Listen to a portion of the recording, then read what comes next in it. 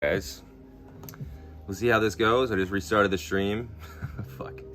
See if this pulls in any new viewers, but yeah, man.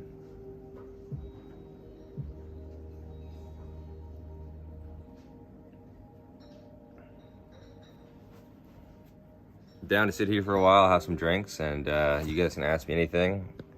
You know, once the liquor starts flowing a bit, the answers get a little bit more intense, so by all means.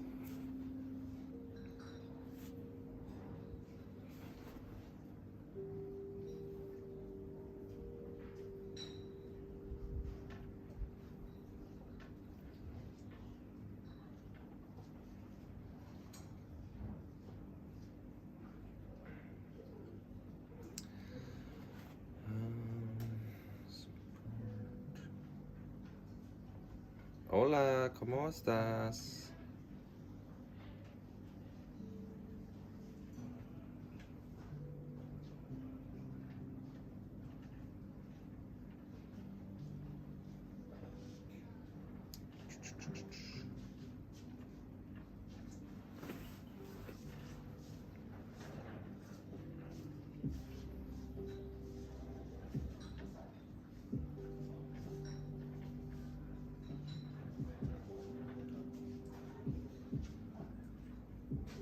Okay, we'll go with that.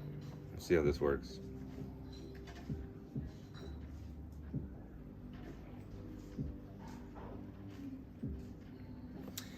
Okay, Jordan, what's up, man?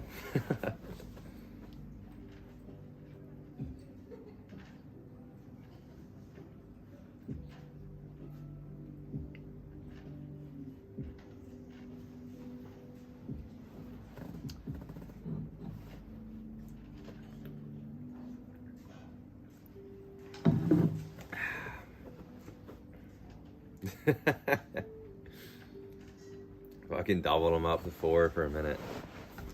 We'll see. It might start rolling. We'll see. You know, think it's Friday, right? In most places, so people might be busy, man. That might be the issue. Don't matter. I'm just having fun.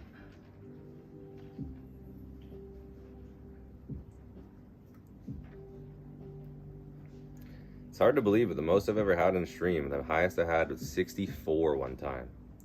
My first stream I ever did. I think people just wanted to see like who I was, like outside of the YouTube video part, and then they were like, okay, we get it. We don't care anymore. But I'm just joking. But no, seriously, I had like 64 and I was like nervous. I was like, holy fuck, 64 people? And then I averaged like 40 plus the whole time.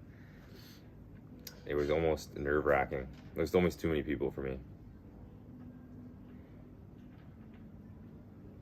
You like that, don't you, hey? Yeah, so now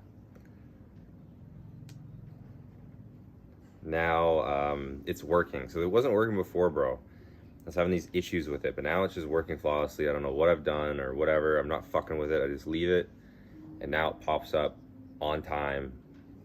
Like, it pops up like 2 seconds after I see your guys' chat in here, so it's pretty good.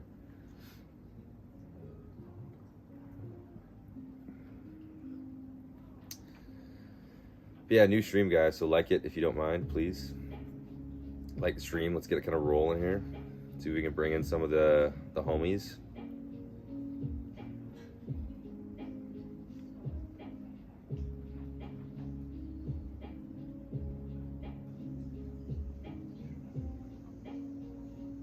That Nightbot thing you guys see too, that's also for me. I'm also doing that as well. Just have to type in those commands and it pops up, which is kind of cool.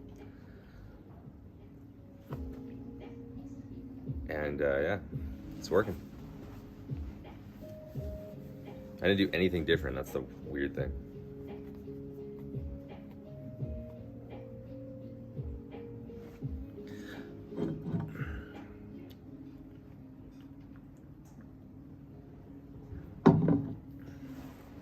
Should turn this right down.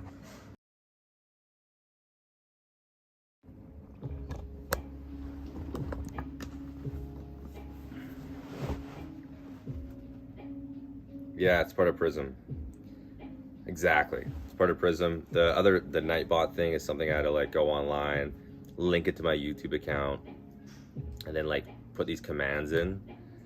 So if you actually put in !YouTube, it'll say like my channel name and stuff like that. It'll like pop up and do it. It's weird, but okay. Thank God my van got approved for tomorrow. I was like, why is it taking so long to get approved?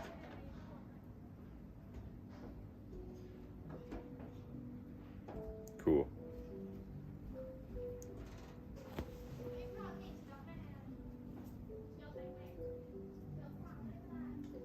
Yeah, it's pretty funny. That's like I was actually looking at that. I was like, nice little logo you got.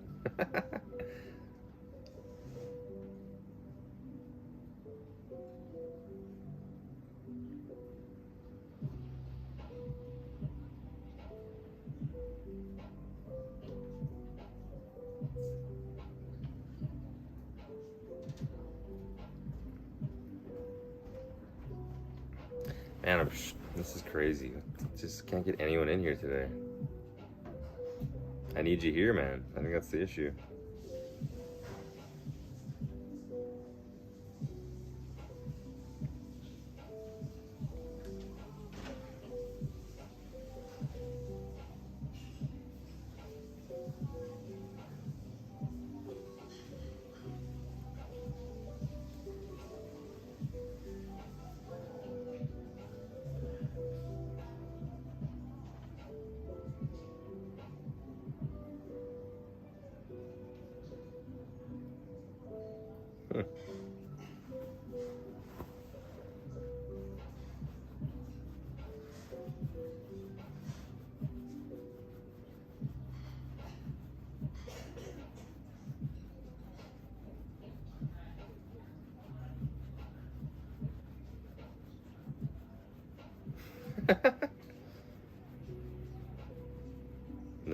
Nice profile pic, bro.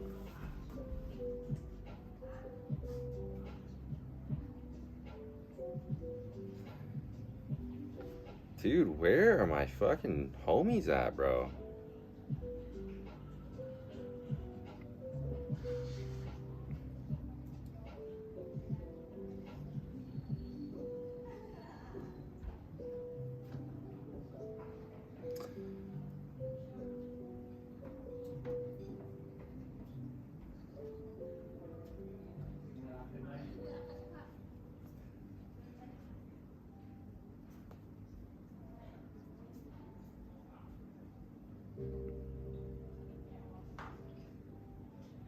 Jonathan, what's up, bro?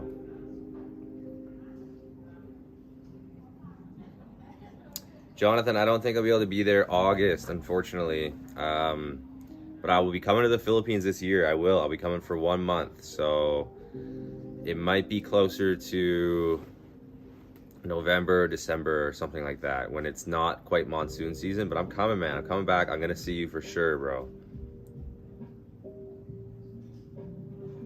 That's so cool, John. That's the first comment and view I've had from Facebook, because I only have like 80 followers on Facebook. But Jonathan is from the Philippines, and he's a fantastic person. So yeah, that's super cool. Met him in Sikihor, actually.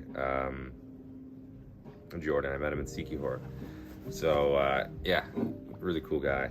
And yeah, I definitely won't be able to make your wedding, man. I think I'll be in different countries at that point, but I will be coming after, and I'll come and see you in Sikihor. Don't worry, I'll come to where you are. I'll come there for probably a week or whatever, for sure.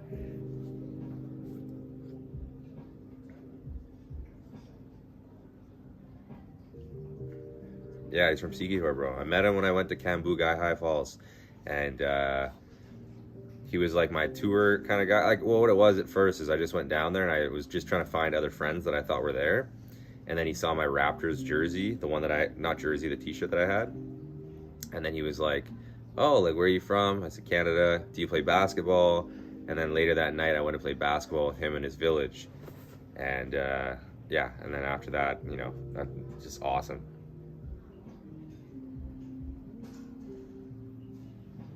Totally.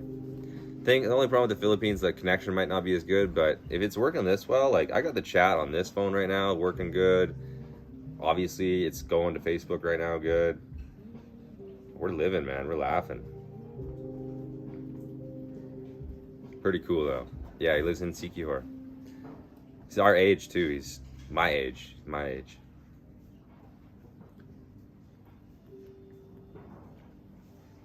He's got 2 or 3 kids, I think. Living the village life.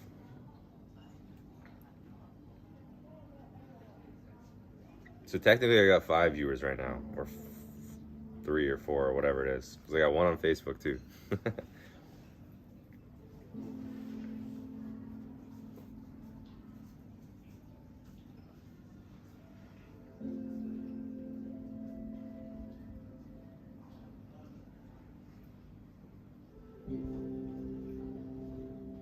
Oh, dude, no, Soy Cowboy is good, man. You got Nana, and then Soy Cowboy is more directed towards, like, it's just a go-go bar place. There's like crazy go-go bars there. Some really naughty ones, some whatever ones. And there's a few spots. There's one club there that's upstairs, a few levels, like late night. It's like a late night club, just like a club, like a dance club. And then there's also on the bottom floor, I think I told you that story where I like that this like British guy was like fucking around with me in pool and then got all mad at me and I like got in his face. There's like this live music band bar on the bottom floor, right when you walk in on the left. And yeah, it's like a good spot to go watch live music, but it's also like a girly bar. And it's a pool bar. They have like a nice pool table there and stuff like that. Really good spot to check out. Soy Cowboy is awesome. You've never been to Soy Cowboy, you gotta check out Soy Cowboy. That's like just a little mini like crazy street. It's just like you can't drive down there. It's just like a walking thing. But it's Soy Cowboy is crazy. It's more crazy than Nana, but like Nana Plaza is crazier. But Soy Cowboy is like its own little mini thing. You're just walking down the road, and then you take boom. It's like whoa, right here. There's this little tiny place. Nana is technically bigger, but yeah, Cowboy's totally worth checking out. I'm surprised you haven't been there. Yeah, go check out. If you're down there, go check out Cowboy. Go check out Cowboy. Go to Pom Pom one night. Go check out Pom Pom, or maybe tomorrow, like go to Icon Siam in like the middle of the day, and then late at night, around say like 7 to 9, go to Prong Pong area. So they got all the massage streets, a bunch of bar girl bars. It's still part of like the main city of Bangkok, and then you can just take the SkyTrain over to Soy Cowboy and then go there afterwards. And I think if you've been to Nana, you should go to Soy Cowboy before you leave Bangkok, 100%. I'm back at Secret Bar, Alan. Good to have you, man. And then also, Jordan, too, if you go to Soy Cowboy for an hour or 2 or whatever, go and check it out. If you haven't been to Kawasan Road yet in Bangkok, you should probably go to Kawasan Road, bro. It'd be one of the better parties you've ever been to. It's just bumping. It's crazy. You're going to meet tons of other foreigners. You got to try Kawasan Road, bro. It's actually, like, if you've never been there, it's fucking dope. I'm not going to lie. It's great. Yeah, Alan, I'm back here. I got the whole spot to myself again. You missed it in the last stream. I just ended this one and restarted it. I went down to the pier over there, checked it out. It was really cool. Maybe later go back and just scrub through an hour or 2 to go find it, but really cool spot over there. I was talking to a few locals, well, trying to. Yeah, dude, no problem, man. But like, definitely, because like I think I'm trying to remember where Soy Cowboy is. I'm not gonna lie, I'm having a tough time remembering where it is. Cause for me, it's been a long time. But I want to say, like, if you went to Pom Pom and you started your night at Pom Pom, you went and, you know, maybe got a happy ending or something, and then you went to Soy Cowboy, then you could go to Kawasan afterwards, Kawasan Road. Kawasan Road is where you can find all the other foreigners. It's bumping. It's like a backpacker area, but there's tons of Thai people too. It's a good mix. It's where all the people go. Like, if you want to go your crazy party in Bangkok, you go to Kawasan Road. It's cheap and it's loud, and at the end of the night, there's a club there too. There's multiple like spots you can go hang out late at the night. They got balloons. They just sell balloons all over the fucking road there. It's pretty cool, bro. I'm not gonna lie. East of Nana, okay. So yeah, so go to Pom Pom and then go to Cowboy and then take a taxi and go to Kawasan Road. Take a taxi because it's like a 20-minute drive from Sukhumvit, and taxis are cheaper than tuk-tuks. I'm telling you that. Remember that, guys. Taxis are always cheaper than tuk-tuks, and you get AC, and they're way less noisy. Tuk-tuks are so fucking noisy. Dude, go hit some balloons, man. It's a wild, dude. You can't go there and not like feel the energy from the people there. It's Sukhumvit. You walk around, it's like, oh, okay, bar girl, go-go's. People are more like, it's a little more sleazy. You go to Kawasan Road, and it's like party central. So it's good. Like it's I'd say it's the craziest street in Thailand. I'd say it goes Kawasan Road, then Bangla Road, then Pattaya Walking Street, because Kawasan Road is like the loudest place I've ever been. And at the end of the night, everyone's drunk on the middle of the road, talking, hanging out, and it's good, dude. I met a lot of good people just partying on Kawasan Road. People love to shit talk Kawasan Road, but I know some other YouTubers too. Even Keys Adam, he says like Kawasan Road's one of the best places to go party. It's cheap. There's young, good-looking girls there from all over the world. There's it's just young backpacker vibe mixed with young Thais. What more do you want? You know, if you go to Thailand, what more would you want? If you're like a young guy that wants to have fun, pretty cool. Hit the streets at night around there, Kawasan, or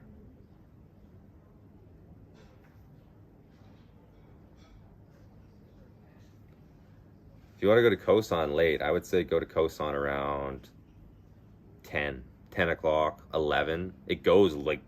Kawasan Road goes till 2, 3 in the morning every night for sure. But like 10 o'clock is fine.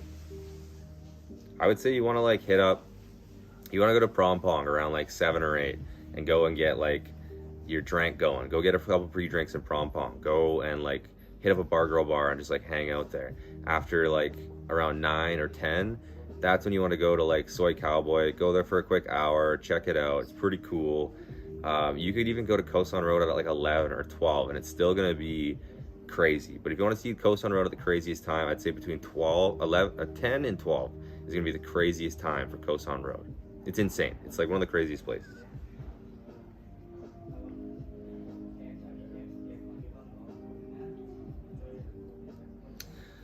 September to March, I would say not September. Last September I was here and it was so rainy. I was in Pattaya at the time. It was rainy every single day. And they say till March, but I would say April is one of the best months to go to Thailand, unless you want to go to Chiang Mai because it's burning season. But I'm going to Chiang Mai for Songkran, and that's one of the best places to be in Thailand for Songkran. So it's hard to say, but I would say April is one of the best months in Thailand, because if you like the heat, if you like humidity, you like the heat, you want it to be hot, come March and April. It's so hot. Most of the tourists have already left. A lot of them already left. And then you just have this gorgeous Thailand with less tourists. You're starting to come off the high season. Things are starting to get a little bit cheaper, but it's still hot as fuck. It's so hot. March, April are two of the best months. Seriously, May is even really good too. But yeah, I would. It's obviously varies every single year, guys. But I just remember last September and October were fucking brutal. November was okay, and then like the beginning of December, like November 20th to like December 20th, were like pretty bad, like really bad.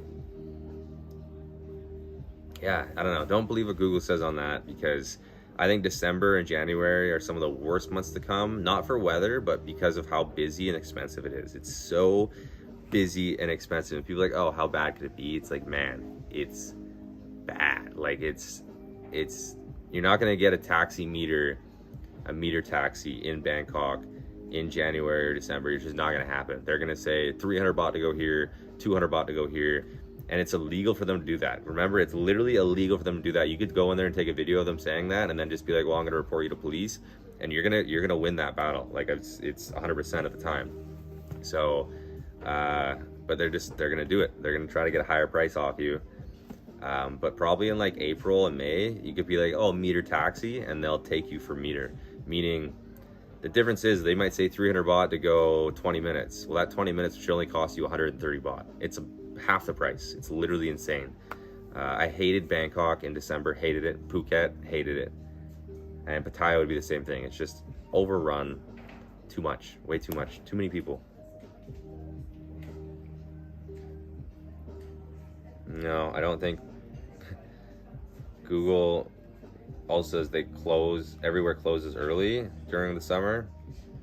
No, I don't think so. If they have customers there, they don't close. So, I mean, it depends, right? Like if there's, you got to think like in Patong or say in Koh Samui or something, there might be like all these bars that are super busy all the time in high season, and then maybe only like 3 of them are busy. Well, those bars are always going to stay open throughout the night, and a lot of the other bars, if there's no customers, they'll close. So yeah, I don't know, it's hard to say, but I think this next entire low season, you're not gonna have to worry about that at all, because people are still wanting to travel, even if it's the middle of, you know, August or July or whatever, June, they're gonna still be coming here.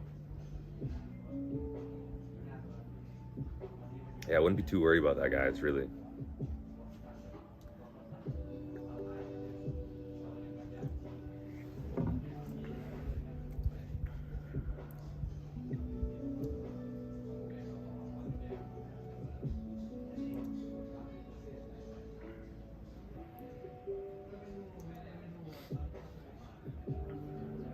Do me a favor, guys, like the stream if you're in here and you your mouse works or your finger's not broken.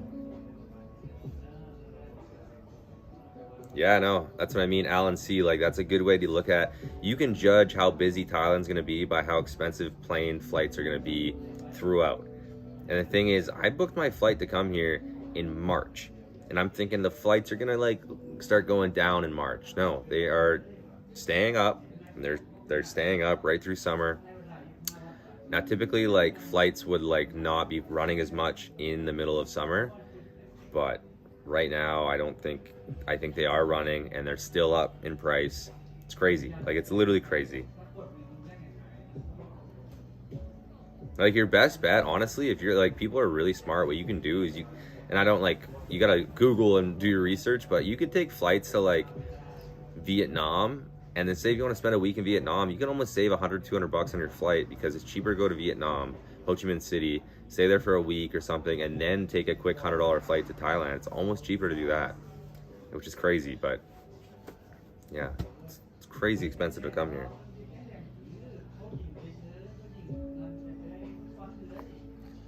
Yeah, man, I mean, it's hard to say. I don't recommend going to Phuket ever in December or January. I really don't. Like, ever.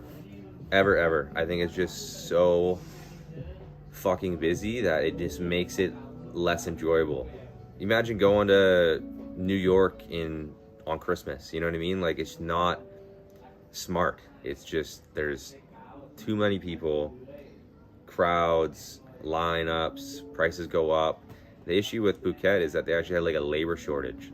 I saw this on like a news article. They had a labor shortage, meaning that not only just, you know, they need these workers, but the workers are getting paid more, meaning if they need to pay the workers more, the prices of food and stuff goes up. Food, taxis, just anything, literally anything just goes up, because they have a labor shortage, and they're trying to bring in the workers from all around. And yeah, it's crazy, man. I did make a video of me and Jordan bar hopping. It'll come out probably 4 or 5 days. I'm editing another video right now of just like a day in the life of Koh Lanta, and then that'll be the next video. I'm kind of backed up, guys, on my editing, so my other video should be out tomorrow, and then the other video should come out maybe 2-3 days later or whatever. I'm usually like a few days back of what you guys see, but it's the best way that I can like enjoy myself while still putting out content, because yeah, if I want to edit it right after, it just shuts down my next day. And when I went out with Jordan, the next day I was still hungover. I didn't get out of bed till like 3:30. I was fucking drunk that night. So I almost fought a guy on the stream, or in the video. So I didn't, but like it just got to a point where it was like, okay, man, like, are you gonna shut up or are we gonna have a problem? And that's exactly what it was, guys. This guy was being a total douche. And as soon as I, you know, stood up and put the camera down and stopped being Mr. Nice Guy, I don't think he wanted any part of it. So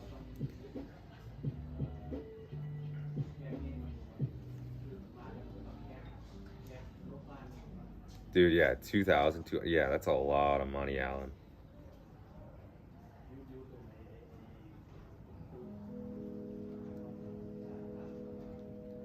Yeah, that guy sucked, bro. And I didn't do shit wrong, man. I was just filming us. And this guy, you could tell he's totally cheating on his old lady. He didn't want to be in the video. And it's not like I point the camera in his direction at all, but I was using... If I wasn't using actually my wide lens, he wouldn't have been in it. I usually don't use my wide lens, but I turned the flash on and used the wide lens for a minute. And he's like kind of in the corner. And it's like, obviously this guy's doing some shady shit if he's like ready to fucking fight me over it. Like, you know what I mean? Yeah, anyways. 2,800 from Vancouver. Fuck, buddy. That is so bad.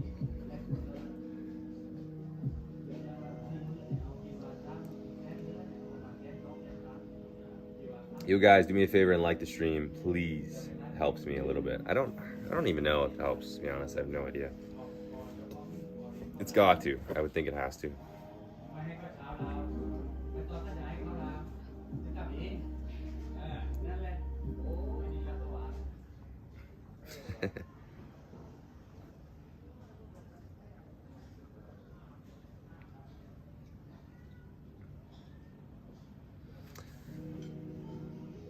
Yeah, we're starting to get more viewers in here, baby. Let's fucking go. I mean, I should just stream all the time at 7 p.m. I try to stream at different times to try to bring in different people and just see what happens, but I know that most of my audience is on between 7 and 9 p.m. Thailand time.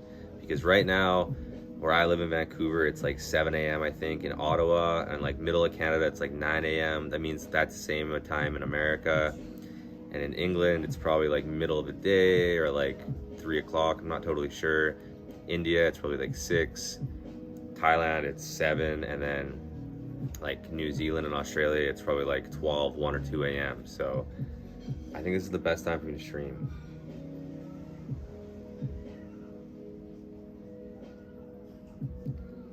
Damn, dude. Scotland. That's an expensive flight, bro, to come here. Especially from Scotland. It's not even... It's far, but it's not as far, I don't think, as us in Canada. Like, it's far for us.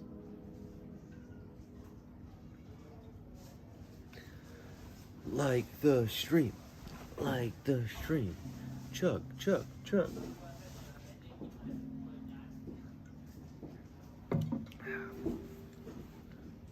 Yeah, it's 125 there, so it's kind of like a good middle zone. And I got a lot of my viewers are from Australia, the UK, and then America. So nobody's watching my stream at 4 in the morning in America, but when it becomes 7, 8 in the morning, I might get a few, the late ones in, like Australia, New Zealand, and then I got like India, and then Thailand, and then the UK are in a middle zone, middle of the day zone.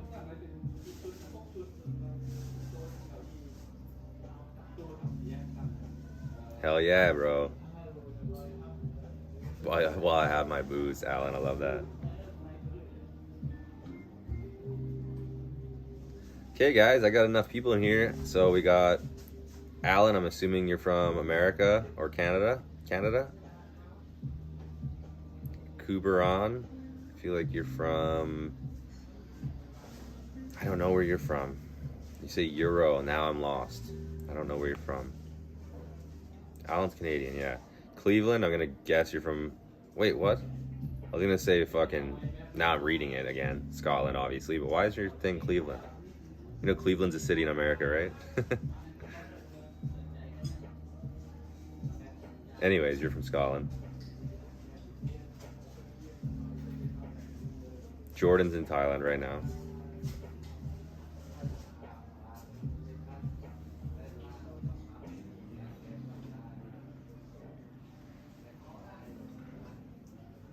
Oh, that's your name. That's cool. Sorry, man. I guess, yeah, there's Cleveland from Family Guy? Yeah, he's on Family Guy, right? That's the black guy, right? Pretty sure.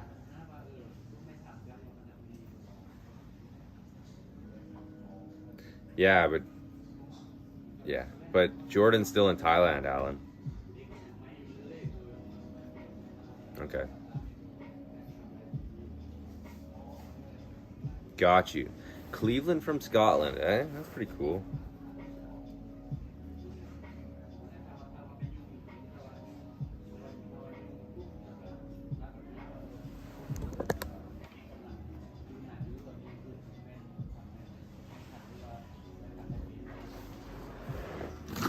charge, motherfucker.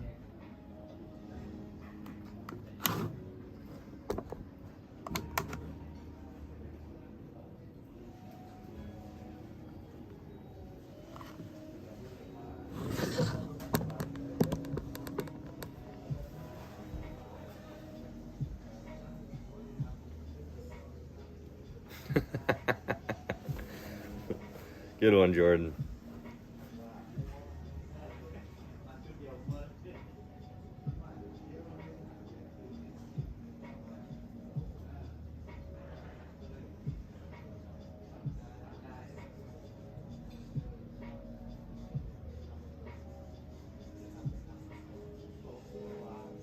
$8.26 in the 6. You're from Tirana.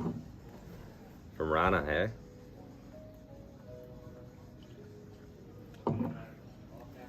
I like that. So we got a couple Canadians in this motherfucker.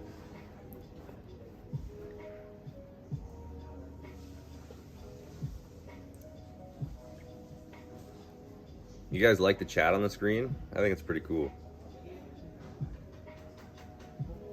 What happened at the airport, Jordan? Did you bring a fucking joint with you? A bag of weed? What happened this time?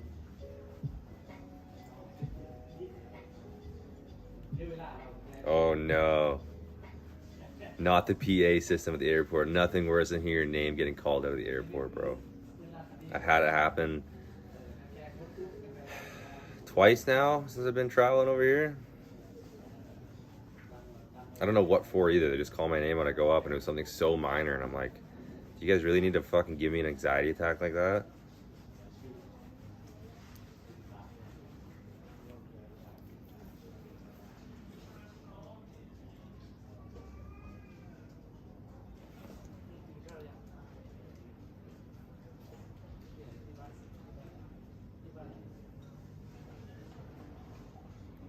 You couldn't bring it on? Why? Was it not underneath? It needs to be underneath like 26,000, whatever it is, watts. I forget what it's called, but.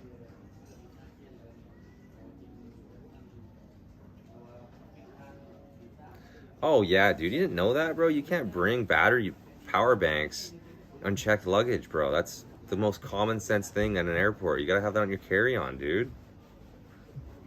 Carry-on, dude. You're not allowed to bring that on in checked luggage. That's how they explode and take down planes, dummy. That's what they do. That's common sense. Come on, dude. You can't bring brass knuckles or lighters or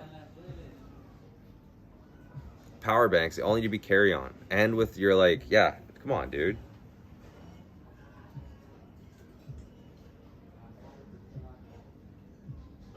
South Asian island. I feel like you're Malaysian or you're from Indonesia. From your name, I think you're Malaysian.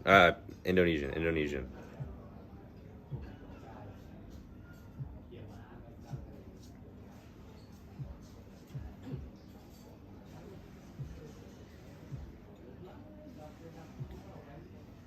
Sri Lanka. Okay, cool, man. That's dope.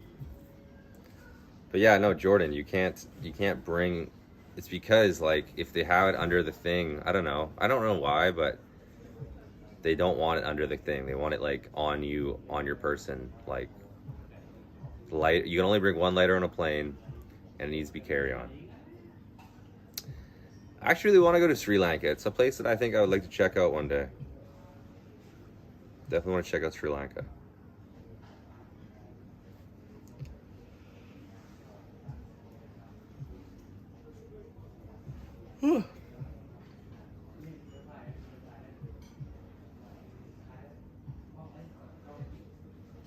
Well, I'm pretty sure, bro, it's 27,000. Pretty positive 27,000 the max. Unless they just changed it last year. But it was 27 last year. And yeah, it needs to be on carry-on the whole time.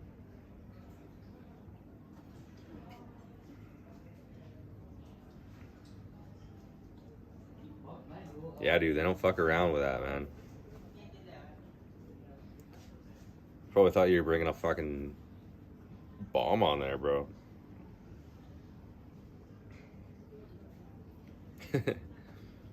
Calling the bomb squad on you.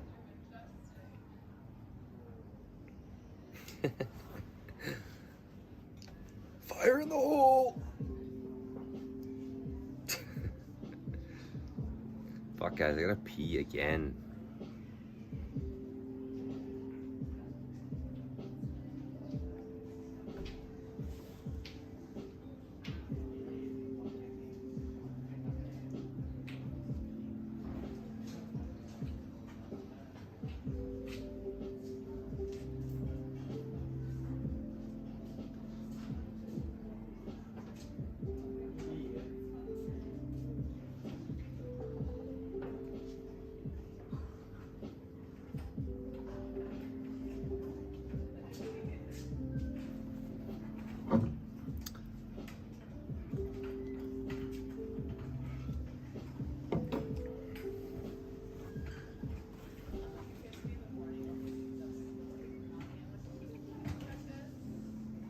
Dude, it's Pom Pom is on the BTS line, dude. Just look 4 things down the BTS line to the east. You'll find Pom Pom.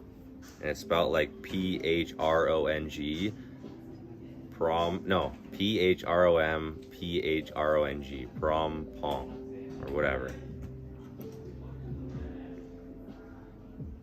It's down the BTS line, on the BTS line. Like, it's one of the stations. It's Pom Pom.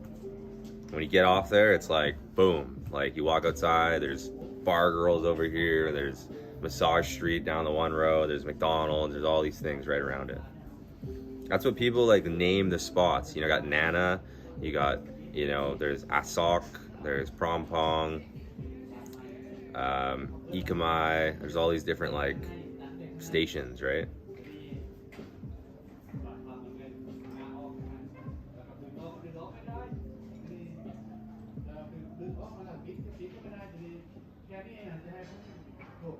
Okay, I didn't know that, Kuberon. That's good to know.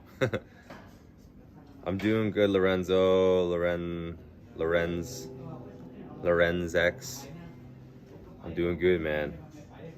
Fantastic. I'm having a good day. Today, I'm not gonna lie, guys, my day went like this. I woke up around 8:30 to listen to some little fucking baby cry for a bit. Obviously, hit snooze on that, went back to bed. And then I woke up around 10. I edited for a bit, just hung out, went and ate breakfast, swam in the ocean around noon, 1 o'clock, came back to my room, showered, edited again for about 2 hours, and then kind of went on my phone for a bit, chilled, called my girlfriend, tried to figure out, she actually left a bunch of her shit here, and I was trying to send it to Chiang Mai, and I might have to do it tomorrow or something, I don't know, we'll figure it out. But then, yeah, then I was like, okay, I'm gonna go to Lanta town and live stream. So that was pretty much my day, and I've been live streaming since about like 4:30, I think. 4 o'clock, 4:30. So great day, guys. Having a great day.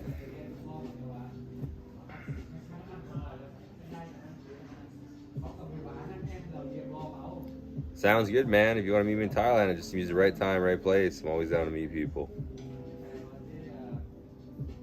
Thanks, man.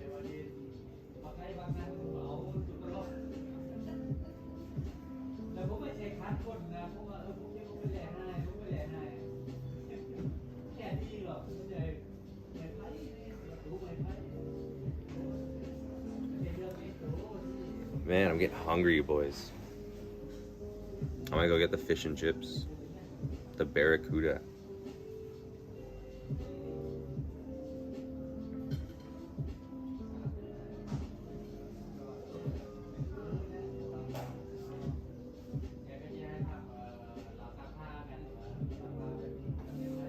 I tell you guys, go to Patong though in like 5 days. Phuket. I want to make it. I would love to meet up with the Fruit and Frat and Roberto versus the World and make a video with him.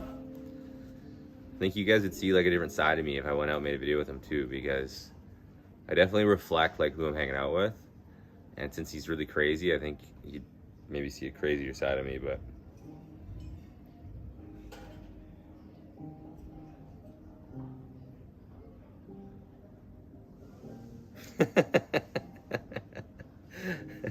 Yeah, that's weird, bro. Jordan, that's weird. Jordan, I tell people I'm staying in the penthouse in the elevator and hit the top floor. there's other people, then I walk down the stairs to my floor. Yeah, that's pretty weird. That's okay though. That's a good tactic. I never thought of that. Yeah, I'm in the penthouse. Hit the penthouse and just walk down a couple steps. Or just like close the elevator and then just wait for it to be free and wait till it comes back up.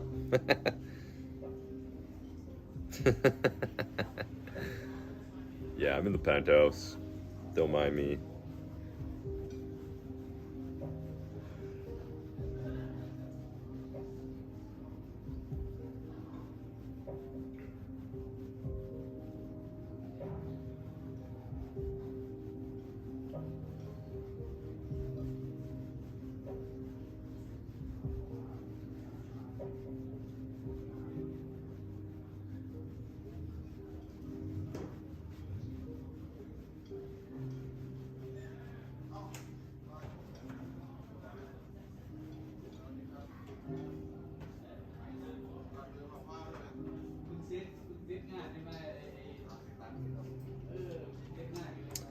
Cleveland. So I keep explaining this to people, and this is how it kind of works nowadays. Is now I have to leave the country every month, and every 75 days or whatever it is, I have to leave and then come back. So this time I'll probably go to Laos. It honestly depends on the weather. If it's like crazy smoky there with like fires, then maybe I'll go to Cambodia because it's lower. We'll see. Probably Cambodia then. Whatever is not so bad with the rainy season, we'll just figure it out. But yeah, I have to leave, and I'll go. If I go to Cambodia, I'll go to Cambodia for a whole month, and then I'll come right back to Thailand. And for me, if I'm in Cambodia and I come back to Thailand, I'll probably try to fly right to Chiang Mai because that's where my girlfriend lives, and then spend a week with her, and then go from there. Whether I go to Pai or I go down south, that's how my trip's going to be the whole time. So I don't know when. Like I'll always keep coming back to Thailand. From whatever country I visit, I'll come back to Thailand. So that's how it's gonna go. I just don't know when I'll be in Thailand, when I won't. It's kind of up in the air. I follow my buddy Chris Travels there, another YouTuber. He does live streams and stuff all the time, and he's in Nha Trang. Chai cup. I see ET's like, one more. I said, one more. But yeah, my buddy's in Nha Trang, Vietnam, and then he was in Da Nang, and just like different places in Vietnam that look way cooler than wherever I went. I didn't like where I went, and you know, maybe I meet up with him. I don't know. We'll see. But I'll definitely be going to Vietnam, Cambodia, Laos, Malaysia, maybe. I don't know if Malaysia will be good for my content though. But I'll always be coming back to Thailand. So.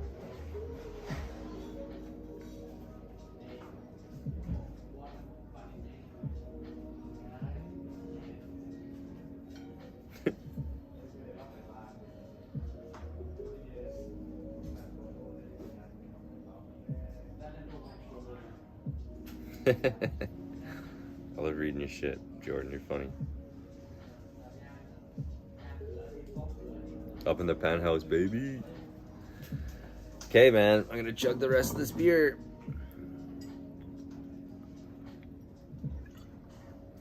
I'm not gonna chug it. I'm gonna sip it. I'll tell you in a minute. You think I can get that Barracuda? Fish and chips? Do you have food still? Yeah. Let's do that. Cop on my cop. Thank you so much, man. There's the boss, hey? The boss. Eat the boss. He's awesome. Thank you, sir.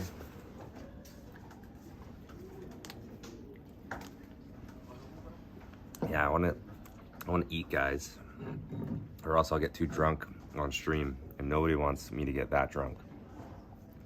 So you had the fish and chips last time, and they were really, really good. So I'm gonna get fish and chips again. Okay.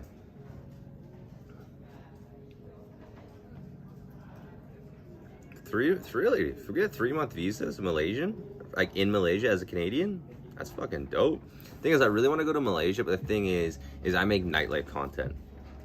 And I know that in Malaysia, it costs a lot of money to drink there. Like getting a drink there is not cheap, because I don't think they're really into drinking. Like they don't want to push it, so they make there's a heavy tax on liquor there. I know it's a beautiful country, man. I want to go there so bad. I do. I just don't know how my viewers are gonna translate, you know? I made a video and 2 videos at home, or 1 video at home, whatever it was. I hardly got any views on it, man. I hardly got any views, and I know what you guys want to see. You guys want to see Thailand in the title. Preferably Bangkok, Phuket, Patong, Pattaya, Samui. I know what you guys want to see in the title to make you guys click. And I just know Malaysia just isn't going to be it. So that's the problem. Anyways, Jordan, I'll answer your question, bro. Let's answer this. I like this question. Story time, Brennan. Tell us how you got into YouTube. Well, to be completely honest, from the beginning of time, I started making YouTube videos when I was really young. I made Call of Duty videos. I started making my own Call of Duty videos, and I was not, like, I was pretty good, but like the videos sucked. I was using like this shitty little recorder and everything that you would hook up to the Xbox.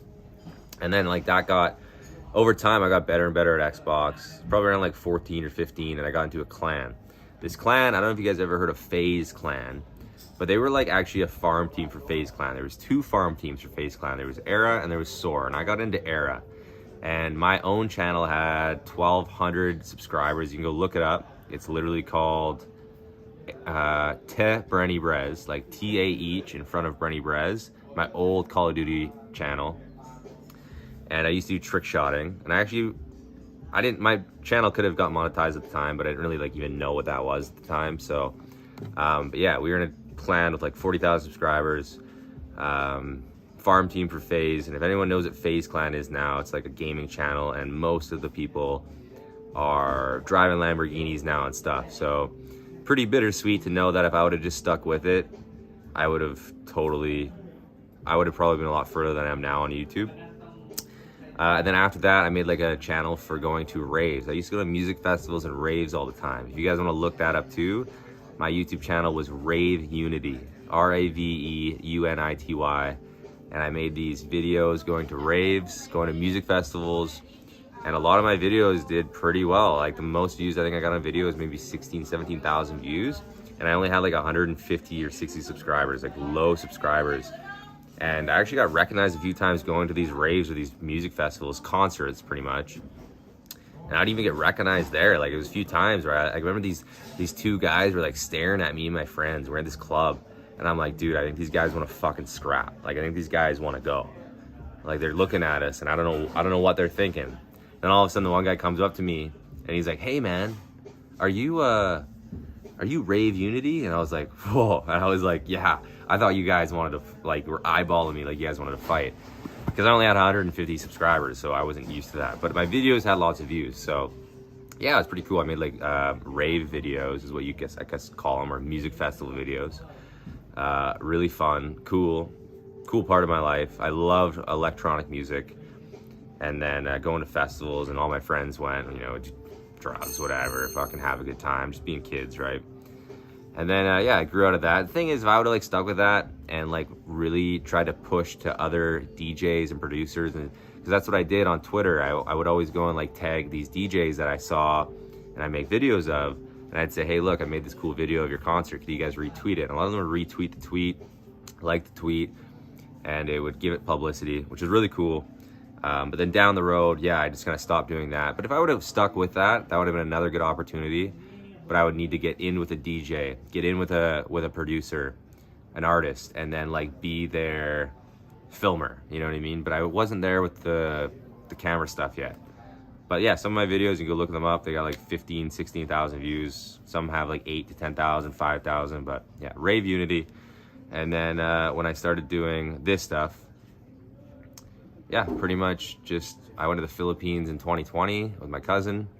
I went to Thailand and Bali, and those are my old videos. Didn't really have a clue what I was doing, was just kind of filming here and there whenever I could. I think in the Philippines, I made 2 videos, 3 videos. In Thailand, I had like an entire month, and I made 1 video with like all of our pieces together in like just a funny video. And then in Bali, I think I made 1 video. you know, you don't really know what you're doing back then, and then you just trying to make something happen when you're having fun. And half my friends, they're not interested in at all in what I'm doing. But then when I came back to Thailand in 2021, no, it's 2023 right now. So yeah, 2021 going into 2022, December 28th. I landed in Thailand December 30th. That is when I went with two of my friends, Will and Mike, and I made a little videos of our adventure here and there. If you watch back my videos on this channel, you'll find them. Same with my ones in the Philippines, in Bali, and Thailand before. But then I started to take it more seriously. Once my friends left, I went to Penang, and I was like, I'm gonna try to make a nightlife video because I think that will work. I made a little nightlife video, and then yeah, the rest is kind of started snowballing from there. I remember like after my first video I made in Penang, I got 12,000 views, and I gained like 300 subscribers off that one video, and I was like, I'm onto something. We'll do some bar stuff, we'll do some nightlife stuff, and then now this is kind of how it's turned into. Slowly over time, it's became what I have now. So it's pretty cool. Learned the hard way, the long way, and yeah, the sky is the limit, guys. The sky is the limit.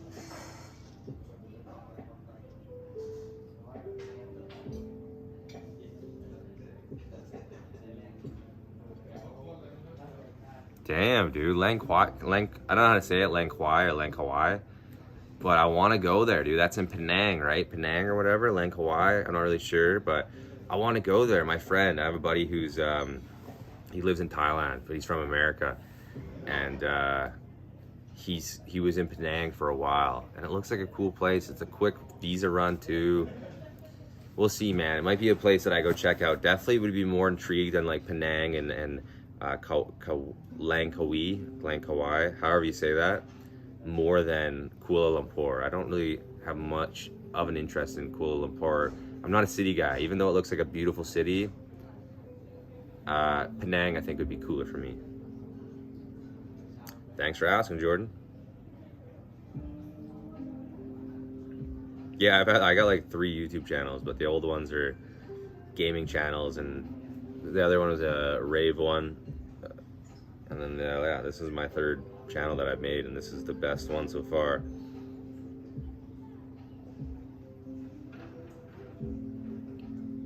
Yeah, I used to be kind of like famous on Xbox at one point in time. In my community I was in, I would get into like a lobby on Xbox, and people would go and be like, it was the weirdest thing. And it was all because of my like name before. It was Era Brez and ERA, but Era meant I was in that clan, and then people would be like, oh, he's not real. Then they go check your friends list on Xbox, and they see who you have in your friends list, and they go, no, he's real Era. And it meant a lot to people. People would try to like talk really nice to you and try to get them on your friends list, and it was weird. And then the rave thing was just fun because I was just like more of like an adult, a young adult, having fun, and I was like, this shit's cool as fuck to make some videos. And then some of them started getting like hella views, and I was like, this is pretty cool. If I stuck with that, that would have worked too. But that would have been a good way to travel as well as make videos. But I think traveling now, making these videos, is this is like my own thing, you know, like this is just me traveling. Brenny Brez, you know, it's not Rave Unity, it's not Brenny Brez, it's not my gaming shit, it's just Brenny Brez. So this is more me, and I like it. It's a lot more fun.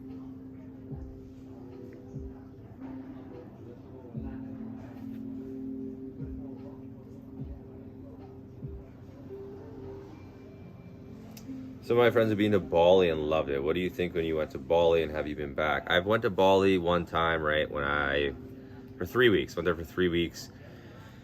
And if I were to compare Thailand to Bali, I don't really understand how people could put Bali ahead of Thailand. I can't. I really don't understand it. Bali is more busy. And I think this is the thing. Bali is like the size of 3 Phukets put together. It's not that big. And one thing that I can't understand is that Indonesia is where Bali is. Indonesia is an island in the country. Bali is an island in the country of Indonesia. And Bali is, yeah, three Phukets put together. It's not that big. But when you go to Bali, most people go to these places in Bali. Canggu is one of them, and it's just packed. It's packed full of foreigners. It's not built to handle this many people. It's all like really trendy, like cafes and co-working spaces, and like, I don't know, it's so like, ugh, like it's not for me. Like, I don't know, like there's so many like people my age that go there, and they're all like these digital nomads who like become hippies or hipsters, or they're working on their own thing, and that's cool, that's great and all. And they got on their own businesses and whatever, but I just find it so fake. I watch so many YouTubers that are from Bali, and this might piss a lot of people off, but I feel like so many of them are fake AF. Like, it's so fake. It's all bullshit. They're like, oh, I love it here. I'm doing this, I'm doing that. I'm getting my cheap coffee, my fruit bowl in the morning. It's like bullshit. I've been there. I know that fruit bowl costs more. I know the place you're staying in costs more. They all try to make Bali seem like it's the best place, but all it is like Instagram influencers and Instagram models that go there because they get their money from a different source, and then they go and live there, and it's easy to live there, but the culture is sucked right out of Bali because of how many foreigners go there. And I know that Thailand has tons of foreigners here, but Bali is an island the size of 3 times the size of Phuket, and that's where everybody goes. But Thailand is an entire country, and it's so much bigger. There's so much more spread out of tourism, and there's almost as many tourists. The amount of tourists in Bali is comparable to like how much Thailand gets, but we're talking spreading across Thailand compared to one fucking island. And Thailand has better food, Thailand has better transportation, Thailand has better internet speeds, cheaper internet speeds, better accommodation. The accommodation used to be pretty good in Bali, but now that there's a tourism boom there because of COVID, it's more expensive. The water in Thailand, the beaches kick the shit out of Bali. Kick the absolute shit out of Bali. There's only certain beaches in Bali that are actually like nice, but they're not in Bali. You can find them, but they're shitty to get to, and you gotta go find them. You gotta go to these beaches. Weed isn't legal in Bali. Drugs are extremely illegal in Bali. There's no, and this might be a big deal breaker for some people, but not for me. But for my videos, it definitely is. There's no bar girls. There's no prostitution in Bali. So, I mean, I make a lot of videos in bar scenes. I go party. I go do that. And if I'm going to be partying in Bali, it's just with other foreigners. And that's the thing. When you go party in Bali, there's nothing but other foreigners. In Thailand, I can go out to a bar 2 minutes down the road, and I can go hang out with foreigners and Thai people. And it's a mix. It's a combination, you know? It's just different. I don't know. I think Bali is overrated, and I did enjoy my time there. I did. I loved it. Like, I actually like had a great time. But I went when COVID started in January 2020. I was in Bali the beginning of March, and some of the islands are on were completely dead, and you'll never see that again. I think that's why I might have enjoyed it so much, because the islands are on, there was just nobody there, and it was quiet, dead, and there weren't all these people going like, oh, I love Bali because I can go and find myself. I was like, ah, fuck off. You know, like, vacation is vacation. I'm not going to Bali to eat fucking fruit bowls and drink weird expensive coffees, you know? Like, I want to go and enjoy cheap food, cheap drinks on a beautiful beach with cheap accommodation, and that is in Thailand. I'm not gonna lie, that's Thailand. It's definitely amazing. It's good. It's great, but Thailand has like a notch up on everything, in my opinion, and I just don't see the comparison. I really don't. There's good parties in Bali, really good parties, but you're with foreigners all the time. You could really find good parties though in Thailand too. You can go to some of the best clubs in the world in Thailand, you know? So it's just different. Everyone goes to Bali, but Thailand, everyone goes all across Thailand. No one goes to the rest of Indonesia, which Bali is a part of. It's different. Not hating on it though. I really enjoyed my time there. I really loved it. But if I had to compare one to the next, Thailand just wins. I don't know. Some people don't agree with that, but I don't know. I don't agree.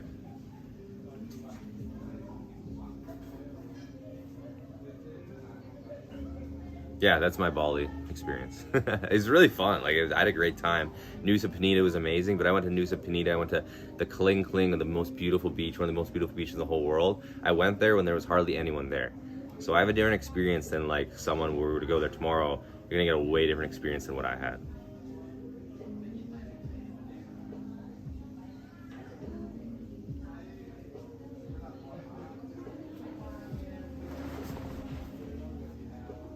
Like now, I'd rather go to Cambodia over Bali, Laos over Bali, like 100%. If I were to go actually back to Indonesia, I'd want to go to an island called Lombok. Lombok looks really cool. And then east of Lombok, there's like these other islands. What are they called? There's Komodo Island, where they got these Komodo dragons. There's like Pink Beach Island or whatever it is.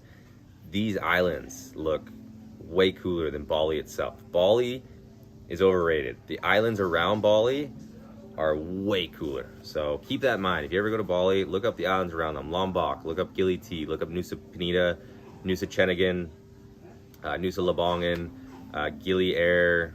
There's all these other islands nearby. Way cooler.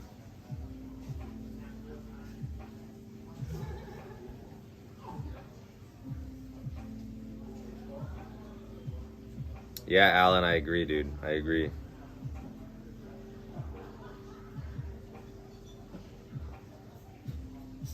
I agree, man. But the thing is with Thailand is that it's a country. It's an entire country. Bali is so saturated to this one little island.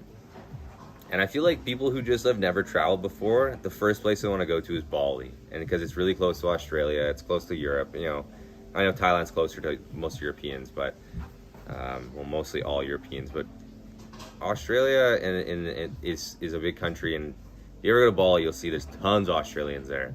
And it's just like a quick, easy trip for them. But yeah, see the Aussie thing.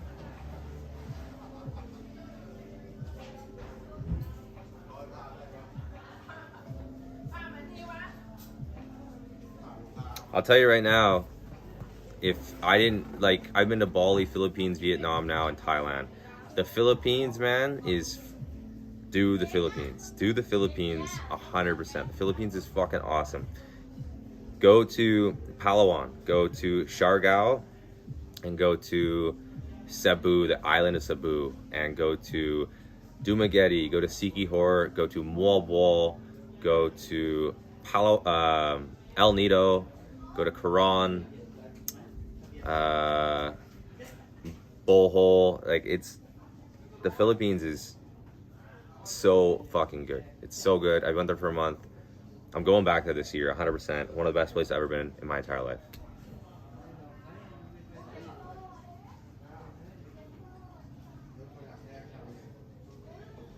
I like that Belv says that. Like, listen to Belv says. As an Aussie, he thinks the Philippines and Cambodia 100 times better. And that's the thing. If you ever, like, you know, sick and tired of Thailand, if you want to go feel old school Thailand, you go to Cambodia. People say that's what Cambodia is. It's like Thailand 40 years ago. And if you ever feel like you're in Thailand and it's too much Patong, too much Pattaya, too much of Koh Samui, then you could just go to Chiang Mai, go to Isan, go to where I am, Koh Lanta. There's always places that are going to be less touristic, less touristy, and still amazing. So Thailand's a country, man. We have so much more to see in this country, and people just don't want to go far enough to get to those beautiful spots. But Thailand has it all. It really, really does. Philippines is top notch, man. It's one of the coolest places I've ever been. The only thing Philippines lacks in is the food, technically. But if you like chicken, if you like pork, you like beef, you like pork especially, they have lots of pork there, chicken, barbecue, and you like fruit and rice, like, you know, just like fresh fruit and chicken and this and good, you know, then the Philippines won't be bad for you. I was eating lots of pork adobo is what they call it.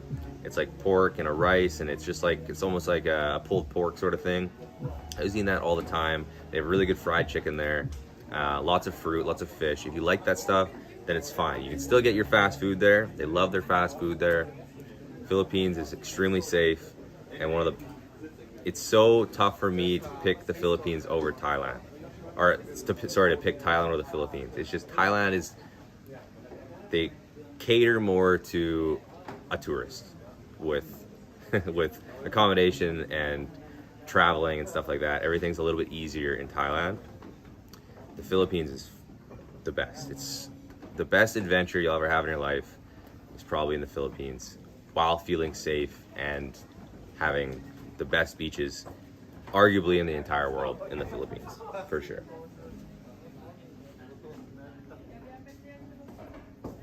Go to Isan and marry 4 chicks, man. I want to go to Isan just for the food and for like the relaxed style of living. I would love to go to Isan, love to, and I will eventually, and I'll probably go make videos there. I'll try to keep the women off me when I go, but yeah, dude, I want to go to Isan really bad because I love Isan food. I love the spicy food. I love som tam. I love just their fried or their barbecue chicken and stuff. I love it. So, yeah, I want to go to Isan bad. I do, and I will. I probably will when I leave Thailand and come back. I'll probably go to Isan.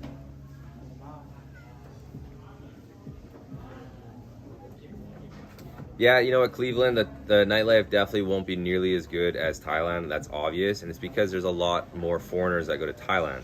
It depends where you are, though, in the Philippines. I went and did like a nightlife thing one time in Bohol where it was like this Filipino party, and I was like, me and my cousin were 2 of maybe 6 foreigners in a pack of like 100 Filipinos. And every time I pull up my phone to take a video, they were like, all wanted to get in my video. I put some Filipino kid on my shoulder, jumping them around. Like they really appreciate you coming to their country and taking videos there, and they want to be in every video they can.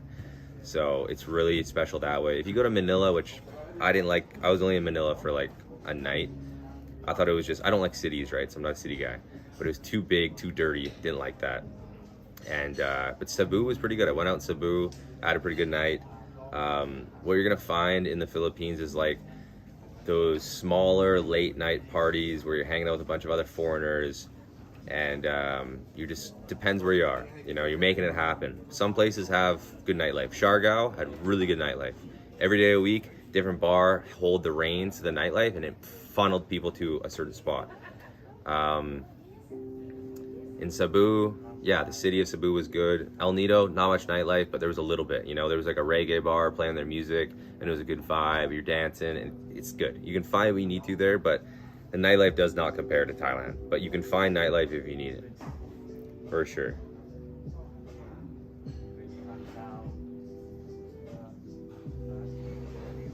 Yeah, dude, Makati and Boracay. There's tons of clubs in Boracay. If you go to Boracay, tons of clubs there. So.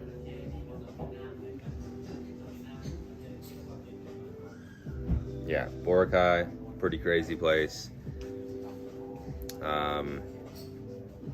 Yeah, there's like some islands where there's no nightlife, but then like Bohol, there was pretty decent nightlife. In Bohol, there was pretty decent nightlife, but it's not really like a club, you know. It's just whatever bar they have bumping that night is the bar that everybody goes to.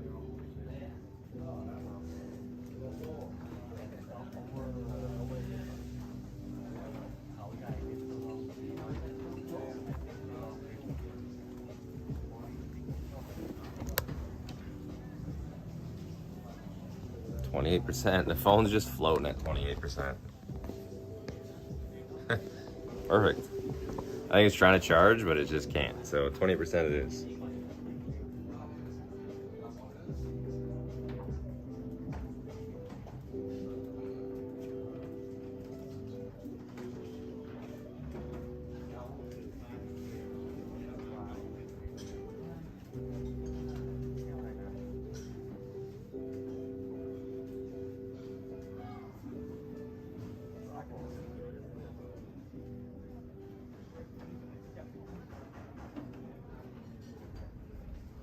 I totally agree, man. Yeah, the Philippines doesn't have the best food, but when people say, "Oh, the food in Philippines sucks," it's not that it sucks. It's just that you've had the really good food coming from like Canada or America or anywhere. Like the Philippines doesn't have the greatest food, but I mean, if you're not like if you like fish, if you like pork, if you like beef, if you like fruit, you don't mind just eating rice with something, it's fine. Thailand's food, though, I totally agree. If you pick anything on the menu, it'll probably be pretty good, and Thailand has like 4 different cultures of food. You got the north, You got the north, like Bangkok slash, well, not Bangkok. You got Bangkok food, which is anything in the world. You got Isan food. You got like Chiang Mai food, and then you have like the south food. Then you have Hat Yai, like the Malaysian chicken style food, and more rotis and masaman and stuff. Penang, that's all in the south. You have 4 different styles of food in Thailand. Whereas the Philippines, yeah, your food is more limited and it's not as good. But I mean, I wouldn't write off a trip to any place just because of food, you know?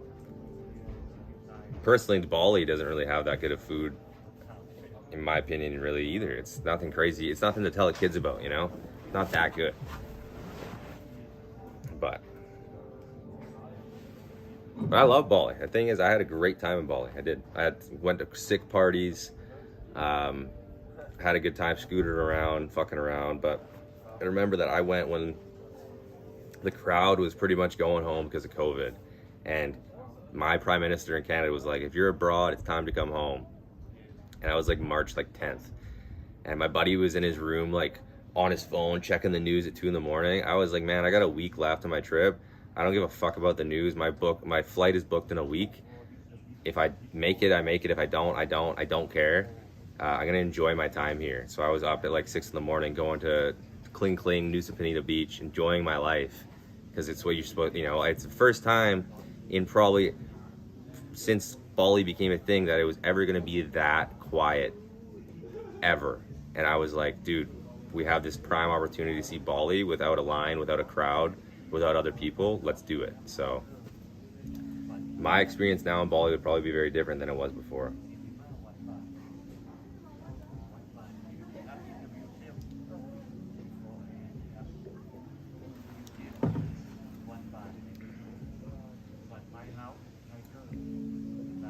Same goes for women.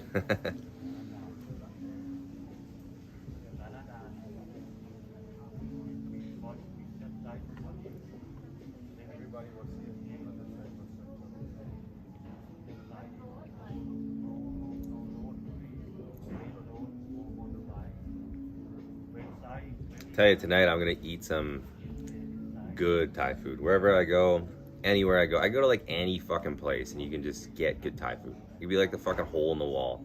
You know it's gonna be good. It's always gonna be good. So one thing I do love about this island especially, Thai food is good anywhere here. That's one thing I always say about Chiang Mai. I was telling Jordan this. Chiang Mai has the best food in Thailand. I don't give a fuck what anybody says. Chiang Mai has the best food in all of Thailand. 110%.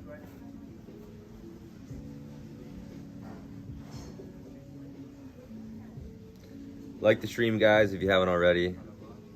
Please and thank you.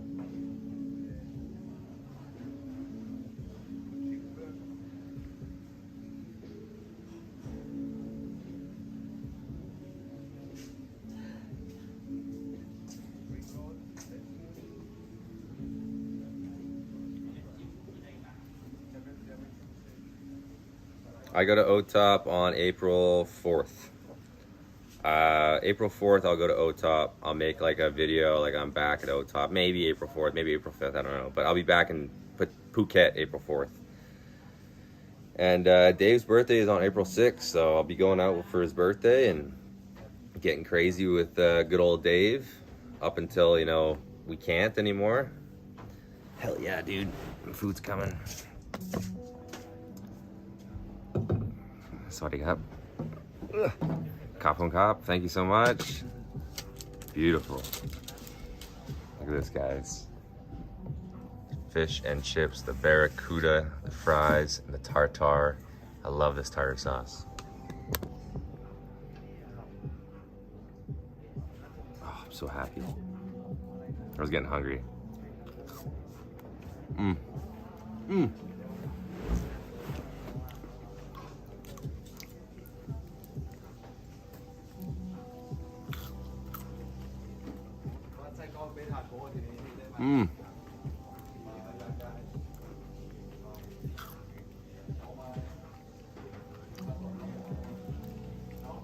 It's so good. The fish that's so hot I can't even touch it right now. I'm gonna cut it open.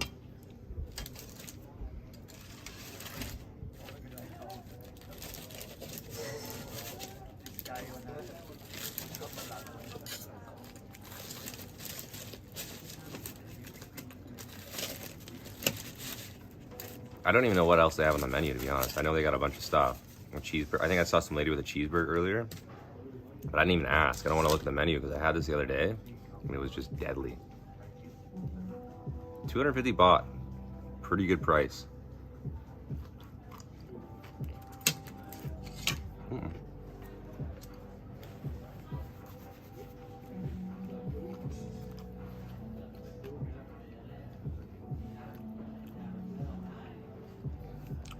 That's hot. Yeah, fish and chips. Back home, I had fish and chips before I left with my grandma and grandpa.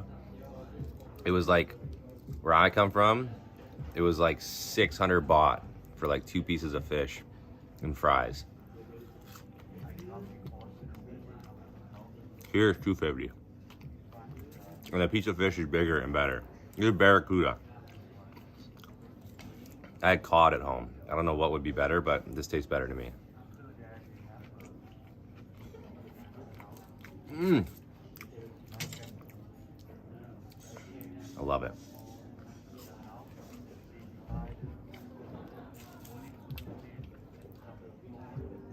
It's gonna give me more power, guys. It's gonna give me more power to live stream longer.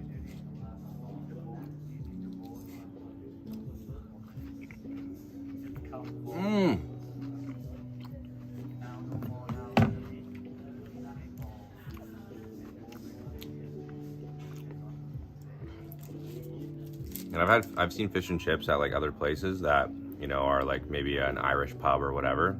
It's like 350 baht for a fucking fish and chips. I'm telling you, these are good fries, good fish. 250 baht is really good.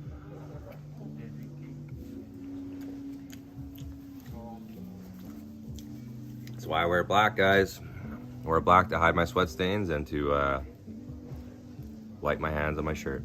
I get that from my grandma. Oh, oh my God, they're hot.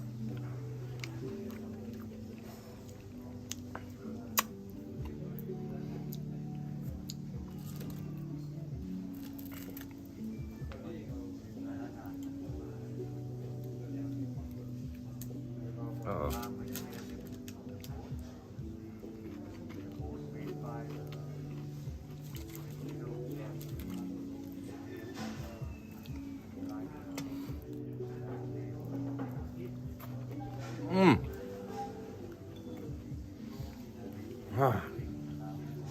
Had a great day today. Great fucking day. Great fucking day.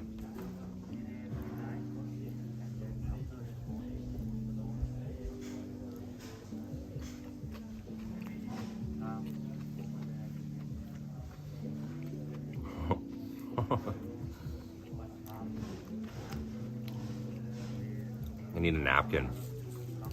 I got my girlfriend's clothes in my bag. I could just fucking wipe it on that. She left them here and told me to mail them home. I'm like, huh. What the fuck? In her defense, she didn't know that she wasn't coming back, so.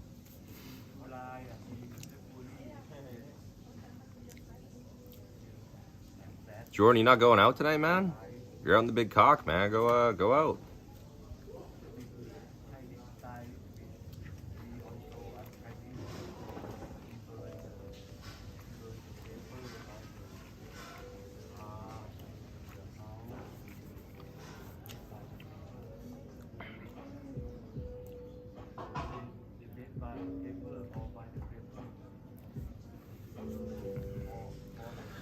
Holy shit.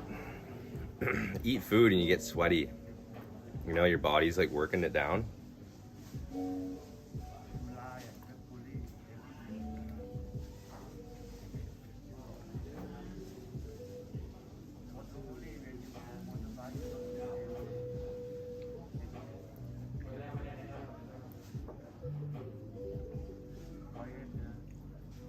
Kokut.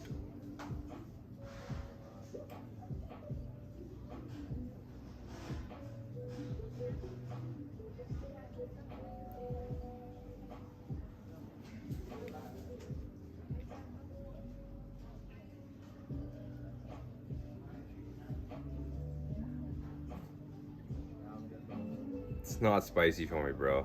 There's nothing spicy about this. Not even trying to gloat. Every night, every single day I eat somtam and I get it Thai spicy. I have no problem with it. I have like my eyes water, and it's obviously not a cakewalk, but I like enjoy Thai spicy. I love it.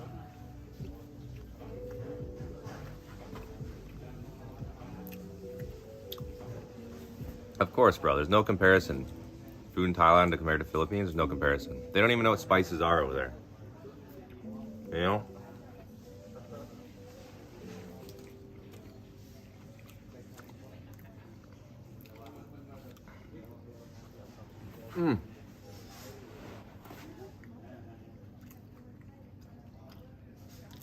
I can handle spice, guys, really well.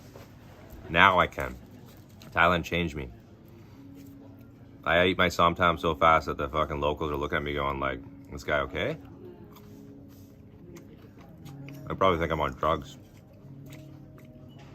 I eat it so fucking fast.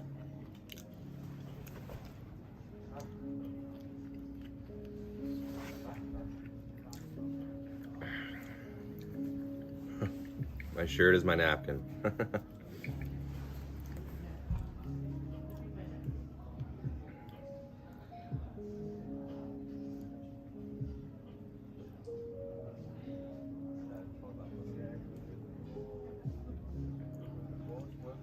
Yeah, dude. Lorenz. I got like 4 videos in Chiang Mai, 3 videos. I have one of like the bar scene, which I took in, you know, last year, so it's way better now. And then I went and did a video on the clubs, which is like the foreigner clubs. And then I made another video on, like, I made a Chiang Mai Freelance Friday video. So you got no excuse, man. You got to go watch those videos, and then you can ask me about Chiang Mai's nightlife and party, because it's pretty good up there.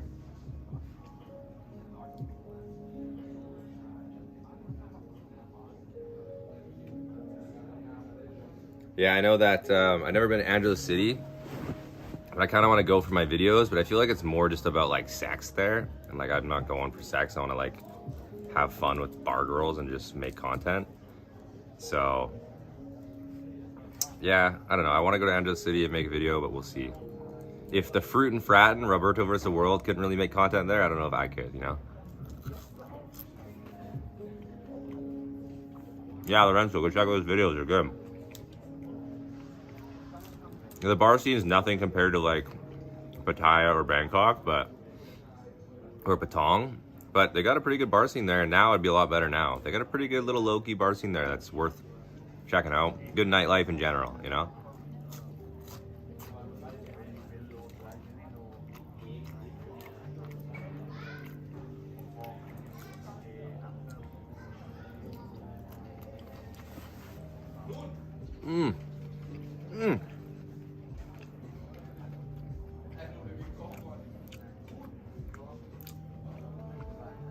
Not going out tonight, man. Gotta edit later and get ready to go to Ao Nang tomorrow.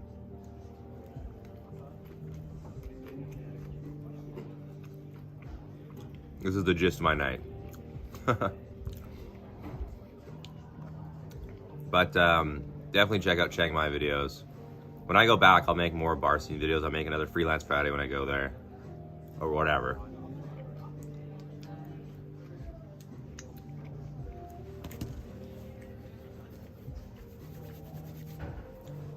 But yeah, it's pretty good. Put it this way, I met my girlfriend at Zoe and Yellow, which is like the big foreigner bar there, where if like young Thai girls and Thai guys are gonna go out, they're probably gonna go there, but this is also where all the foreigners go and just go out. It's not a bar girl bar. There's the odd freelancer there, obviously, but this is just where like normal, you know, Thais would go out for like a good night out. And that's where I met her. I just like saw her at a night market beforehand, and I thought she was really good looking. And then when I seen her at the bar, when I had my liquid courage, that's when I went up and talked to her. But she told me she rarely goes to the bar, and it was true, because we've been dating now for like 6 months or 7 months or whatever, and she, yeah, rarely goes out. She doesn't drink really. She had like 2 Smirnoff Ices and she's like, I'm dizzy. And I'm like, okay. Like, you know, like bullshit. I think it'd take me like fucking 18 Smirnoff Ices to get dizzy.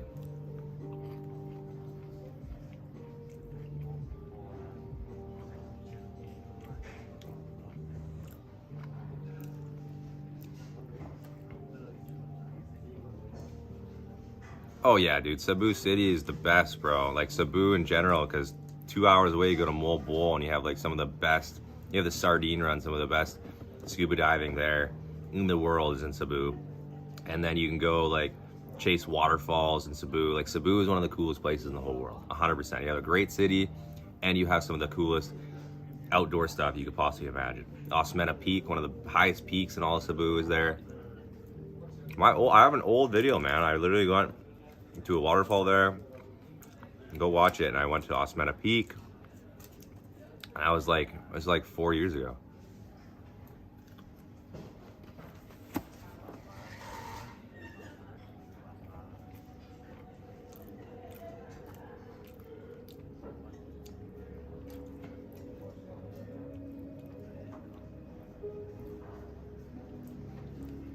I've been in Thailand for like 2.5 weeks. I'll be here until May 24th or whatever it is.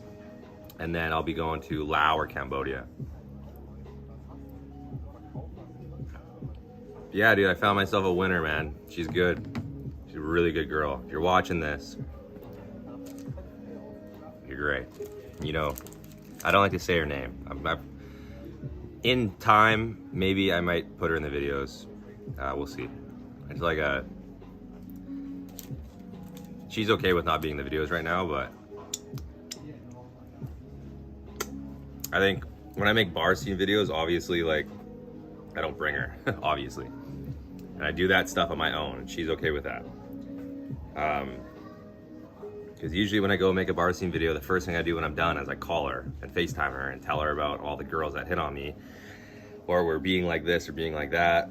Because like I just think I don't take it as seriously as maybe some people do. Like some people go out and they're like, yeah, I'm gonna bang this chick. It's like, I'm just making the video and being a nice guy, and then I go home and call my girlfriend and tell her how my night was. And she trusts me, so it's good. It's good that way. But when I go make other videos, like a beach video or an adventure video, and the stuff I like doing with her, it might be good to maybe start bringing her in the videos. But I have such a big audience that is follow me for like my nightlife and the girls. It's like I don't want them to start following her on like social media and stuff. And be honest, Keys One is a huge reason. He's told me, he's like, dude, like, keep her out of it, keep her separate, give her like a fucking different name or something, because some guys get weird and they'll go and follow the girls you've hung out with. I know it's happened to him, and they'll go and message her, and I don't want to bring her into that, right? So we'll see. We'll see. It's like a weird thing to work around for you guys, not as much me and her. Like, we're fine. I'm more worried about like if I want to go make a cool beach video because I want to go like hang out at this beach and she's gonna be there. Like, I can't just like film it without putting her in it. But yeah, anyways.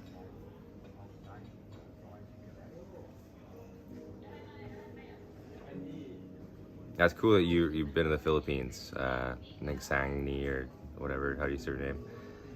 Mobile is great, man. The caddy's cool.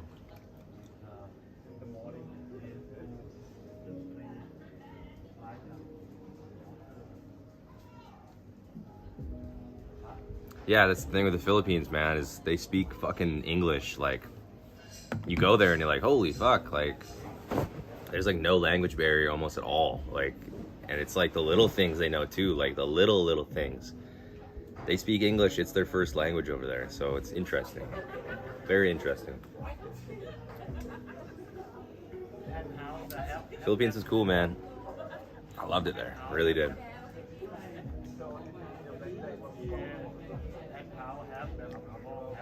I tell you, I dummied those fish and chips. Dummied it. I didn't leave anything on the plate.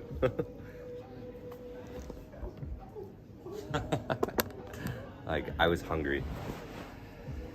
Now I feel good, guys. I feels good. Oh, give the little spread eagle while I chill here. Holy fuck.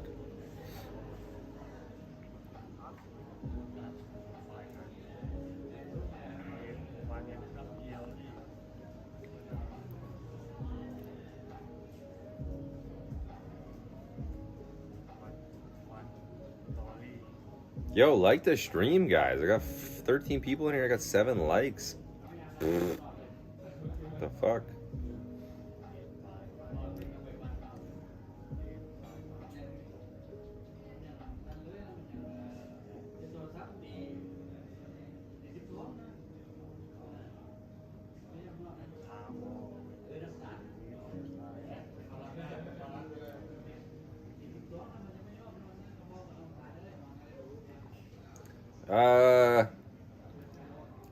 Only recommendation I have is if you don't like cities, avoid Ho Chi Minh City like cancer. I hated that city. I don't know how people like that city. I really don't. I'll say it again. Ho Chi Minh City sucks. Sorry. Too many people there, too crowded, too much noise, dirty. Yeah, I did not like that city. In Vietnam, just if you can just land there and just stay in your hotel and then till the next place, I would. It's good if you want to go out one night, but then the next day when you're hungover, you're gonna be too hungover to even listen to the noise that comes out of that city and the honking and the. It's like, dude, like, what is the dogs trying to bark at you and bite you, and it's ugh. Hated Ho Chi Minh City. Saigon, hated it.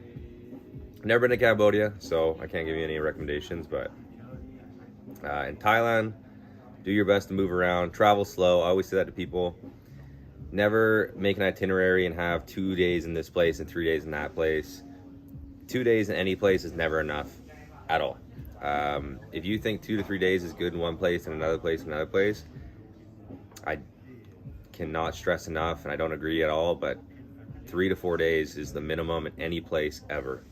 Because one day you get there, you're tired, and if the next day is your only next day, then you got to do everything in one day, and the next day you leave. Then the next day when you get to the next place, you're tired from the next place. You need to have days where you chill out, where you just go and explore the town around you and enjoy where you're at. 3 to 4 days minimum every place. That's the way I travel. And now I even travel like week or two at a time. Week here, week there. Slow down your travel is the best way to travel. When people travel fast, it's like, oh yeah, I saw all this stuff. It's like, you didn't see that stuff. You took a picture and you went to the next thing. You don't even know anything about it. You didn't experience it. You didn't like absorb it. You don't know any of the local bars. You don't know any of the local things.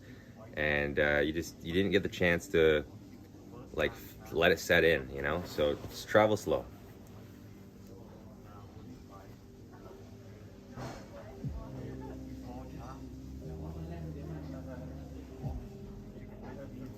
Oh yeah, June, August. Well, if you're gonna go travel in June and August, then you want to go to North Vietnam in June or August because it's cold up there. So if you want to go to Vietnam, North Vietnam, Hanoi and above, Sapa, whatever they call it, that's where you want to go. You want to go there in the north part in June or August, 100%. And Vietnam's a great place. I just didn't like Ho Chi Minh City at all. And it's just because I'm not a city guy. And compared to Bangkok, like I thought it was like twice as worse, 3 times as worse as Bangkok. Bangkok is traffic's different, you know. You can walk across the road if you need to. There's going to be a light that lets you walk across the road. That doesn't happen in Ho Chi Minh City. There's a light, but the cars never stop. And I remember I just went for a walk in Ho Chi Minh, and there was like dog shit in the middle of the sidewalk. There was blood on the middle of the sidewalk right next to the dog shit. There was like a big rat running by. And it was just gross, dude. I was just like, I don't like it here. And I know I was not in the greatest area, technically. But, like, even in the places where that were a little bit nicer and, like, more relaxed, it was really expensive. And this is, like, an expat area. And I was like, none of this is my thing.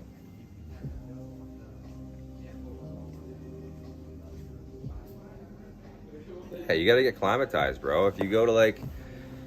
Never understood it either, man. I traveled with one of my friends, went to Alberta, and they just had this fucking crazy itinerary. Like, hike a fucking mountain one day, the next day, wake up 8 o'clock, go hike another one. I'm like, no. I'm going to wake up tomorrow at about 10 o'clock, because after this hike, I'm probably going to go and have some drinks and enjoy the town we're in. We're going to go have some beers at a bar, meet some people that live here, and then the next day I'm going to wake up about 10 o'clock, maybe go jump in the lake, and smoke some weed and just check stuff out. And then the next day, then I'll go do something cool again. Slow down your travel. I hate when people are like, oh man, I went to Vietnam and I went here, here, and here. I was like, how long are you there? Oh, I was there for a week. Oh, you were a week in Vietnam and you went to Ho Chi Minh, Da Nang, Nha Trang, Hanoi, Hoi An, all in a week? No, you didn't. You skimmed through all these places and you can name one thing out of those, but you can't name one street, you can't name one beach, because you just skim through it, and it's not the way. I don't think it's the way to travel. Yeah, I don't want to talk mad shit about Ho Chi Minh City. I was not in a good area, and I had fun my first night, but the next day I was like, I walk outside, there's honking, there's a dog fucking barking with a muzzle on, trying to bite me, and I'm like, no one's trying to stop this dog. And then I went for a walk, and then there was shit all over I saw shit on the sidewalk, and people were just walking down the sidewalk, and some guy comes up behind me honking his fucking horn on his motorbike, and I'm on the sidewalk, and I'm like ready to shoulder check this guy. I'm so mad. I'm like, why are you honking at me? Coming behind me. I'm on the sidewalk. The road is right there, There's a lack of respect for other people in Ho Chi Minh City. And it's like a first come, first serve mentality there. And I come from Canada. And so I just did not like that at all. Like, I don't care if I'm in a different country and it's like their culture. It's all, I don't like the culture then, I guess. I don't know what to tell you, but I didn't like that. I remember I called my mom and my girlfriend and a few of my friends, and I just complained. I was like, this place sucks. And you know what the crazy thing is, guys? If you guys know Roberto versus the World, you go watch one of his videos, he says the exact same fucking thing that I said. As soon as he came back from Vietnam, he said, I don't lie to you guys, I thought it was disgusting. He said he hated it. I swear to God, it's in one of his videos, and I was like, this is what I thought. Like, unpopular opinion, but I thought I was just in Ho Chi Minh City. I'm not gonna write off the whole country, but Ho Chi Minh City sucked. But the people were mean, loud, noisy, dirty, expensive. I felt like everywhere I went, I was getting scammed at every store. I just didn't trust. Every time I give someone money, I didn't think I was getting the right money back. People are budging in front of line. Even when I got to the airport, budging in front of line. And yeah, just a lack of respect for one another. I didn't like it. Yeah, but Roberto versus the World, you can go watch one of his videos, and then when he comes back, he goes there for a visa run, and then he comes back, and he says pretty much, it's very similar opinion to what I have. And he's a pretty crazy guy that doesn't give a fuck, and he really didn't like it, so it goes to show you, like.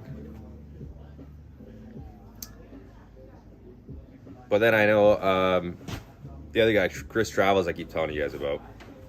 He's in Nha Trang, Vietnam, and it looks gorgeous. It looks quiet. It looks just really pretty, quiet, big beach town.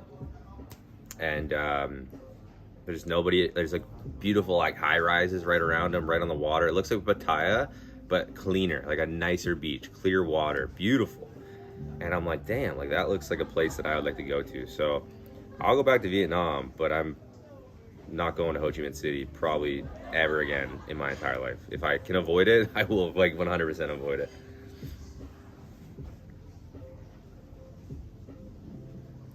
Yeah, he's a nutter though, and he still didn't like it. Like he didn't like it at all. And yeah, as a nutter, you think he would like be okay with it, but no, he couldn't mesh with it either. But he's been in the Philippines, watched the video in the Philippines, and the same thing. There's such nice people, friendly people. You feel safe there. It's good. And he was walking around in some sketchy places in Manila, and I was like, I wouldn't even do that. Got to go to like different places, man.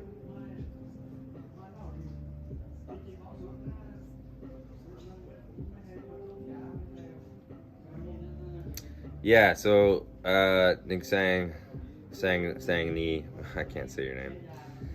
Anyways, totally what you're saying. more touristy, looks like Miami, but it's cleaner, it's cheaper, the water is more beautiful, but there's not that many people there. Like, I've been watching my buddy's videos there, and there's not that many people. He goes, walks around, there's not a bunch of people. Ho Chi Minh was packed full of people everywhere, just people. And where he is, it's like this beautiful place, and it's like pretty relaxed and stuff, and it looks cool. Like, it looks really cool. It looks like a beautiful place. And if you were to say, if someone said, hey, there's this Miami in Vietnam and there's nobody there and it's cheap, why would you not be intrigued to go there? Like, culture or not, like, someone said there's Miami or there's like a lack of people there and it's cheap, I would be down to go there. Like, it just sounds like a pretty cool place.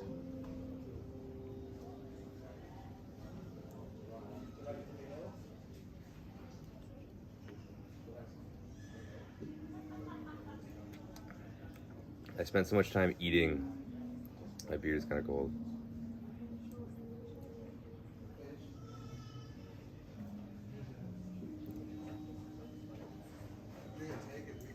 Oh, okay.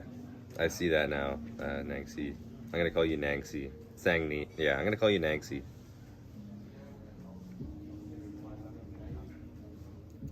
Because it's communist. That's true. It's also a communist country.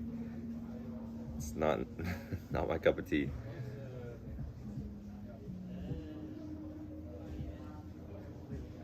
Northern Vietnam or the East Coast, like Nha Trang looks really cool. I think he was in, was it Da Nang? Nha Trang. I don't know. But like Da Nang, yeah, Da Nang, Nha Trang looks pretty cool. Like Hoi An looks pretty cool. Not Hanoi, but Hoi An. There's certain places where some people will be like, oh, go to like Hoi An or Hanoi. They say, oh, go to Hanoi. And I like looked up my shit there too, and it's like, it just looks like another packed city with a bunch of Vietnamese people that are sick of your tourism bullshit. And it has the old culture and it has like a really Spanish influence and stuff like that, I guess, or whatever. But if it's like an overrun tourist town, then I don't want to go there. It's not my thing, you know? It doesn't seem interesting to me anymore. Always spending Songkran in Chiang Mai. Chiang Mai.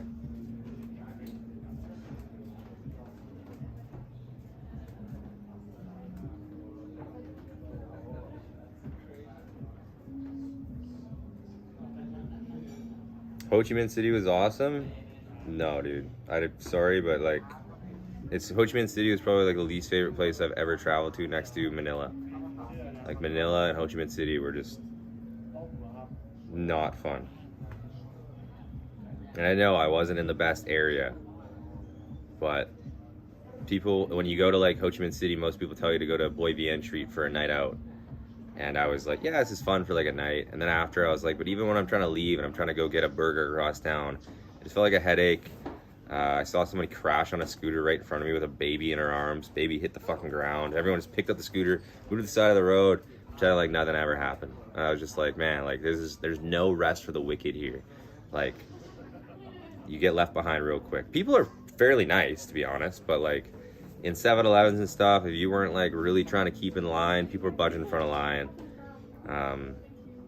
Yeah, it wasn't my favorite. Did not like Ho Chi Minh at all. I'd rather be in Vancouver than Ho Chi Minh City. To be completely honest. But again, I might have just done it totally wrong. I don't know. I'm not gonna like completely write things off, but for now, it's about as far at the bottom of my list as the bottom can be. I really didn't enjoy it.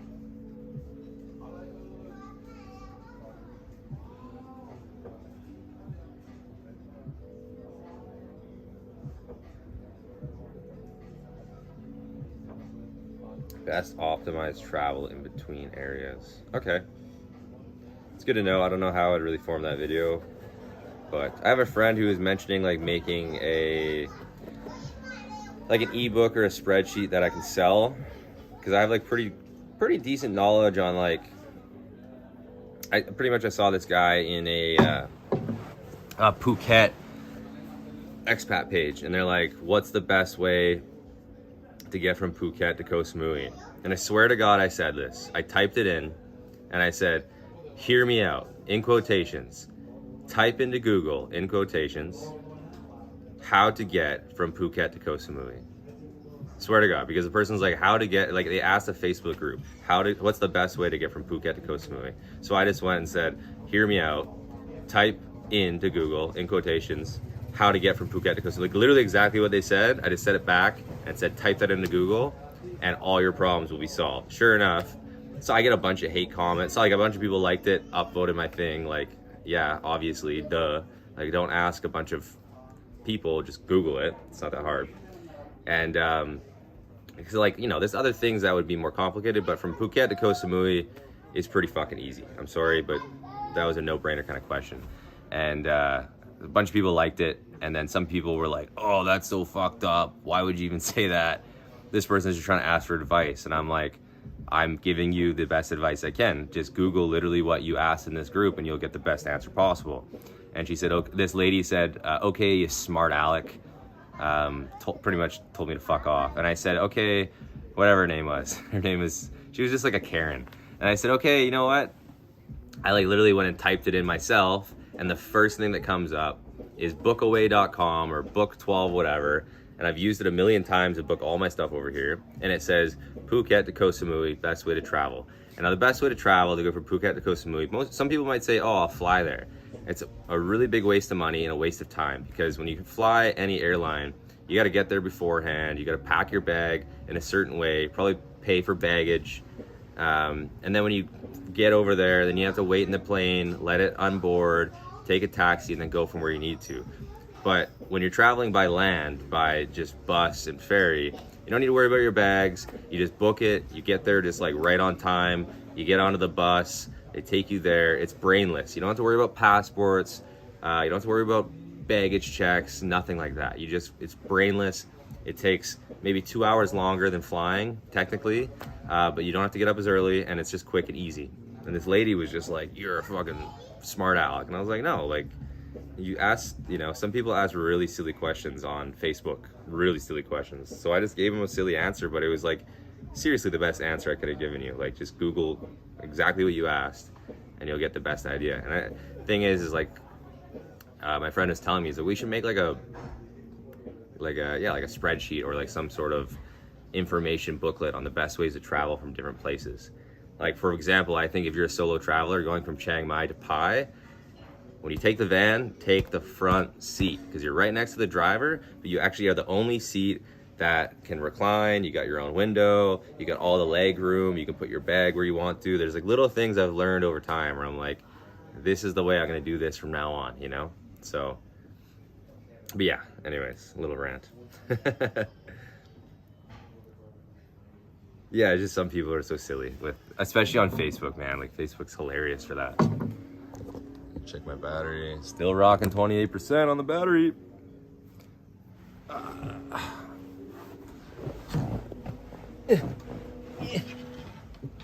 damn.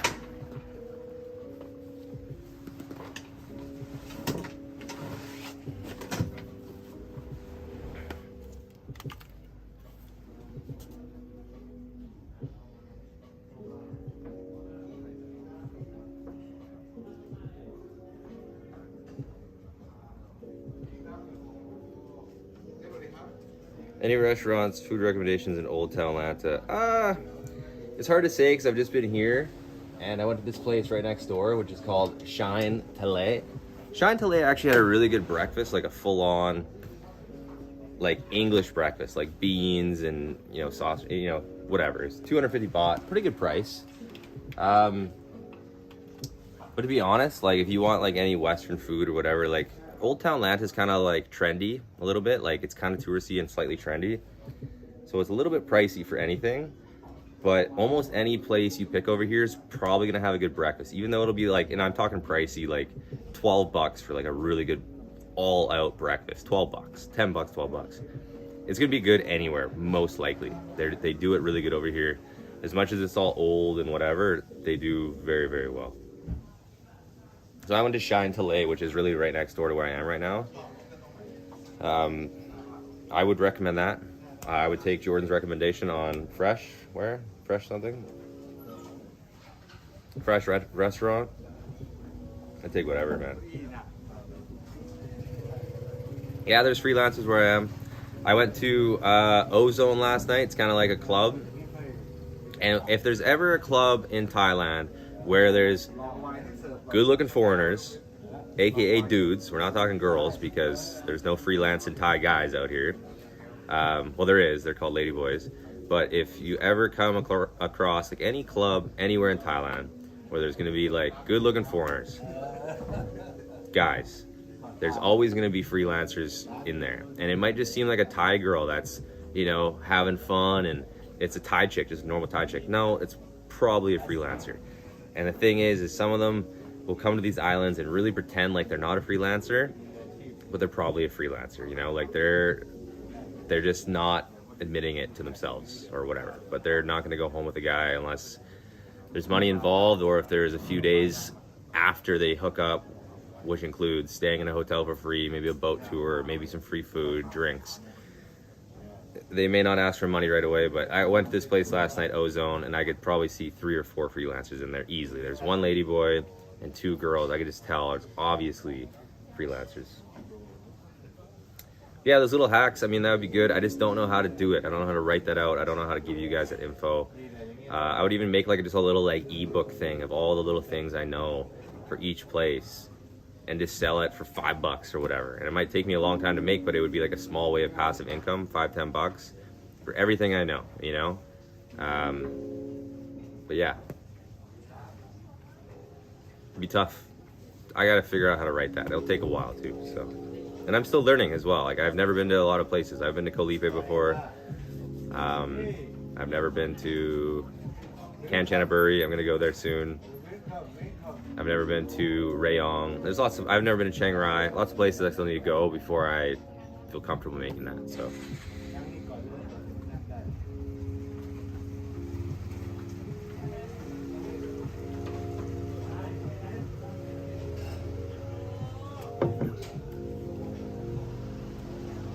Guys, like the stream, please.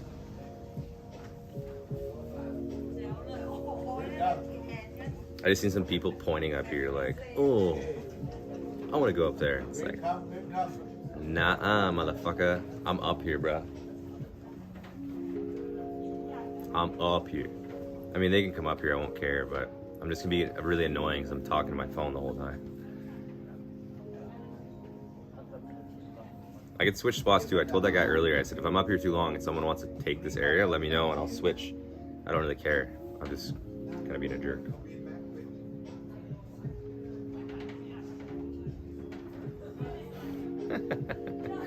Why don't you tell him that, Jordan?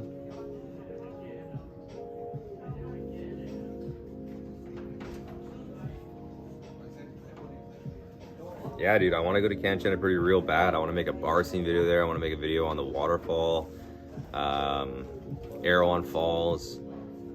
There's lots of things I want to do there, you know. I want to go check it out. If I go to Kanchanaburi, I'll probably go there for like a week or 2 or something.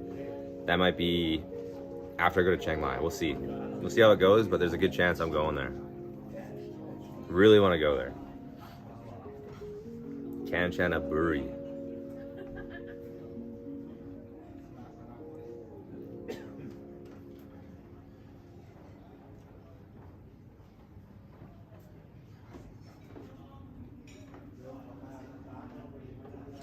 Yeah, Jordan, by the way, went to Pattaya and did steroids.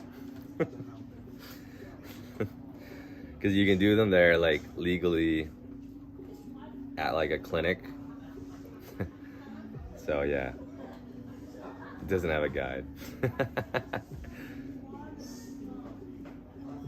You can do it, though. You can go there and rip up the good old...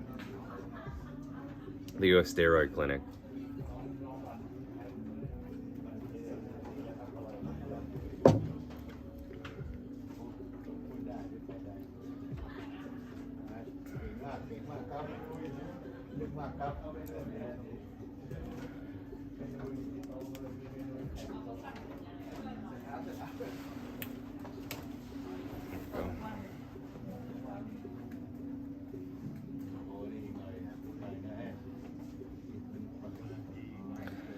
Tell you guys, I want to drink these beers faster, but I wouldn't mind $5-10 in the good old fucking in the good old wallet before I do this.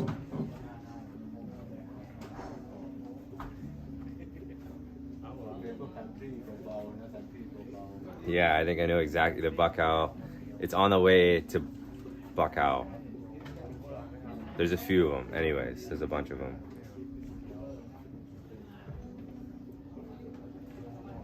Jordan just went and tried it out for a little bit. Lost some weight, got shredded. You know how it goes.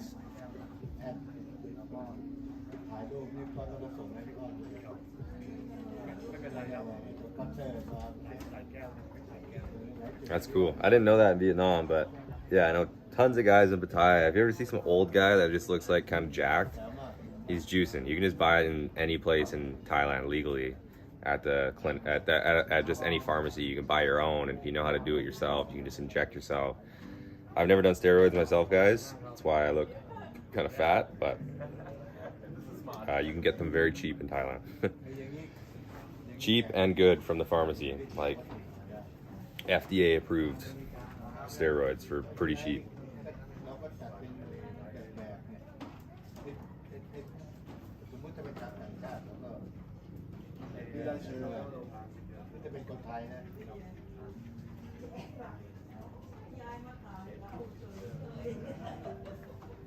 £35, baby. There you go. Guys, just go do the roids. Go do the roids in Pattaya. But then you gotta get like a fucking steroid shot in your bum for how many weeks?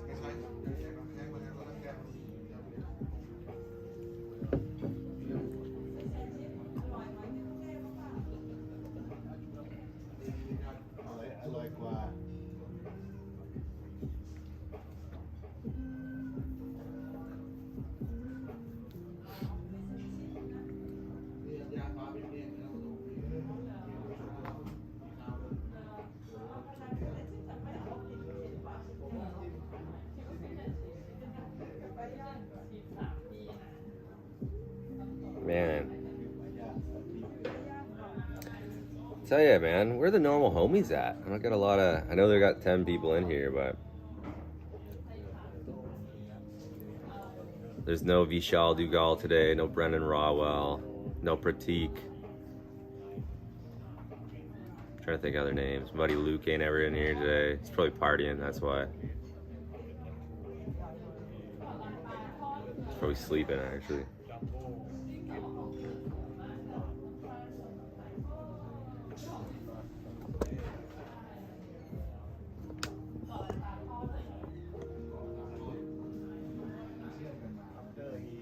Yo.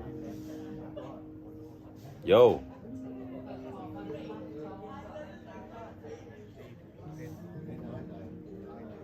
You talking to me?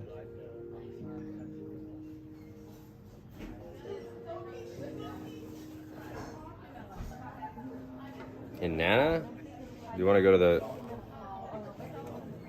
You want to go to the Nana Plaza or just Nana Road?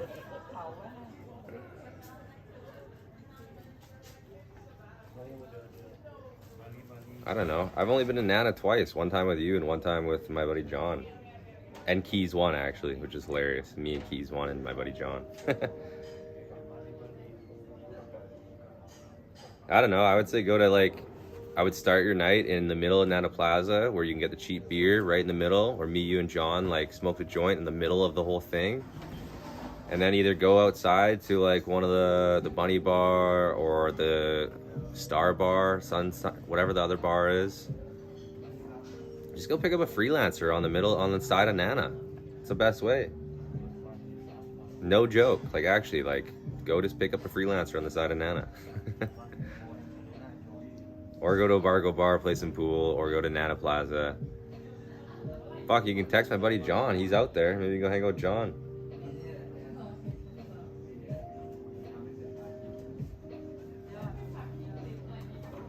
Yeah, go to Nana Plaza. Go hit up Nana Plaza for a little bit.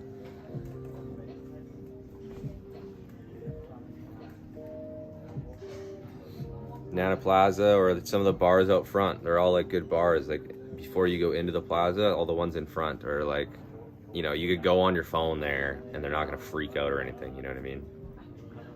If you like pull your phone out in Nana Plaza, the security guards actually will like tell you not to take any photos. So I did that. I took like a photo just like of like the whole thing, and the guy's like, "You can't do that." I'm like, "Buddy, I'm taking like a wide angle shot of the whole thing. Like you can't pick out a person's face at all." I didn't even know though, to be honest.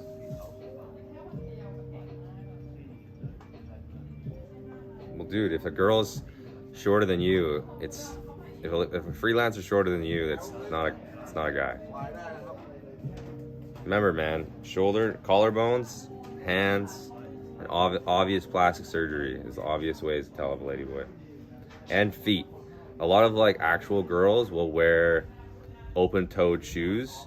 A lot of ladyboys will wear closed shoes, toed shoes, because it hides their fucking big, gigantic feet. They'll just wear really tight shoes to make their feet look small.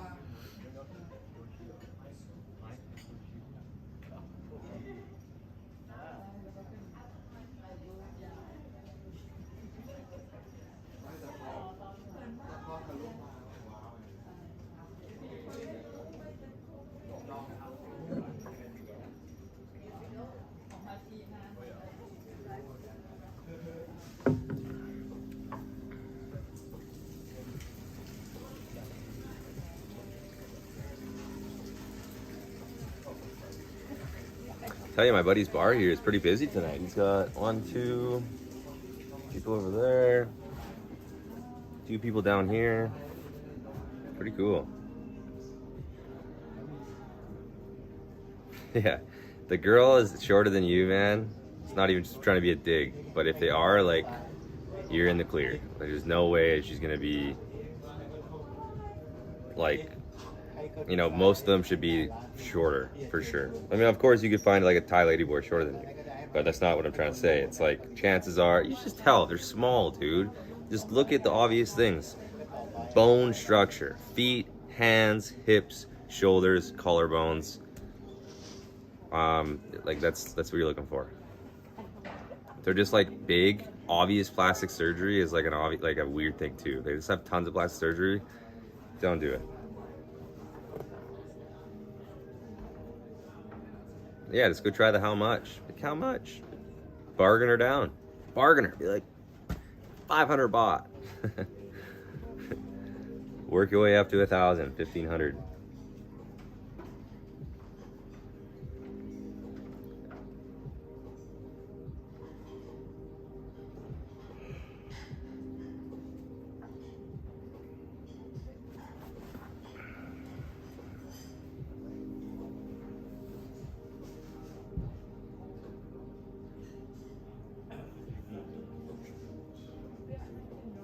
Yeah. Probability wise, yeah. And you can just ask them too. That's another thing too. If you're like, want to even just, you can just ask. A lot of them will just tell you. It's the voice too. The voice is everything. If they just sound like a different voice, not a good sign.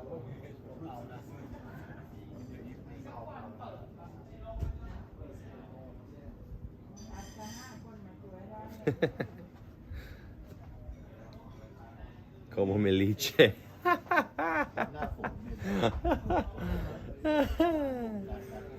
What does that, drink my milk?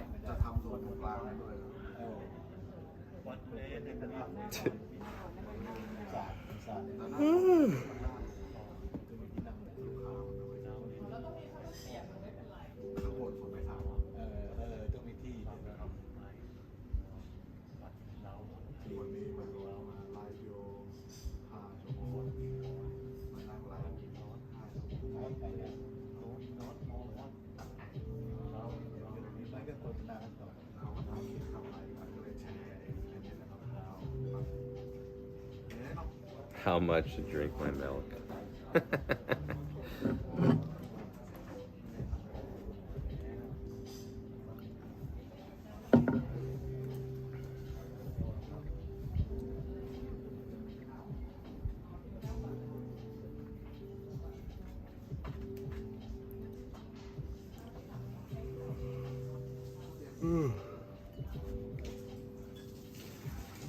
Fuck, man, I might have to go home soon and go edit.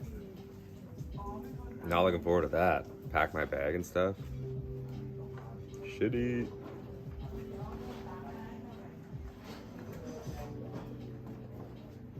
Pack my bag, travel tomorrow. It's the worst. The worst, guys.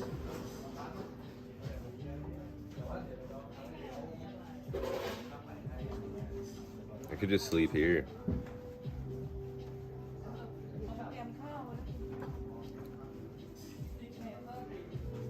Fuck you. Really yawns, man. Heavy today.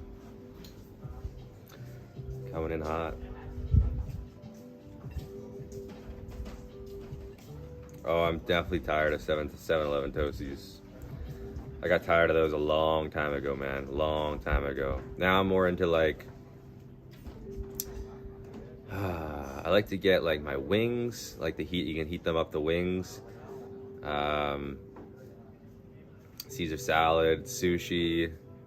I like my crab sticks. Love the crab sticks. Have a couple of those. You can get like bread with just butter on it. It's pretty good, just to like sober you up at the end of the night. A lot of like the little cooked meals are really good. Like I can get these cheese balls, like deep fried cheese balls. Those are fucking deadly. Little pork pieces. It tastes like a little piece of a pork bite.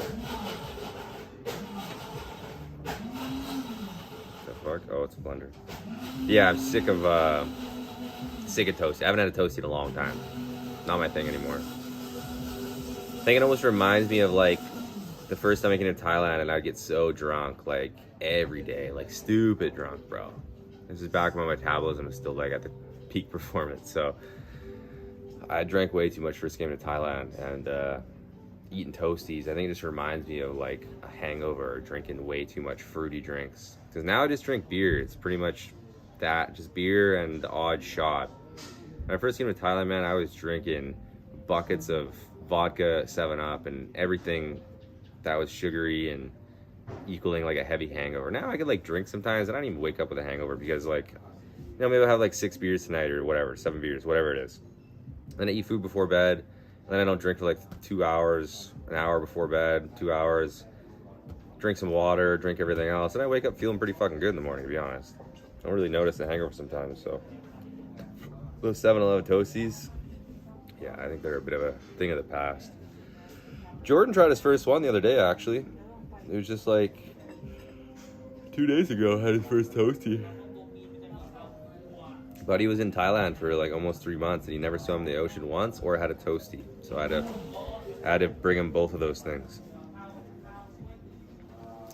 I couldn't believe that he hadn't had a Toasty though. Well, swimming in the ocean I think was more of a like a what the fuck, but a Toasty was another one. He's like, what do you think of these like ham and cheese sandwiches? And I'm like, you mean you never had one of those? He's like, no. I'm like, bro, that's like the first thing people have when they come to 7-Eleven in Thailand is a ham and cheese Toasty, the OG Toasty, ham and cheese.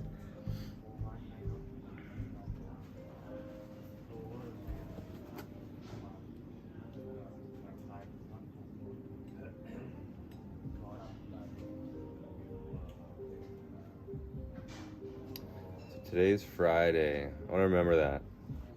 I want to remember that for the next time I stream, because I think Friday is my best day to stream, according to my numbers tonight. See how Saturday goes, maybe. We'll see how it goes tomorrow.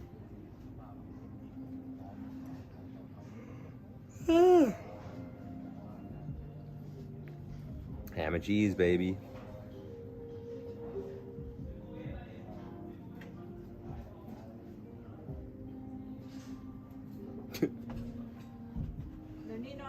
Keep me on my toes.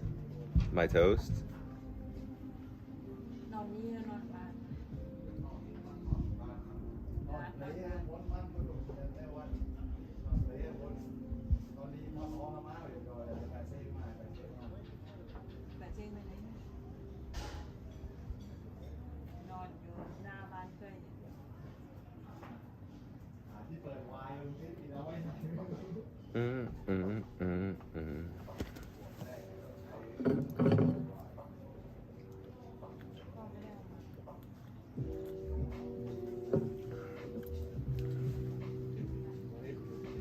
love this place though, guys. I really, really do. Love this country. Love this island. Fucking love it here. Hell yeah, Cleveland. I'm glad, I hope you like it. Sometimes I like, you know, it's different every time. Today I knew, the thing is, not a lot to do here for the live. Like, if I want to do stuff here on live and move around, I kind of gotta like drive everywhere, and then I'll be driving and then not interacting, and then there's wind noise. In other places I'll be able to do lives and I'll be able to like go out and have more fun with it. But yeah, this is just easy place for me to do a live. Nobody up here. It's just good, you know, it's good. I'm glad, I hope you like it. It's just fun for me, right? The omelet ones. I've never had the omelet one. You know what I actually had at 7-Eleven the last 2 days now? Is I had these chili cheese hot dogs. And they give you ketchup. I don't know why I always forget to use the ketchup, but it's just like a hot dog. They microwave it quickly and it's got like cheese and it's kind of spicy. And they're actually fucking good, dude. Like, they're like 30 baht. And I just... Thing is, anything you really try at Sev is like, most of the stuff's pretty good. I had an apple pie last night, or pineapple pie. It's like 20-30 baht, and it's fucking so good. A little pineapple pie. Can't go wrong.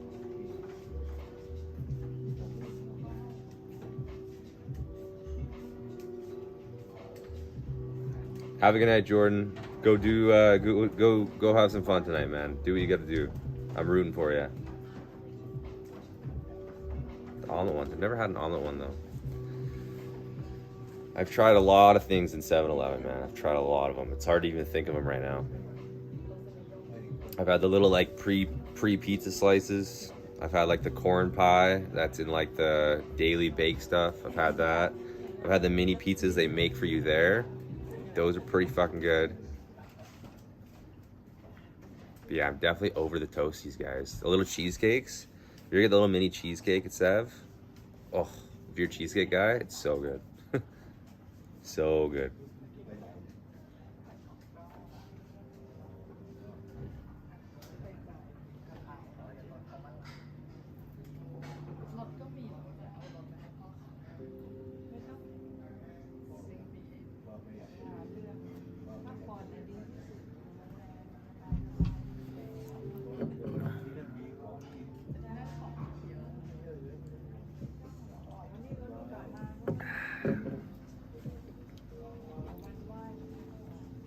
Hell yeah, boys. Hell yeah.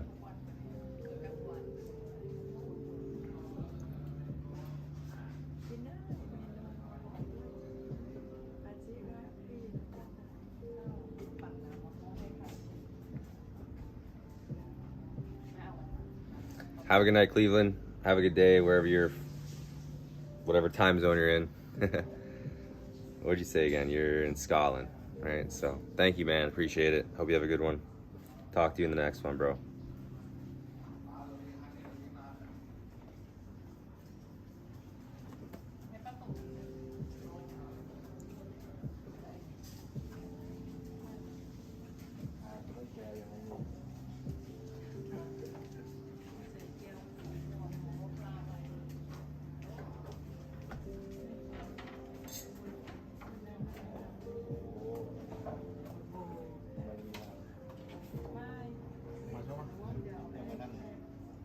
Got a bit of a buzz right now, guys.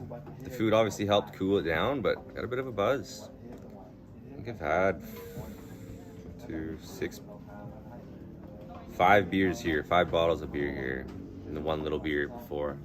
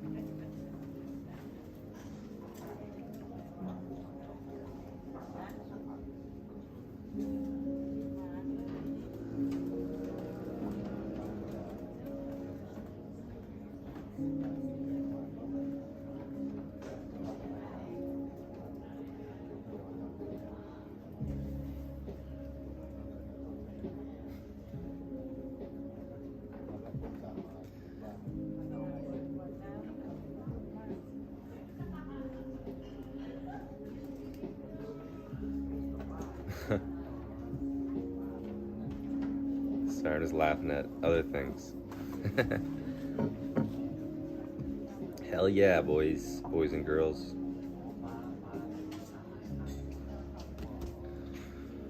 Oh man, I might dip out soon, guys. I don't know. Thinking about leaving. Thinking about heading home and editing and packing my bag for tomorrow. Kind of want to get like a head start on it.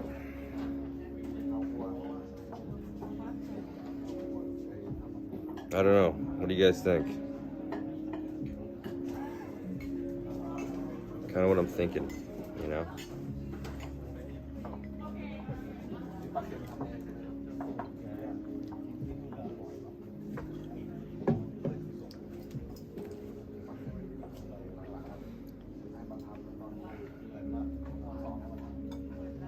Hey JS, appreciate it, man.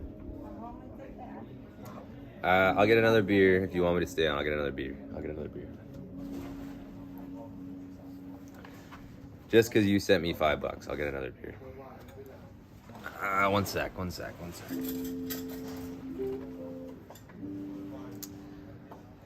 Oh, I'm gonna go down there and get it. Let's go. Oh, fuck. It's so hard getting up from that shit, dude.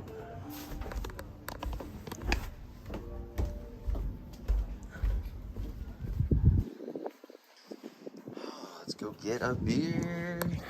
get a beer. Oh my god, my ankle's kind of hurt. Jesus.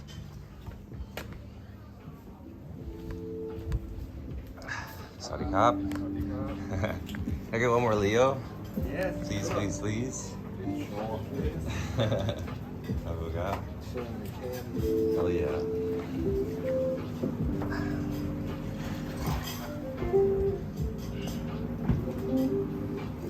The boys are at work.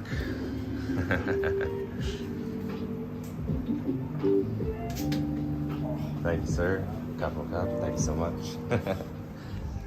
Okay, got my new fresh beer.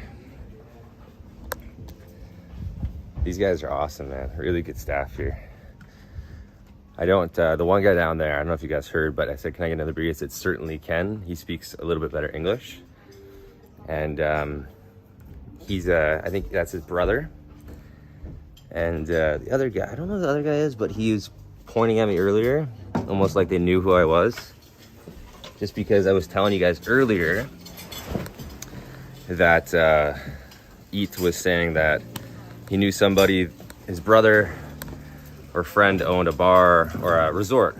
And he said, like, you know, maybe if you want to make a video there, you know, there's opportunity for you. I was like, okay, I leave tomorrow, but good to know for next time. It'd be really good. So just got to get in with these Thai guys, man. They're good people, very good people. And when you help them out with things like advertisement and social media, it can go a long way for them, right? Like, you guys gave you know, 9 or 6 or 7 comments on Google Maps, 5-star reviews. That's huge out here, guys. Like, that's big. So, and they're real reviews. You guys saw how nice he was. That was not set up, and that helped a lot. You could tell that helped a lot. So JS, it's my favorite beer, man. You should know that. It's my favorite beer. This is the one I'm finishing. Hang on. Oh my god. I'm gonna pour the rest in this one. Can I do that? Okay, that didn't work. Fuck. That was a horrible idea, guys. I just spilled all over myself like an idiot. You guys see that? Stupid. Okay.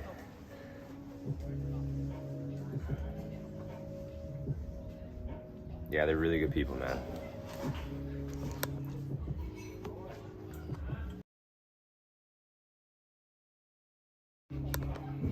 To be honest, by like the average person, the average Asian, I think the Filipinos are the kindest, like the friendliest people.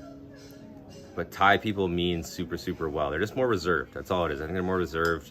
They don't want to bother you, right? They don't want to bother you. They don't want to whatever. They're nice people, man. They really are. Hell yeah, Alan C. Hell yeah, give him good reviews. Mayuri's Bar.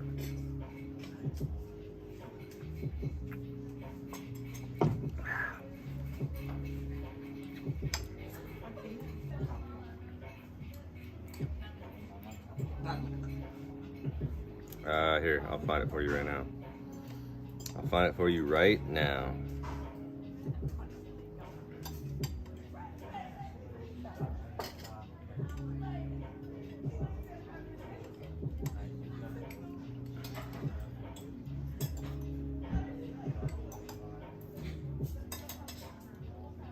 There you go. That's the Google Maps location for this place. So they're just awesome here. I cannot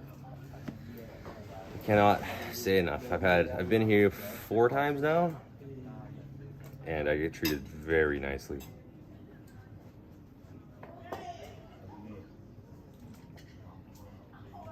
Thanks, JS. I'm gonna put some back right now. You ready?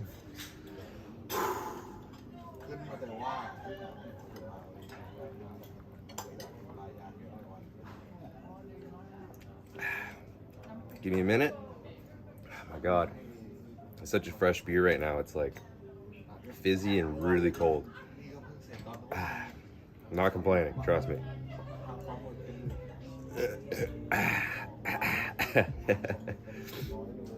Where are you from, JS? Hang on. Whew.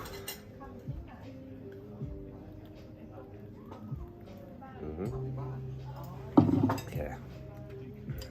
Thanks, man. Appreciate it. Washington State. What a dump, eh? That's not, you mean like on the West Coast, right? Like Seattle? Yeah, okay. Yeah, besides Seattle, I mean, Washington State's, it's so similar to, I just bug you about it, but like, it's so similar to where I live. So fucking similar, man. Vancouver and Seattle are so similar. You guys is like, pardon me. Fuck. You guys is like backcountry, not backcountry, but smaller towns like where I live. Same thing. It's so similar, bro. What do you call that? Like Bellingham, Skagit County,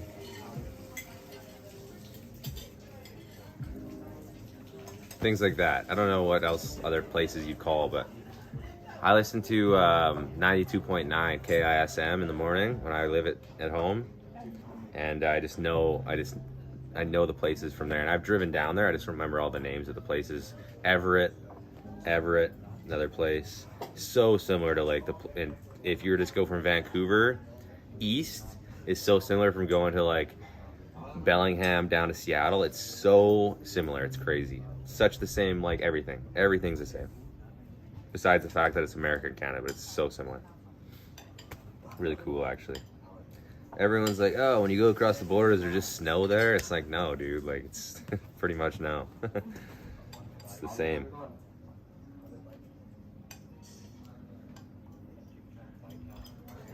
Washington, eh? Seattle, pretty much.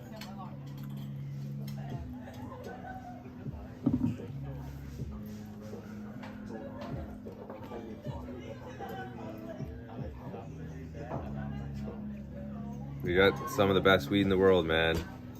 Not gonna lie though, I think mine's a little bit cheaper than yours. Pretty sure. We have the same quality stuff, but I think it's a little bit cheaper in Canada, man. It's really cheap in Canada, bro. Like stupid cheap. The only thing I gotta say is that same quality, cheaper buy, which is surprising to be honest, because Canada's not known for being cheap in anything really. But yeah, our weed is very well priced. Very well priced. It's cool. I don't miss home at all right now, I'll tell you that. Not a fucking lick. Miss my friends and family a little bit, but I just seen them 2.5 weeks ago. I don't feel too bad yet. I will eventually. Give it another month, I'll start missing my friends and family real bad. That's why I hope they come out. I hope they come out and visit me. I hope my mom and dad and brother come out like next December or November that's coming up. I wish they'd come out. That'd be so cool if they came out. Or just some of my friends even. I know it's so hard for them to do it or to go on the flight alone and stuff. A lot of them, like, I don't want to say leaned on, but when I would say like, okay, like I'm gonna go to Thailand, then it was almost easier for them to like book that flight with me, you know. And I've done it already a couple times, so like I know like which airlines to book and just like the simplicity of it. When some people don't think it's that simple, it's really that simple. It's really easy. But yeah, I hope they come out, man. You've never? Oh, again, I was gonna say you've never visited Vancouver, BC. I was like, yeah, Vancouver's not all that much, man. I mean, I don't live in Vancouver, right? I live in Chilliwack, if you know where that is. And I think I think Vancouver fucking sucks, dude. If you like sitting in traffic, then you'd love Vancouver, but Vancouver sucks, bro. I think, yeah, I think where I live, Mission, Chilliwack, Abbotsford is way more beautiful. Beautiful smoke spots, beautiful lakes, rivers, places to go camping. I know, you know, a lot of the spots. And what the fuck was that? It's a big ass fly or whatever that was. Yeah, no, Vancouver sucks, bro. Like, North Squamish is good, Pemberton is good, Vancouver, fucking... Unless you're into the city to go to a concert or a Canucks game or to some sort of sporting event or something, then Vancouver's good. If you want to go to the club, it's horrible. Like, I think Vancouver has one of the worst club scenes out of any major city in the world. It's really bad. Horrible, horrible, horrible. Yeah, don't ever go to Vancouver to go clubbing. Don't ever go to Vancouver unless you're going to a Canucks game or a concert. And if you do, you're going to be paying like $30 for parking and sitting in traffic after, and there'll be roadblocks on the way home. And yeah, it's just horrible. Seriously horrible. Vancouver's a nice place if you live there and you can walk outside and you have like English Bay, and then you have like, you know, the city's nice. It's a fairly clean city, but there's a lot of homeless problems there and stuff too. Vancouver's brutal. But I know if you're from Seattle, you know about the homeless problem. You know about that over there too. Same shit up there. Same shit, different city, man. Same shit, different city. Different country. Same shit, different country. Yeah, east of Vancouver, 1 hour. I used to work in Vancouver every day from Chilliwack. I've done that here and there because I used to work construction. So it'd be like, you know, I'd work sometimes in Surrey, which is like 45 minutes, sometimes Vancouver, sometimes Tsawwassen, sometimes just depended where, and you'd have to drive every day.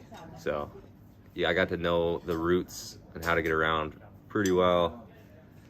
But yeah, fucking driving out there sucks. Oh, the homeless are crazy, dude. Even in my town of Chilliwack, there's some parts of town you don't want to walk around late at night. The fucking homeless guy's gonna follow you home and try to rape you or something. It's fucked up. And then you come to like a poor country like Thailand, and there's like such less poverty. Not poverty, like strictly homeless people, you know, like drug addicts walking around and stuff. Like, you don't see it as much over here. You really, really don't. Especially in like Bangkok and stuff, you know, in the main areas. You have the odd panhandle or whatever, but it's fuck all compared to where we live, where it's just like Crackville, you know, like people shooting up on the side of the road, drugs, tent city. Yeah, it's just a crazy thing, man. Yeah, I didn't even see that till now. Tent squad, tent city, man. Pigeon Park, that's what they call it in Vancouver, Pigeon Park. All the homeless people hanging out there. Just doing drugs. Terrible, bro.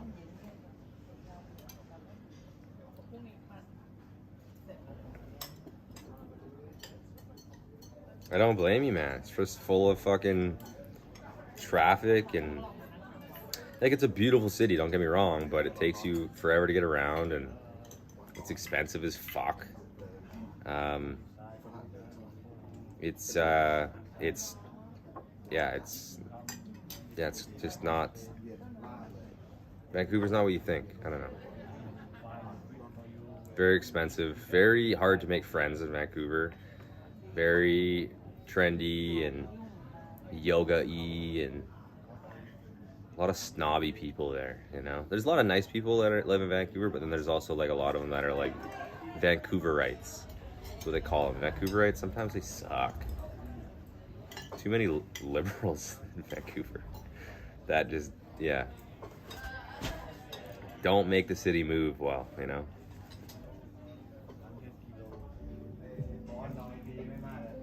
No, the airport is one of the best airports in the world, my friend. I'll tell you that right now. Vancouver Airport is the one thing they have that is actually good. It is rated one of the best airports in the world for its cleanliness, its design, its style.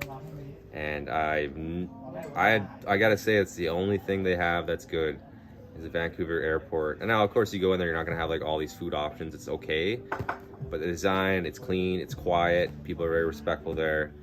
Vancouver Airport is definitely the one thing they have that's okay. It is. Sorry, I won't agree with you there. Vancouver Airport's pretty good. But that's it. That's all they got. That's it. Is the airport. Airport's known for being like one of the best. I don't know, it's like the design, a clean, it's not like anything crazy like Singapore's airport or whatever, but it's just a clean, nice, new airport. It's very nice. It's a nice airport. Dirty and what? Can't see what you said because my screen's fucking broken. Dirty and greasy? I'm trying to read what you said. Because I got this big crack on my screen. See, dirty and I don't know.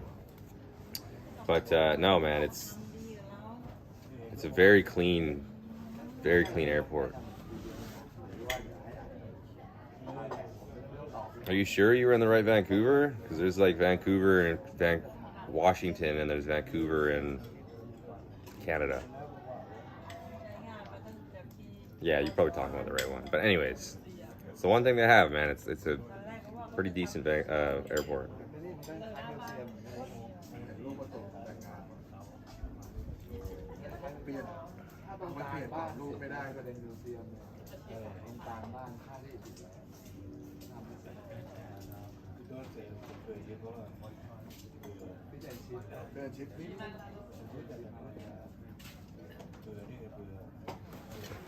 Boom!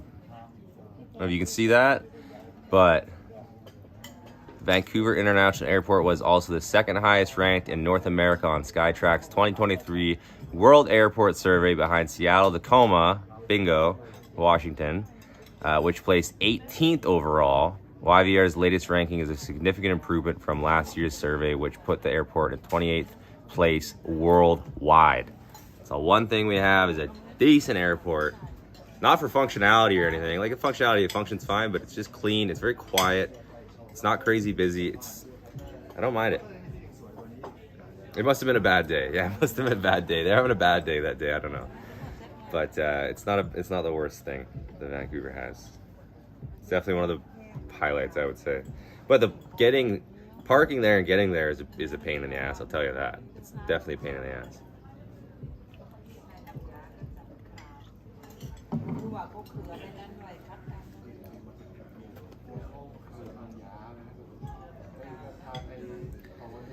Well, guys, about a quarter left of the beer, and I might cap her off after this.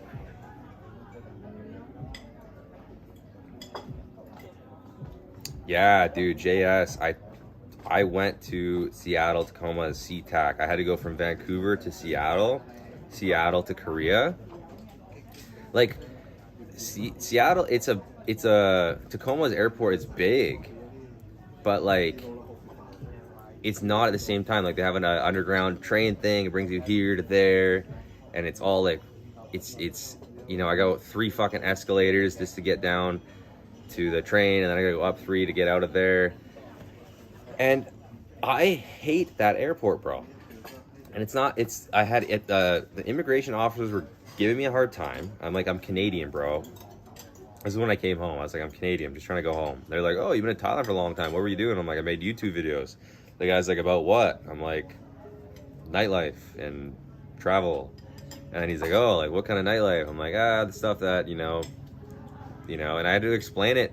And then he's like, oh yeah, like what? And like kept on going. And I'm like, man, like I'm not lying. Like I don't know what this guy was trying to get out of me, but he was grilling me at immigration. And I'm like, dude, I'm just a Canadian guy that's been traveling for 25 hours. I'm just trying to get home, man. Like, what are you asking me all these questions for? I didn't understand. And he was being nice, but I could tell it was fake, facetious, however you say that word. He's being whatever that, however you're supposed to say that. And yeah, dude, it was just like a headache getting around that airport. There was a lack of food. When I got to the terminal I was in, there was a lack of food. And for how many people were walking around this airport, like you said, way too small. Usually you go to an airport, it's big, tons of room to walk. I went to Seattle Tacoma's airport. It was like lineups, 20 people long for every fucking thing. You want to go get Burger King, you want to get Starbucks, there's a lineup for everything. So I just went to my terminal, my big area, and there was like two places you could eat. There's one place that was like this Indian/Asian place. It was $20 for a small. I was $18 for a thing of like some, fake sushi that you could buy at 7-Eleven here for like $4. And then Burger King, or it wasn't even Burger King, it was some other burger joint. It was like a 15-person wait, and I was like, I'm not gonna be bothered waiting for this. I think it's one of the worst airports going. It's horrible. It's just so busy, not enough space, totally not enough space. Like. You walk in there and you're like walking around, it's just packed, and you're like, fuck, man, like it felt good to be in America. I was like, yeah, I'm in America, I like America. And I was like, but this airport is atrocious. I was like, there's not enough space here for like a West Coast international airport. Not enough space in that airport for all the people that goes in and out. Totally agree. Oh, fucking Burger King was a joke in the airport. But when I went to my terminal, there's this other place, I forget what it was called, some burger joint, and it was like, it was like $20 American. For me, that's like $25 Canadian. And I was like, no. I just settled for I got like a Gatorade and then some sushi, and it still came to like $18 Canadian. And I was like, what a joke. Anyways, yeah, one of my least favorite airports because of the issues I had there when I was coming back to Canada the one time, right? They fucked me around with my flight, and it's probably more Air Canada's fault than Vancouver's fault, but then they just took so long to tell us, and then trying to leave the airport and find like a way to get home was such a hassle, and took like an hour to get our bags out of the baggage. And that's when the guy grilled me in immigration. I was like, you know what, I don't like this airport, it gives me like nightmares. So been to a few airports in America. I've been to like Miami, Houston, Phoenix, Arizona, Seattle. I think that's it. And yeah, the worst experience I've had was in Seattle by far. Every other one was just like fine. I remember I was in Houston, Texas, getting Popeye's chicken, and I was like, life's good. I'm hanging out with a bunch of super tall black guys, and I felt like everywhere I looked, I was like, I could tell there was like college NBA team or something walking by, and I was like, dude, this is dope. Like, I'm liking this, Got my Popeye's chicken. I was happy. I was like 14 or 15. I was like, life's good. And then, I go to Seattle, and I'm like, this place sucks. This is fucking brutal, bro. I prefer McDonald's in Canada, and I'll tell you why. This is the thing. It's tricky. So there's certain things I like about each one. McDonald's in Thailand has way better cheeseburgers, and for a better price. Cheeseburger down in Canada is like $4. It's fucking stupid. That's a lot of money.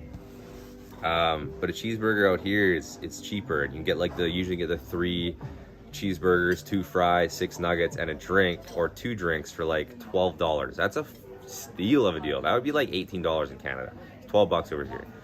So the things that Thailand does well, their French fries are pretty good, but sometimes they're soggy. So I'm gonna give that to Canada. The nuggets in Canada are the best. I don't know if you've ever had Canadian McDonald's, JS, but our nuggets kick your nuggets' ass. Our nuggets are just crispier, better, and our fries are better too. I'm not even gloating. I've tried you guys at McDonald's tons of times. Go down to Seattle Seahawks all the time and whatever. Just, I feel like you guys are rushing it out the door too quick or they're sitting there too long. I don't know what it is, but your junior chickens are better. Your junior chickens are better. They're spicier and I like that. But yeah, Canada, our cheeseburgers aren't as good as Thailand's. But our chicken, everything is better. Our chicken, McChicken, our crispy chicken, our chicken nuggets, all that shit is better. Like 100% better. Every time I get a McChicken in Thailand, I feel like I get this one part where I'm biting into like not gray, like dark meat. And like a McChicken's supposed to be like light meat. It's supposed to be the white meat the whole time. And I'll get like this shitty old fucking dark meat and like a chewy bit. I don't like it. Another thing too, McChicken sauce. Like Thailand, McChicken sauce is the best sauce they have at McDonald's, or it's the most OG fucking sauce. And the fact they don't have it in Thailand is such a killer. You know, they need to have McChicken sauce in Thailand, and you can buy it at some places, but it costs you like 20 baht, which isn't a big deal. But some places won't even serve it to you. And I've told the lady, I'm like, you know, the sauce on the McChicken, put it in a cup and give it to me. That's what I want. And she's like, no, we can't do that. And I'm like, well, now you're making me mad. Because I know you have it. I'm willing to pay you 50 baht for McChicken sauce because I need it. So yeah, McDonald's in Thailand, they have good cheeseburgers, good beef burgers, quarter pounders, great. It's fantastic. The fries are pretty good, but not quite as good. And the biggest thing for me is breakfast. Canadian McDonald's breakfast, probably same as America. It's great. I got the McGriddle, or McMuffin tastes the best. And for some reason, Thailand, they don't do the same McMuffin. They do this other weird McMuffin, but the egg is different, the sausage tastes different, the bun's different, and it just isn't the same. But they don't have the McGriddle. And the McGriddle is my favorite breakfast sandwich of all time. So I'm giving it to Canada. I'm sorry, but Thailand though, if it's 2 in the morning and I want 3 cheeseburgers and fries and nuggets, I'm a pretty happy guy, I'm not gonna lie. But another thing too, actually, their barbecue sauce is way too sweet, and their sweet and sour sauce is like liquid. It's not even sweet enough. It's like some weird see-through like honey dip. I don't know what the fuck that is, but yeah, you know what JS knows what I'm talking about. Damn, I'm getting pretty hungry. Yeah, it's a close call, but like I know what to get on a Thai McDonald's menu, but it's completely different back home. Like I know I can get anything on that menu and I'm pretty satisfied. Actually, the one thing they actually are really good at in Thailand is the filet-o-fish. I'm not a filet-o-fish guy, but I've had a few of the filet-o-fishes in Thailand. They're great. They're great. I cannot complain about a filet-o-fish in Thailand. So if you're a filet-o-fish guy or a cheeseburger guy, you're set. Or a quarter pounder guy, you're set. But breakfast just ain't the same, bro. It just ain't the fucking same, man, you know? You need to try what next time? Don't tell me a McGriddle. Don't tell me you haven't had a McGriddle before. What are you talking about? Filet-o-fish? Fish. It's not my favorite thing, but I mean, they just had a really good deal the one time where it was like 2 filet-o-fishes, 2 fries, nuggets, and then 2 drinks. So I get 2 waters, put them in my fridge, and I got 6 nuggets and 2 French fries, 2 filet-o-fish. It's a lot of food, and it was like 260 baht or 80 baht, which is just under. It's like $11 or 10 something. Yeah, really. It's hard to go wrong when you see 2 filet-o-fishes or 3 cheeseburgers on like a deal on Food Panda. That's what I use, Food Panda. That's a really good deal, man. It's hard not to use that, right? Tell you guys, I don't think I'm gonna live stream on Fridays anymore. I could tell Fridays is a rough day for me to live stream. Did you try 5-star? I've tried 5-star, bro. I've tried it before I made my live stream the other day and I was talking about 5-star. I've tried 5-star 2 or 3 times. Twice in Bangkok, I think, and I don't know, maybe Phuket, I can't remember, but 5-star is really good. If you want to have like good chicken out here, fried chicken, fuck KFC, go 5-star. 5-star is really, really good. And they have like lots of different options for chicken, you know, and it's a good price. It's really not that expensive. It's a pretty good price. 5-star chicken is pretty deadly, not gonna lie.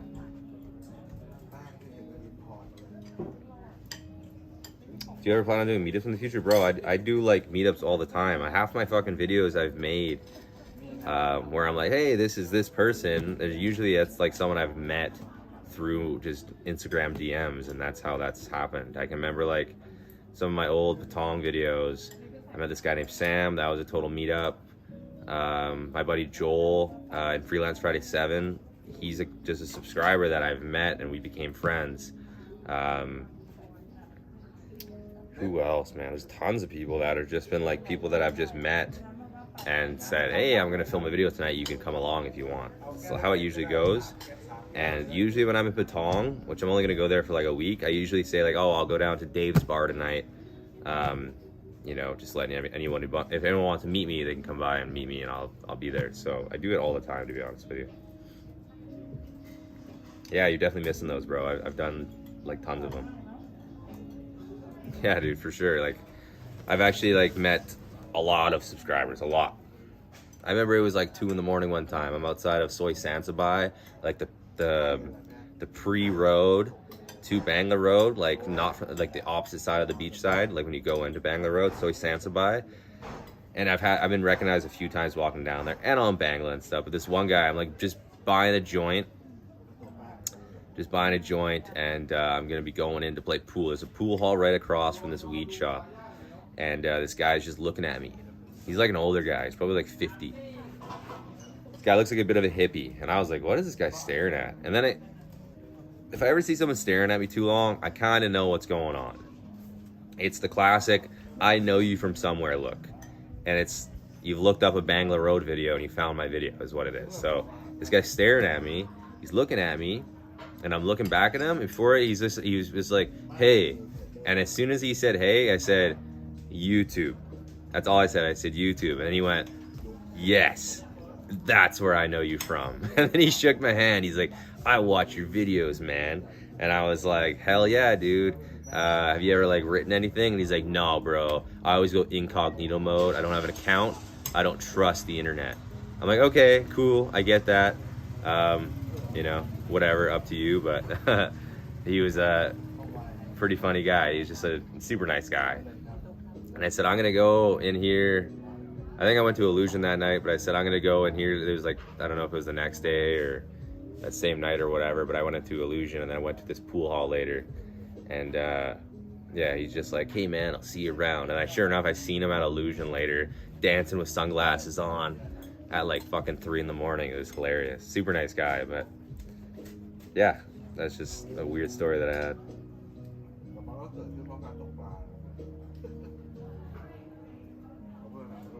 Buying you a premium, what's that word with a J say? I'm buying you a Leo and a premium, what? Start if I see you, LOL. Remember, I got this shit on my screen, so I can't see what the J word is. Joint? Premium, I don't know. I really can't tell. Joint, there you go. Yeah, you just gotta retype it. Sure, man. That sounds good to me. How about this? You buy the joint, I'll help you smoke it. Then you don't have to, you know, that's good enough for me. Help you smoke the joint.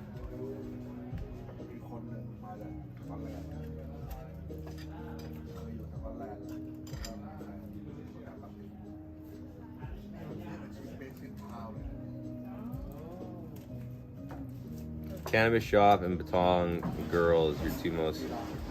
Freelance Friday it's the cannabis shop is my most viewed video now, which is crazy because it's age restricted, or yeah, age restricted because it's weed, which is crazy.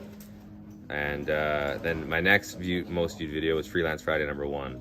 But when Freelance Friday #1 had 40,000 views, my cannabis video only had probably like 10,000, and then it slowly kept on growing and growing and growing and growing. Now Freelance Friday #1 is totally dived off. It gets like 25 views a day, and then the weed video still gets like 100 a day, 125 a day. It still grows lots.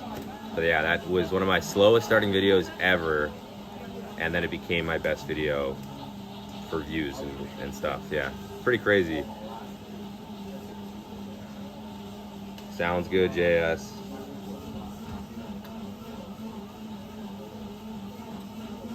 Yeah, it's and then my most liked video was actually my pie one. It goes to show you how much Thai people will drop a like on your video, because most of my viewers on that are from Thailand, because this TikTok went viral in Thailand.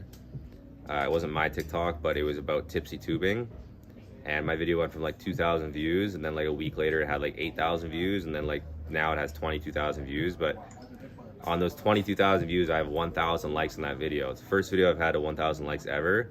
My cannabis video only has like 800, and my Freelance Friday has like 800 and something too. So yeah, the Thai people like the videos more than the other foreigners, which is pretty crazy.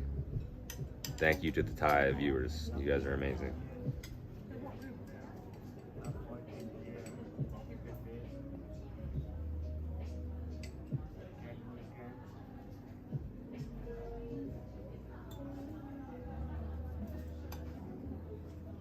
Hey, Rodolph.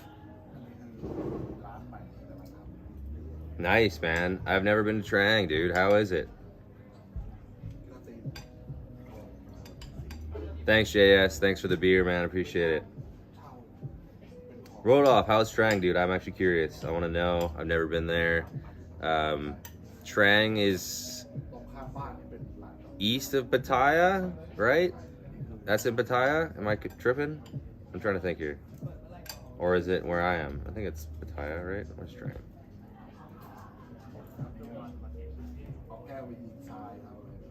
No, Trang's Trang's east of where I am right now. That's right. So Trang is, I could be in Trang province in a 2-hour drive pretty much right now, which is pretty cool.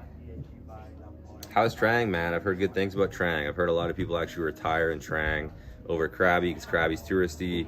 Trang isn't. It's beautiful. You got some beautiful islands there.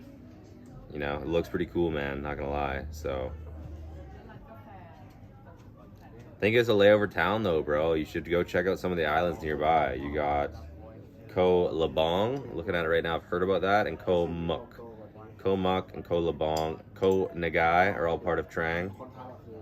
Looks pretty cool, man. Even Koh Rock. I didn't know Koh Rock is part of Trang. That's pretty cool. Yeah, but you got, Trang's a cool place.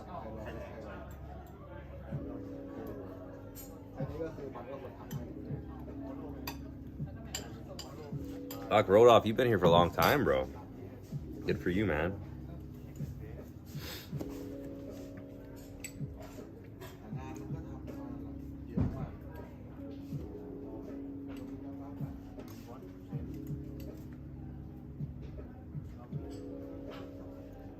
How you guys doing though? You guys liking the stream? I'll be honest with you guys, this will be my last one sitting down for a while. Hopefully the next few streams I'm out doing stuff. I'll be in Ao Nang, Phuket, so it might be a little more action right outside my front door sort of thing. Hopefully it's better. I enjoyed this, but yeah.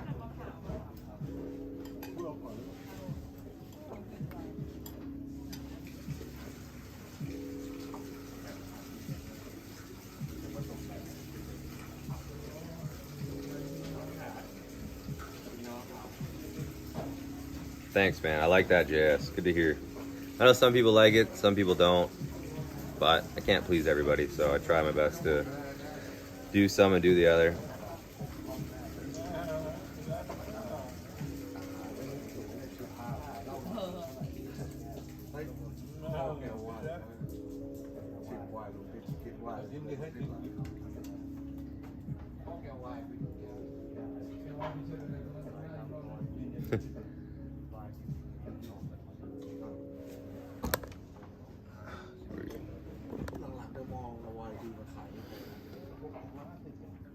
Oh, Langkawi, yeah. South of Thailand, yeah.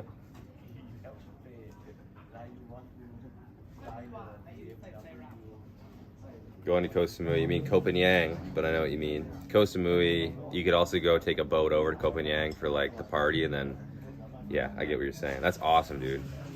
So cool. I think you'll enjoy the full moon party, bro. It's a one in a lifetime experience. You got to do it. I've done it twice. Both times were really fun. That's great, man. Yeah, JS, I'm glad you liked it, bro. Thank you. Cruise Vet, baby. Cruise Vet. Let's go, man. Cheers, bro. Thank you. Haven't heard from Cruise Vet in a little bit, man. Hell yeah, dude. I appreciate that, bro. That's awesome. Life is good, man. I'm happy to be back in Thailand.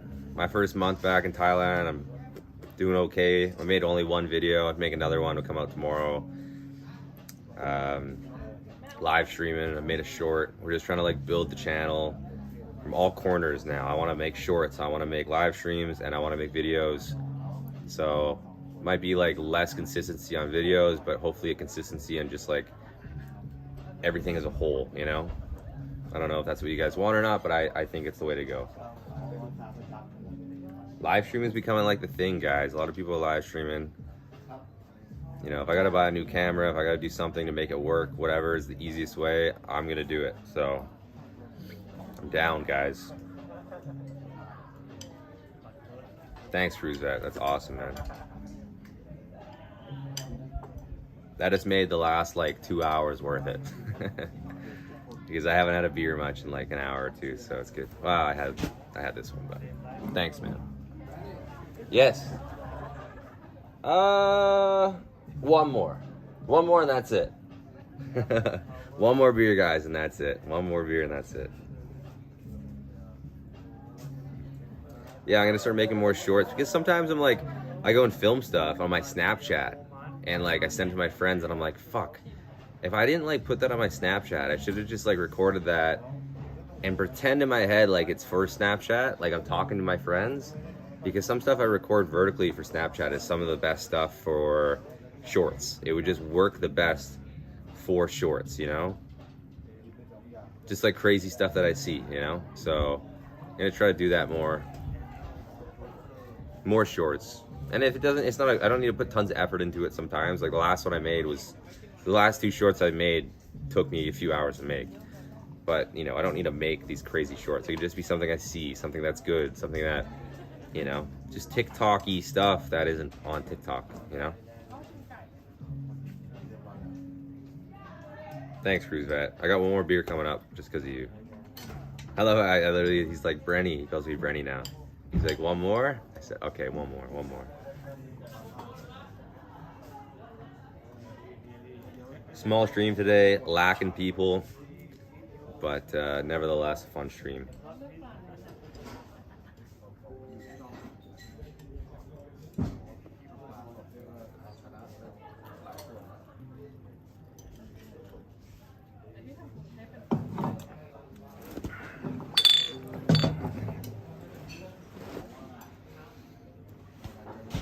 Oh man, that's good, guys. This old double phone thing I got going on is really, really good. There's the boss. The boss. Cup of my cup. Thanks, bro. Chaddi cup. Here. Chaddi cup. Thank you so much, man. Appreciate it. This is Eat. Again, from the video, the short. This is the boss. Thank you so much, man. You're the best host, the best bar. You too. What's that? Thanks. No problem, dude. Thank you. Thank you very much. When I come to back to Lanta, I'll be here again. Don't worry. Thank you so much, man. Appreciate it. Really cool guy. That was good too, Aloy Mac. It's really, really good. It is very good. It's funny. It's he's working on his English, he says, so he hits you with a big thanks. All right, instead of thank you, the thanks. We're breaking it down, making it more sociable. Thanks, bro. It's good, man. He's a good guy.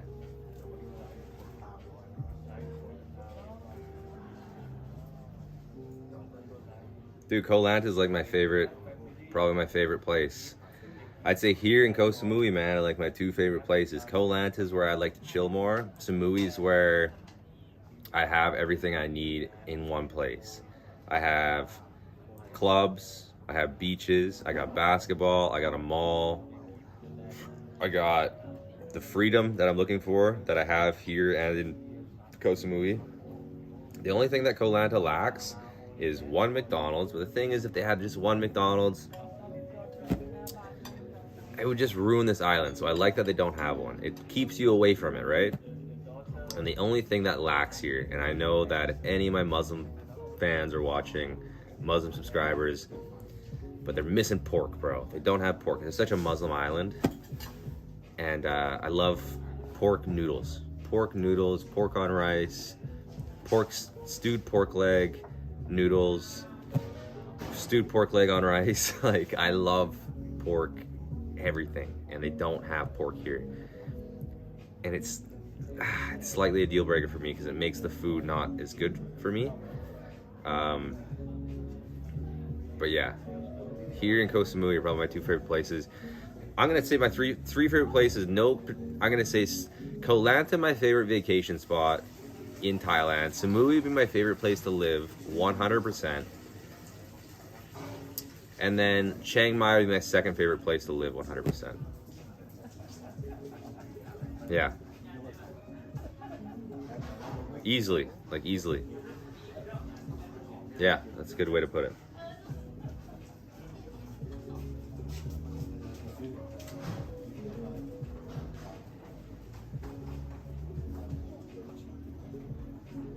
Hell yeah, cruise vet's going on a cruise? What a fucking shocker.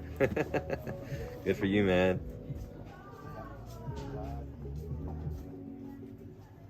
So wait, road off, what you mean is Ao Nang, right? Like, you've been to Krabi. So Krabi is the province. If you look at the map, Koh Lanta is in Krabi, Krabi town is in Krabi, and Ao Nang is in Krabi. Now this is what people say. If you go to Ao Nang, it's very Indian. It's like very Indian.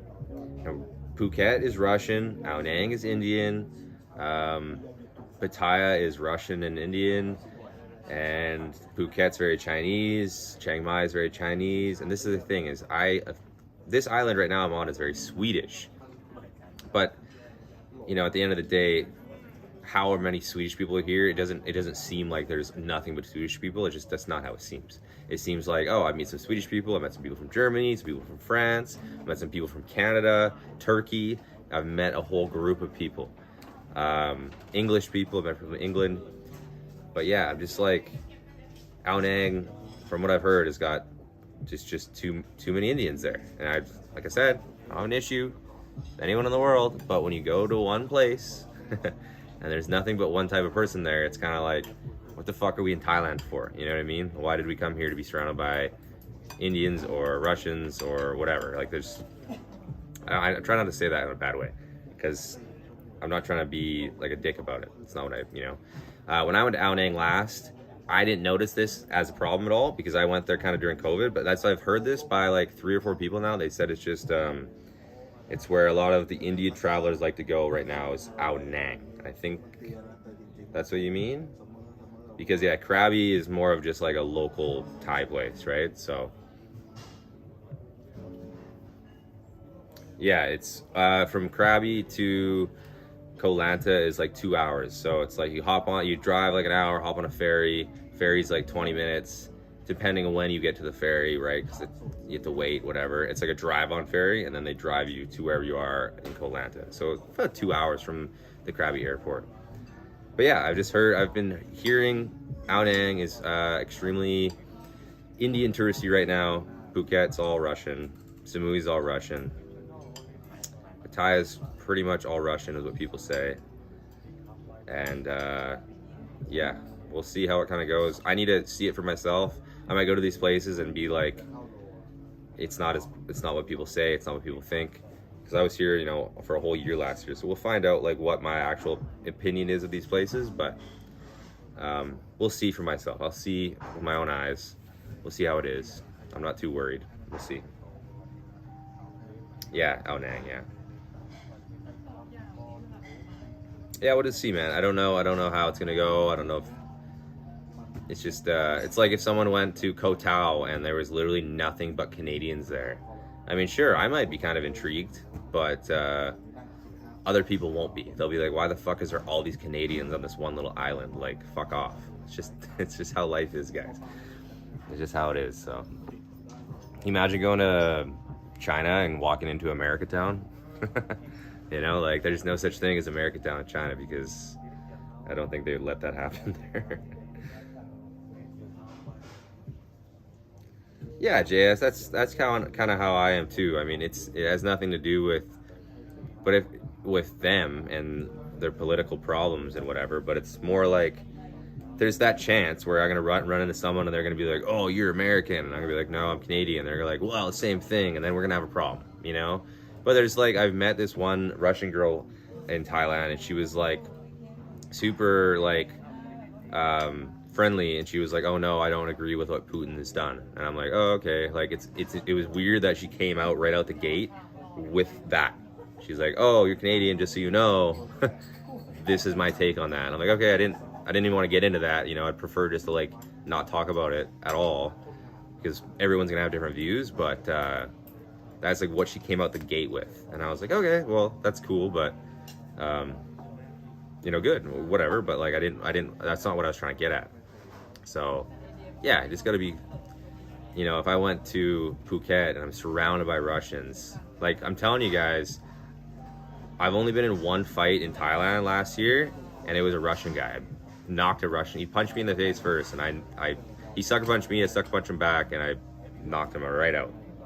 And it was in Ao Nang, actually, of all places. It was literally in Ao Nang. Dave was there. My other friends were there. This guy left the bar. He already had a black eye. He left the bar. He was like, "Fuck you, this place sucks. The girls didn't pay any attention to me." That's literally what he said. And I was like, "Fucking get out of here then. What's your problem?" Like, as he was walking down the stairs, and he turned around, came up to me, and just punched me in the face. And we just kind of like swang haymakers back and forth, missed. Everyone missed.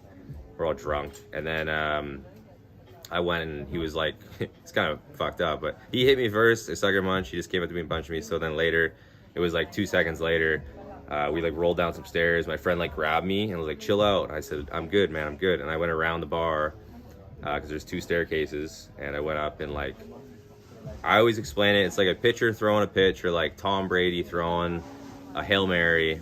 I like wound up this punch as far as I could and like clocked him, and he was done. Like, it was pretty sweet.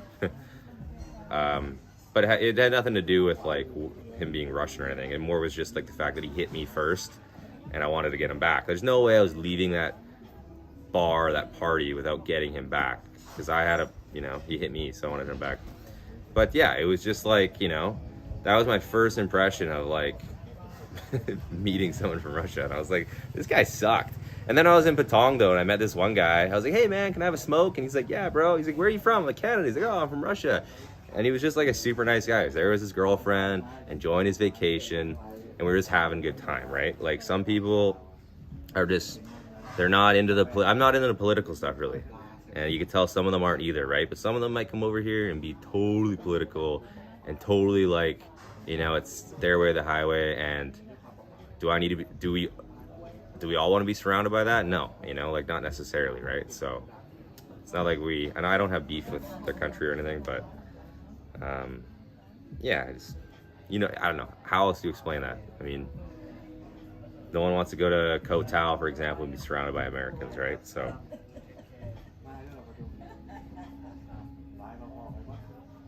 yeah, Jace, I kind of agree with what you're saying for the most part. Like I said, not all of them, but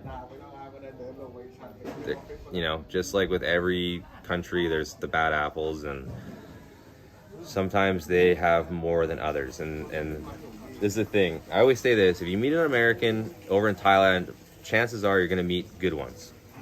I literally met an English couple last night, and they're like, "Oh, you're from Canada? Nice. Because, like, we meet Americans and they're like, they're shitty. And I'm like, what Americans have you met over here that are shitty? Because any Americans I've met that have to travel this far across the world to just hang out with other Europeans and Thai people are usually pretty good people. But if you, like, are in America or in Canada like I am, where I come from, and you go to Mexico, or if you go to America, or if you were America and you went to Canada, you're gonna meet the shitty Canadians, you're gonna meet the shitty Americans, and if you went to Mexico, where we both go on vacation, you're gonna meet the shitty Canadians and the shitty Americans. No offense to the Americans, but Canada is known for being fairly friendly, and I've had issues twice in Mexico. My dad had one problem, and I had a problem, and the guy was just being a total dick, and it was an American guy. But chances are, if you meet an American in Thailand, they're usually pretty nice people. So I think the rest of when people are like, oh, like, thank God you're Canadian, I'm like, hey, okay, dude, like, every American I've met are super nice people, so take it easy. But the thing with Russia and Thailand, it's so close that the chances of us getting shitty Russians in Thailand is way higher than us getting shitty Americans in Thailand. Because, you know, you're gonna find shitty Americans in Mexico all the time, 100%. But just like Mexico is really close to America, Thailand's pretty close to Russia. So we're gonna also get the shitty ones, Russians, also in Thailand. So not all of them are bad, but some of them are pretty shitty, I'm not gonna lie. But, you know, I take it with a grain of salt because I've met some good ones. Any country I've met, any nationality, I've met nice people from wherever, right? So Koh Lanta Road off. I actually leave tomorrow. I go to Ao Nang tomorrow, so we're gonna see what you think and everything, and what you said. We're gonna see what kind of crowd's there and how we like it. I personally didn't want to go there that long because I heard it was just so busy, and you know, I'm not down for the packed places, right? So we'll see. I'm meeting two of my friends there. We'll see how it goes. Yeah, we'll see.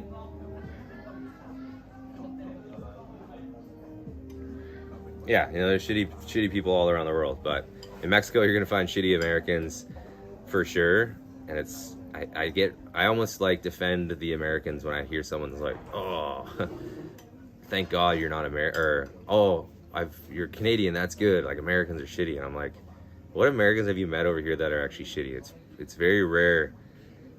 I haven't met too many shitty Americans out here. You know what I mean? I really, really haven't. They're all been pretty good people, you know, so. Anyone that's going to travel that far isn't coming over here with a really bad attitude. For the most part, they're pretty cool. It's the people that only travel like 2 hours to go down to Mexico or whatever. Those are the ones that suck.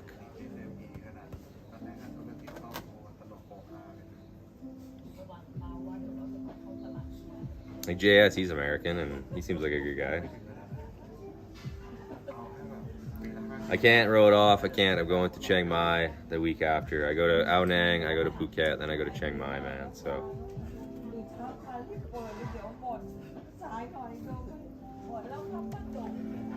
can't be everywhere at once, man. I tell people that all the time. I try, but I can't. And I love Chiang Mai, guys. It's one of my favorite places in Thailand. I just love where my girlfriend lives. Is so cool. I have literally a 2-minute walk down the road. I'm at this gym where they have deadlift plates and bumper plates, and I like to deadlift and do like heavier lifts, squats and stuff. And then there's a basketball court 5-minute walk the other way, and I met some Thai guys there that I kind of played with a few times, and it's just good, man. I just like have a good little routine there, and the food there's cheap. I love it. You know, the weed there's cheap. She's got a balcony on the 6th floor, I think. I can hang out there, and life's good, man. I just enjoy the normal feeling of life when I go to Chiang Mai. So I'm excited to go there. And then it's Songkran too. That's like the main reason I'm going there is for her, and then Songkran is where the content's gonna happen. And then I'll stay there for longer because I'll make a bar scene video. I'll make maybe a weed video. I don't know. I'll make videos while I'm in Chiang Mai for a bit, and then I'll go somewhere else. We'll see. I have no idea. But we'll see.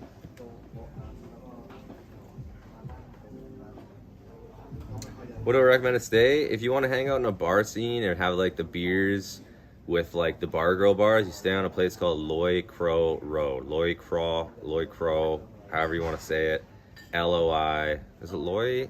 Loi or Loy Crow. Loikaro. Kroh. Loikroh. Space. Loi space Kroh. And it's on the East Gate, Southeast Gate, whatever it is.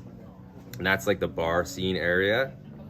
But if you don't want to stay there, is it the South Gate? There's a club in the middle of Chiang Mai, in the middle of the entire old square. That's where like all the nightlife is. My girlfriend lives in the Ninh Man area, which is like the new up and coming, more like trendy area, is like older school trendy bars and whatever. I'm not into the trendy shit, but it's a good vibe. They have a really good food up there, and the university is nearby. That's where I play my basketball, and that's why I love it. I love playing basketball up there. University is a good place to go for a walk, for hang out. Yeah, I would say you either want to stay in Ninh Man, either in the center of the city in the wall, or in the southeast of the city in Loy Crow area, because one's a bar girl scene. The center is, and it's not a big bar girl scene. There's other stuff going on there. It's not just bar girl scene, so it's less intense than anywhere else, like Patong, Pattaya. It's way less intense. The middle is like there's old school stuff to see. It's a little more expensive though, but they have like the clubs near there, like a main club and good bars and whatever. And then the northwest is like a newer area where there's like a new mall, nice hotels, good food. Pretty busy area, but it's good as well. So I'll give you those three areas to kind of pick from, kind of do your own research. Depends what you're into, right?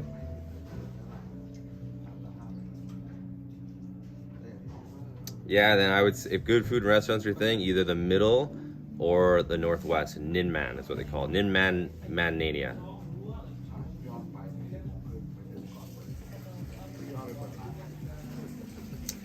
Klepek, what are you into? I've been to Chiang Mai and I've been to Pai. I've never been to Chiang Rai, but I'm going to tell you right now, if you've never been to all three, don't go to Chiang Rai.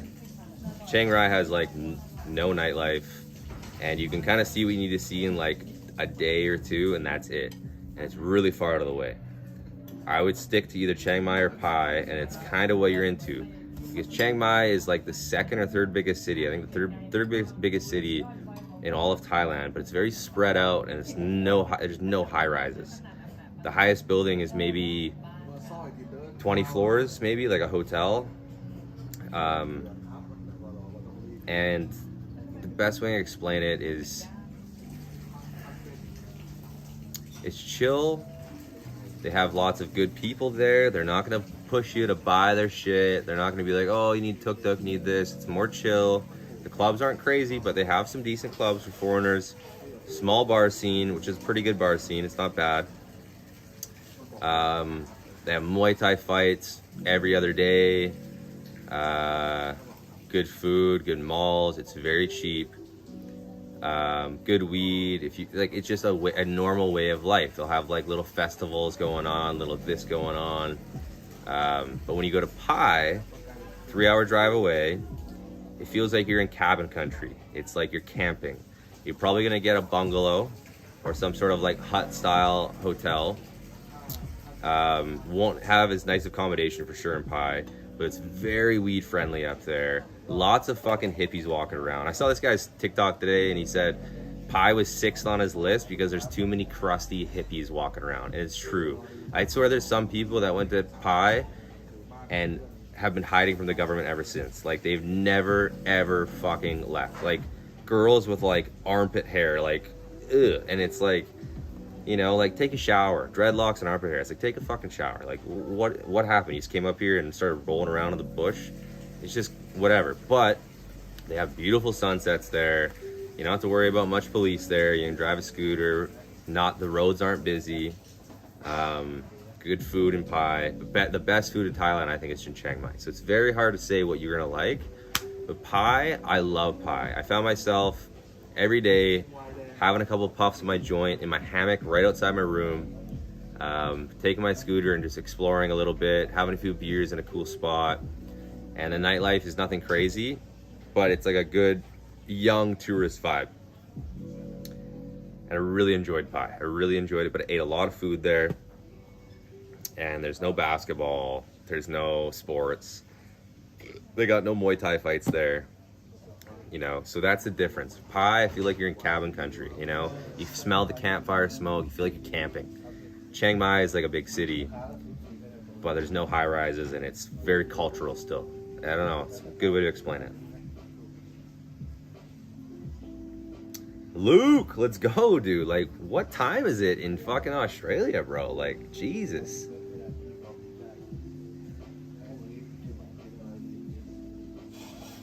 I hope you like the honesty, man. I'm pretty honest with this shit, I'm not gonna lie. That's what I mean. Like, some people might be like, I might have some Russians that might come in here and be like, oh, fuck you, you're a dick. It's like, well, you guys don't have the best rap. So if you're a good one, you're a good one. If you're not, well, then you know that you're not. But if you're a good one, then don't take what I say personally. If you're a crusty hippie with dreadlocks and too much armpit hair, you know, clean yourself. Oh, okay, that's not so bad. I talked to a guy earlier from New Zealand, and I was like, oh, yeah, like, you're in... For some reason, I thought when he said New Zealand, for some reason, I remembered later as Perth. But I think I just know you from Perth so well that I thought he was from Perth, and I was like, what am I talking about?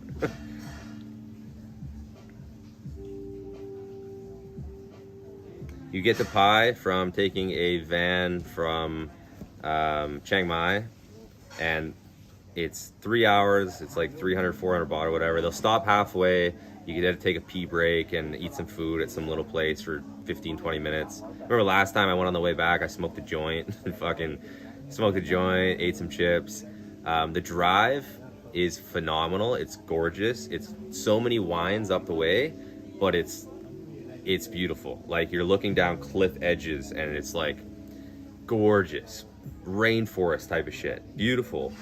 The one thing I'll say though is that if you're going and you're by yourself, you'll have these vans, and I said this earlier in the stream, take the front seat. It'll let you pick online where you get like when you book it online, you can pick the front left seat, right? Like, you know, in a van, you'll have the front seat next to the driver, but there's that middle thing in between. So you have like this big, nice seat, and that's what I just took. I just took that up.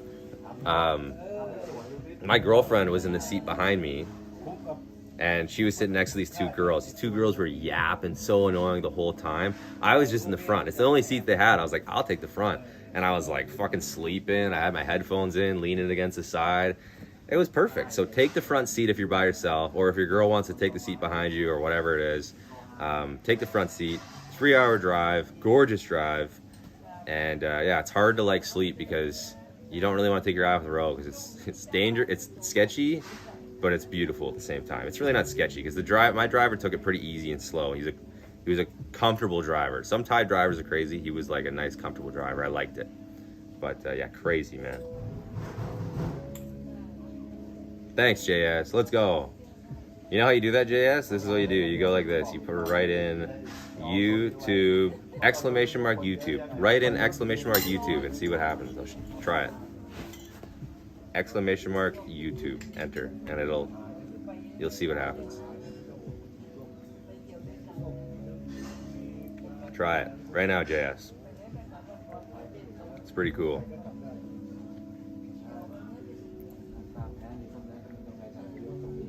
You're not doing it. Oh, there you go.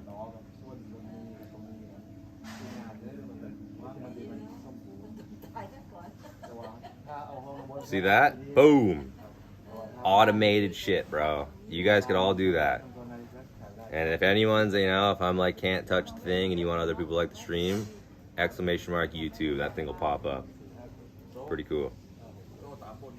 And if you go like this, you go exclamation mark support, it'll say donate to my PayPal, or exclamation mark support #1 at the end, it'll say my buy me a coffee thing, which is, yeah, it's just kind of neat.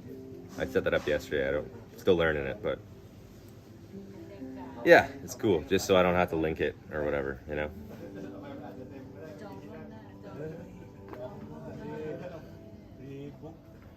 Yeah, these are the questions I wish I had like 3 hours ago when I was sitting here. Like questions about Thailand, like I can help you guys with. I wasn't getting them today.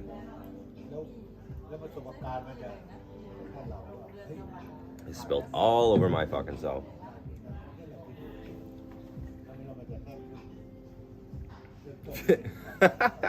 Finished drink. That was good. That was good. I like that. I'll make one that can say finished drink, but you gotta send me $5. How's that? I've had like fucking six beers, guys. Been a rough night. Oh, fuck. I don't want to leave this island, guys, but I'm ready to get to Ao Nang, and then I'm more excited to go to Phuket. And I'm pumped to see Dave, dude. I gotta see Dave here in like 3 days, 4 days. It'd be good. It'd be good to see a little Davey boy, Big Dave.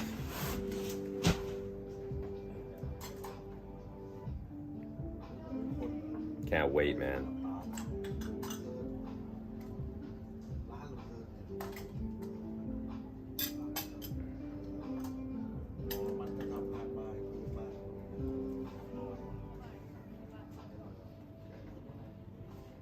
Club Pack, I have no idea, bro. I don't know if it's gonna be Laos or Cambodia yet. I really have no clue. But yeah, I don't know. Like, I don't know. Like, I know more about Laos than I do even Cambodia.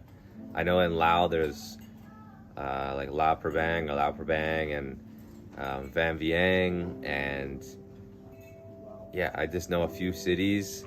Cambodia, I don't know shit. Like, I don't know anything. So it just depends on how the weather is and how the smoke is at that time. That'll dictate where I go, whether it's Laos or Cambodia. Preferably, I like to go Laos first. I think Laos looks more interesting to me. But we'll see. We'll just see how it goes, right? So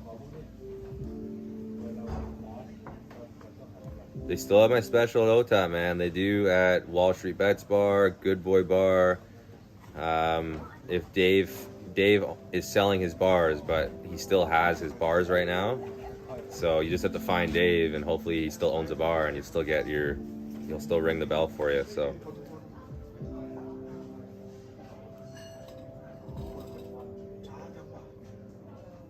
I like that Doctor Strange laugh. That's yeah, I know CM Reap, and there's like fucking forgetting the other place name right now, but yeah, it looks I got the burp, sorry. Cambodia looks dope. Cambodia looks really cool. And I know I can kind of make bar scene videos in Cambodia. In Laos, I can just make nightlife videos. I can do the tipsy tubing there.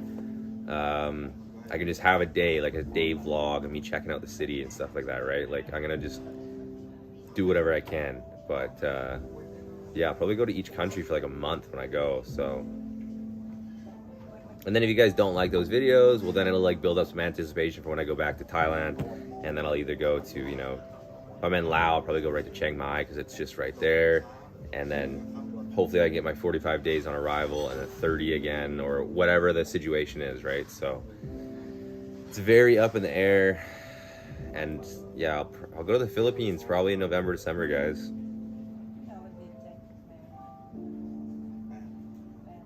Ko Wrong. Where's Ko Wrong?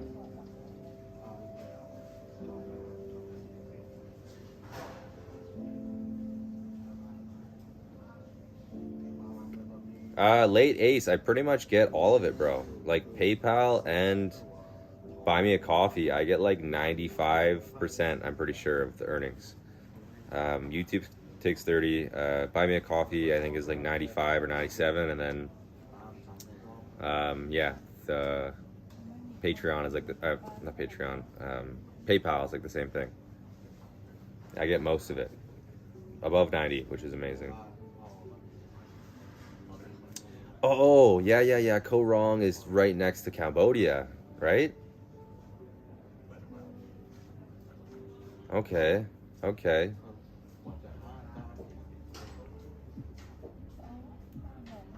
Yeah, dude, all you do. PayPal's at the top, but look, if you go like this, I'm not trying to flex it on you guys, but if you go this, support, it'll pop up, and then I go like this. Support 1, and then it does this. It's kind of neat. I just learned this yesterday. Pretty cool.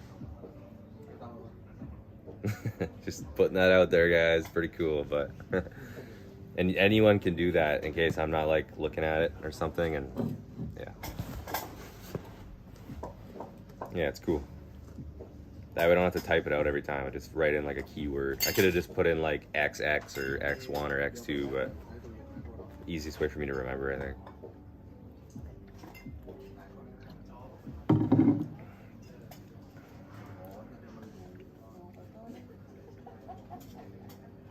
I gotta ask you guys right now, like as you guys being the audience, what would be the best day for me to live stream for you guys? I'm curious. Right now, the people that I have in here right now, what would be the best day for me to live stream for you guys?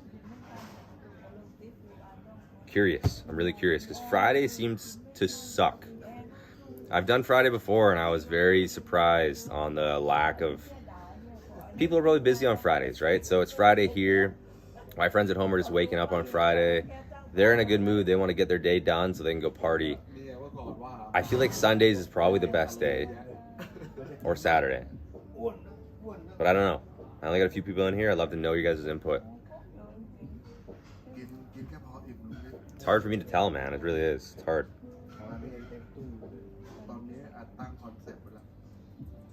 Sunday, yeah. People are chilling. They got time to look, right? Saturday to Sunday, okay. You know what? I tried to do it today just for fun, and it was fun. I had fun. I'm keeping my live streams up, by the way, now. So, like, most of the live streams I do, unless I say something, like, that I regret, then I'll take it down. But I think we're good.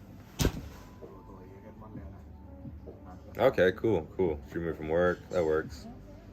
Yeah, I think Saturday, Sunday would probably be a better day. Cool, man. That's a good thing to know. Ugh. Sundays, okay, Sunday it is. Yeah, it usually tells me Sunday is like one of the best days, so it's good to know. Okay, guys, I'm gonna finish this beer. I got quite a bit left, but after this, we're definitely cutting the stream after this beer.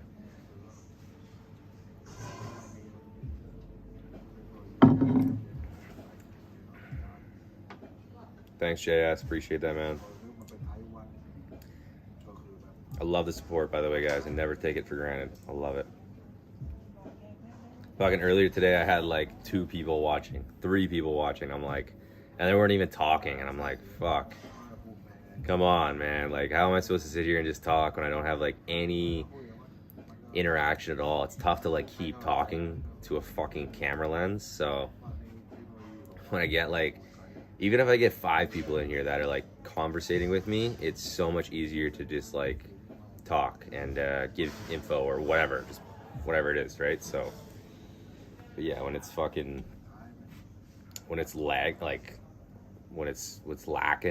conversation, it's hard. It's very hard.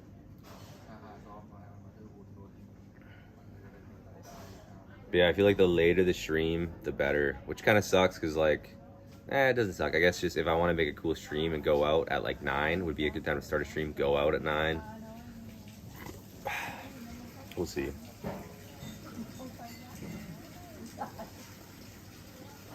Yeah, dude. If you guys like vibe with the way that you think that I would travel, then yeah, then my information would be very useful for people.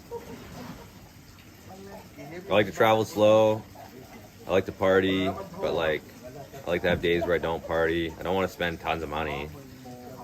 So,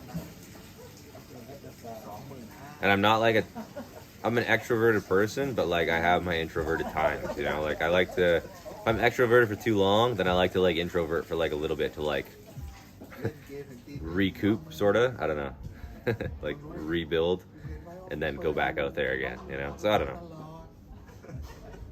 But yeah, some information that I think is good, especially the little travel stuff in between.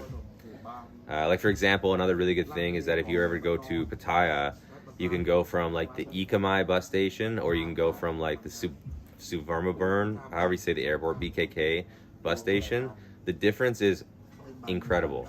BKK's bus station looks like a 5-star bus compared to the Ikamai one. The Ikamai one, it's like a poverty bus station. It's brutal. It's horrible. It's just like run down, shitty, really tight seats together. It's just shit. It's horrible.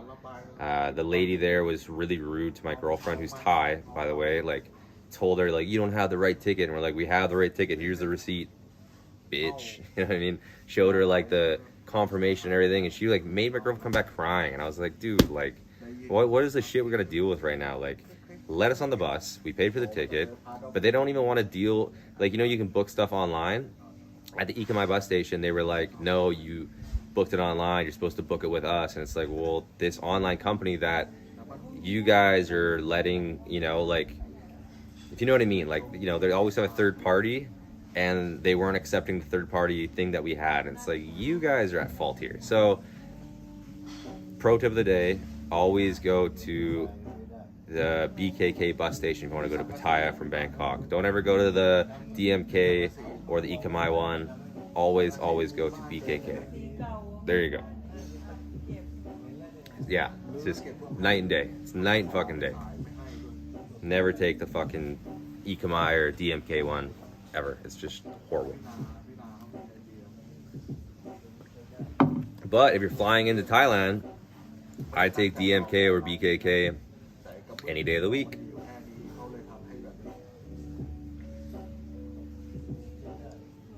There you go. JS has a great point. But yeah, I've landed in DMK before. Every time I land in DMK, man, empty airport, no waited immigration. Immigration just lets you through fine. I go to BKK, I come back, and I was fucking held in immigration for an hour. They're like not letting me in because I had too many COVID extensions. I'm like, these COVID extensions are what your immigration offices around the entire country have told me what to do. Fill out this and write COVID-19. So I do that, and then I get grilled at immigration. And I'm like, this is so stupid. But I know half my other friends, they came to Thailand most likely through Phuket. And Phuket just lets you in too. But Bangkok, BKK has the strict, stuck up, more like to the point immigration officers. So yeah, DMK is like the best airport to land in. It's the best. All these little things I've just kind of learned over time. And it's like more of like trial and error than anything. It hasn't been fun.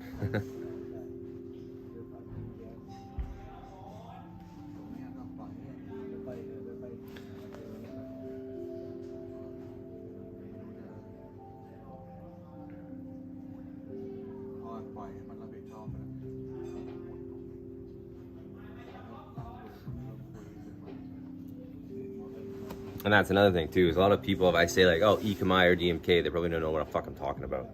Some people do if they've been to Thailand, but some people have never been, they don't know what those things even mean. And that's where I'd almost want to like sell a spreadsheet or like an ebook that explains everything step by step, you know? That's the way to go, I think. We'll figure that out down the road.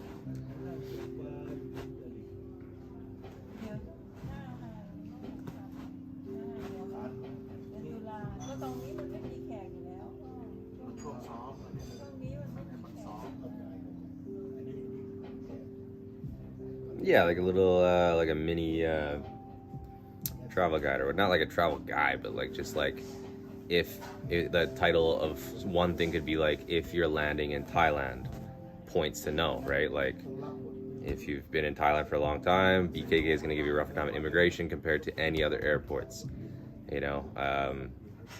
Like I said, if you're going from Bangkok to Pattaya, take Suburmavorm. Can never say that word, but you know what I mean. BKK airport, bus station is the best.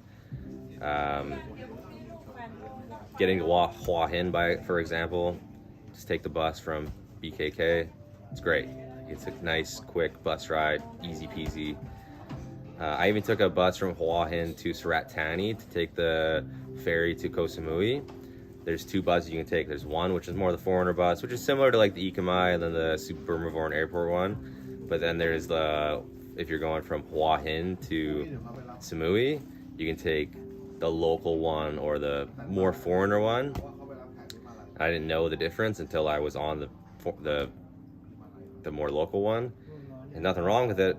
Rather, other than it's way cheaper, and which is good. But I'm not a small guy, and like, no offense if anyone Thais are watching, but most Thai people are not 6'2" and 200 plus pounds. So sitting on that, I was so lucky that I had like a nice small lady next to me. But if there was like a big fat guy next to me, it would have been a lot worse, because it was bad as it was. It was a horrible, like 9-hour ride on a bus. Oh, it was horrible. And then the thing is too, is Thais are more used to like a warmer, so I was like warm on the bus rather than like, if they're foreigners, they're gonna put the AC up. It was a learning curve, you know.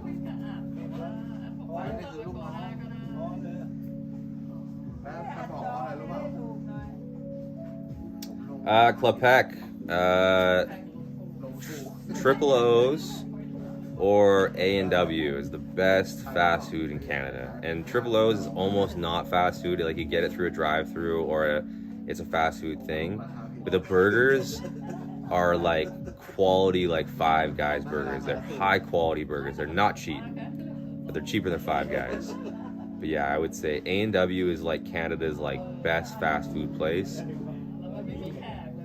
For like cheaper, you know, I get this chicken burger, I get this beef burger, I get a poutine. The best fucking poutine is A&W. And they're known for their like classic root beer, no ice. They don't put ice in it. They keep it like just root beer. The whole thing's full of root beer. And then besides that, Triple O's, bro. Triple O's. Oh, so fuck.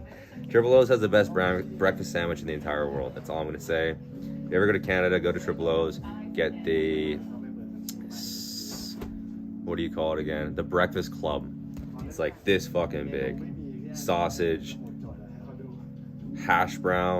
sausage, cheese, hash brown, egg with Triple O sauce, which is like a relish ketchup mayo mix on both sides. It's like, yeah, Triple O's is to die for, bro. I cannot burp without a drink, but I love that comment. That's the best comment I've seen all night. Can you burping without a drink? I cannot. I'm gonna die.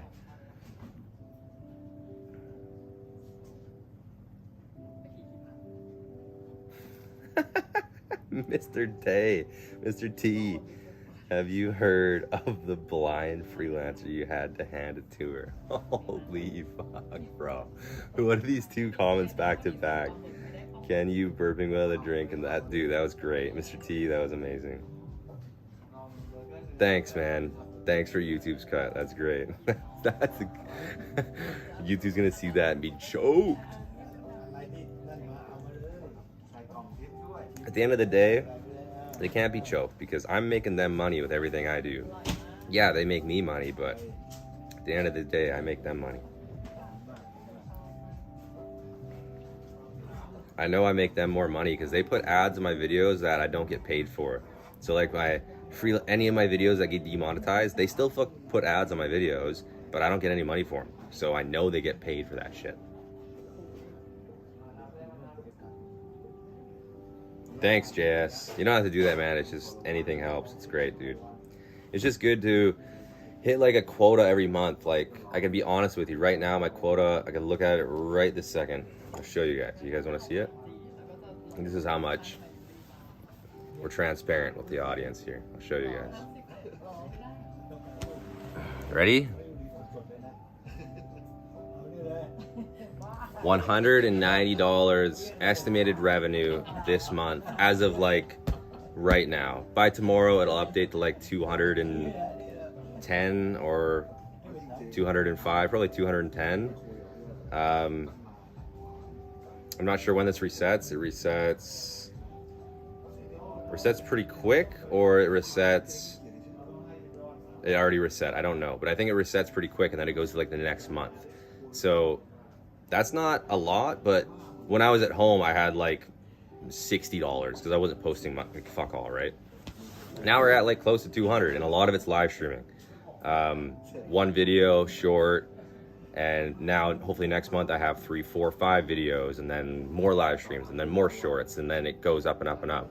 The best month I've ever had was like $500, I think. That was back before. Look at the burps. But that's what I take home. That's after YouTube's cut. But that's American. So 190, that'll be like 250 or 60 American.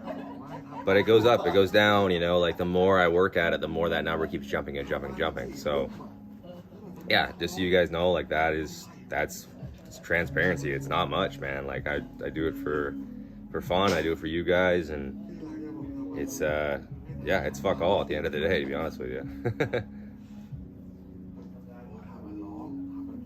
But like I said, I make a little bit of money I edit a friend's videos. Donations are big.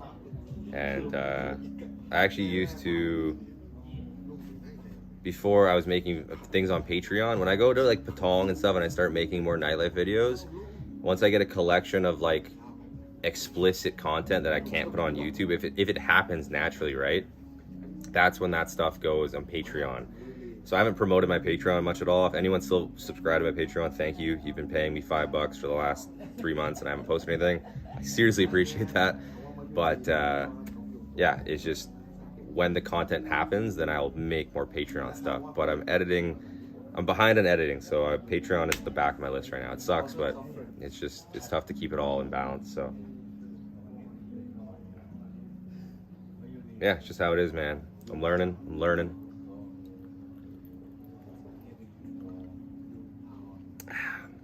I spilled on myself again.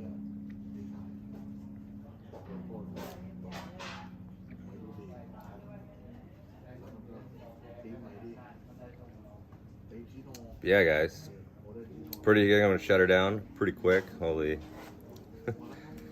pretty quick. I'll shut her down here, guys. Getting close.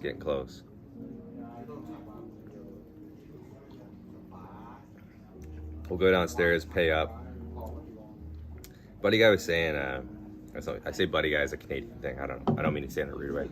Eat downstairs. It's his name. It's ITT. Yeah, but downstairs saying, he's like, no, I'm buying all your beers today. I'm like, no. So we'll try to give him money. I don't know how it's gonna go, but I'm not leaving yet, JS. I'm gonna go downstairs, probably take a piss, and then go pay. So yeah, give me 5 minutes or 10 minutes or whatever. And yeah, tomorrow I gotta get up at a decent time, guys. I gotta get up at a decent time, pack my bag, drop my scooter off somehow. I don't know how I'm gonna fucking do that because I'm across the town, across the island. We'll see how it goes, but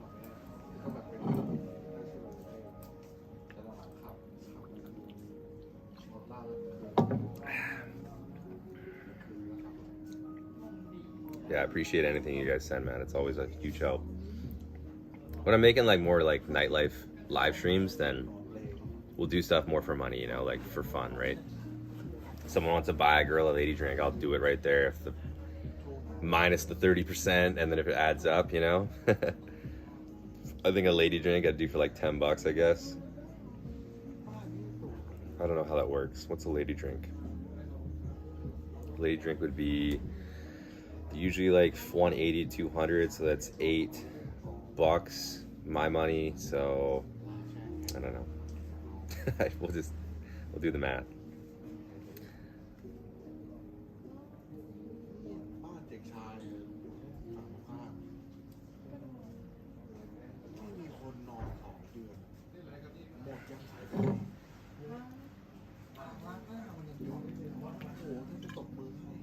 Spilled on myself again. Okay, guys, I'm gonna go downstairs, go to the bathroom, and then yeah, well, it might be more than $9 because if you think about it, say if a lady drink is 200 baht. I'll tell you right now, 200 baht.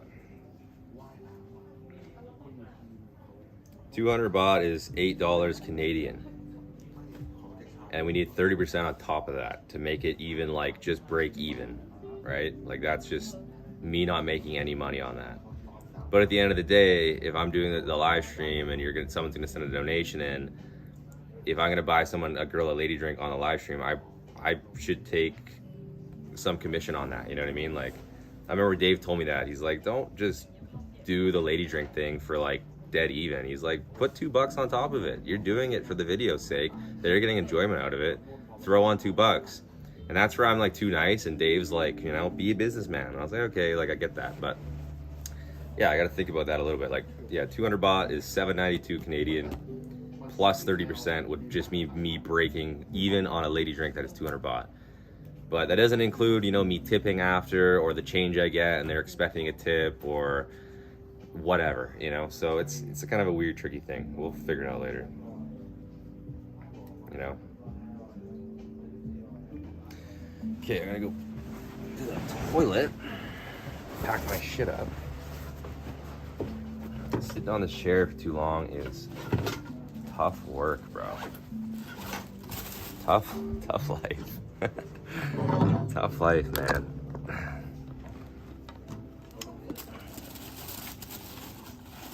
I'm gonna clip you guys to the backpack too, so that, because I don't know what he's gonna do. I don't know. He might be really nice about it. I don't know. We're gonna find out. We'll see.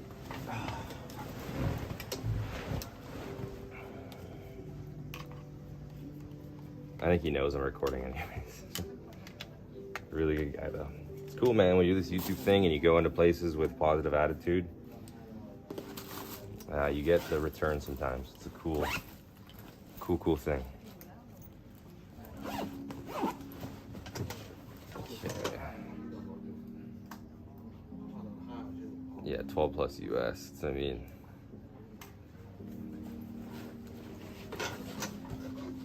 okay.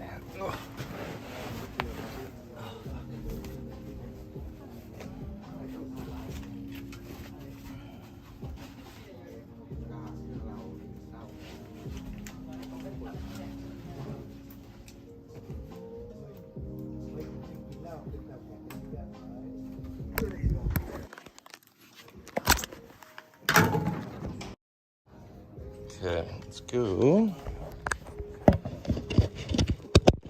Let's go check it out. Let's go see what is going on down there.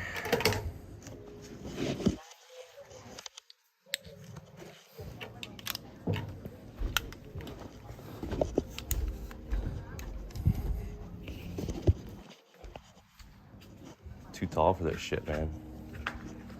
Oh, you know what? I can grab these beers. I got enough hands, hey? I got enough hands. Oh, fuck. Okay, there we go.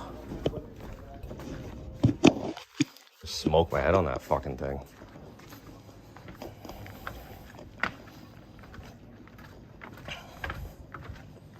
Let's just fall down the stairs. Sorry, up. Check bin. That's it. Yes, bro. You gotta let me pay something, dude. Gotta let me pay something. Can I leave it here?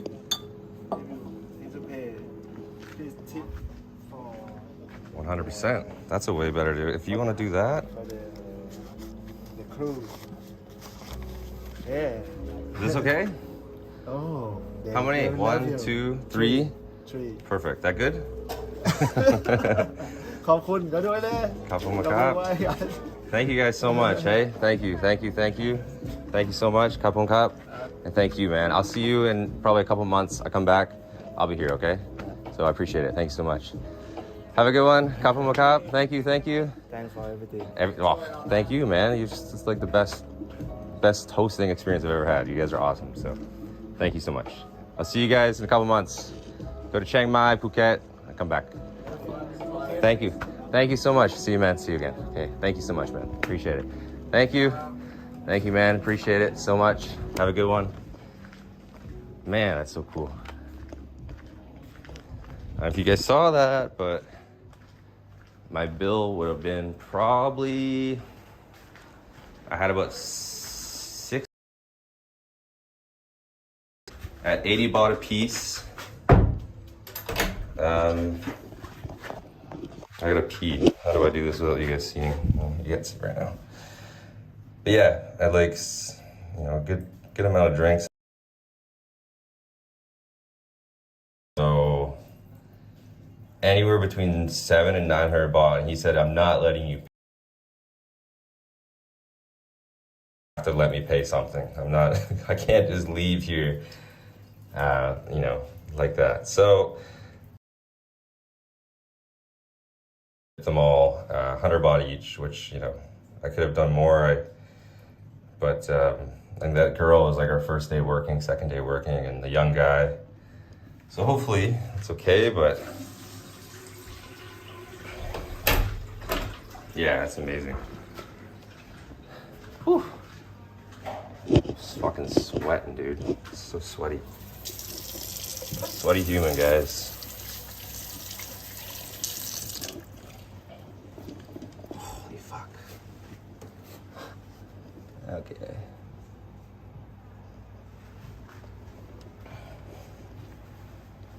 What else do I have? I have one more. Yeah, this is the thing. The only other bill I have is 1,000. Couple cup, man. But yeah, that's cool, man. Really good people. Really, really good people.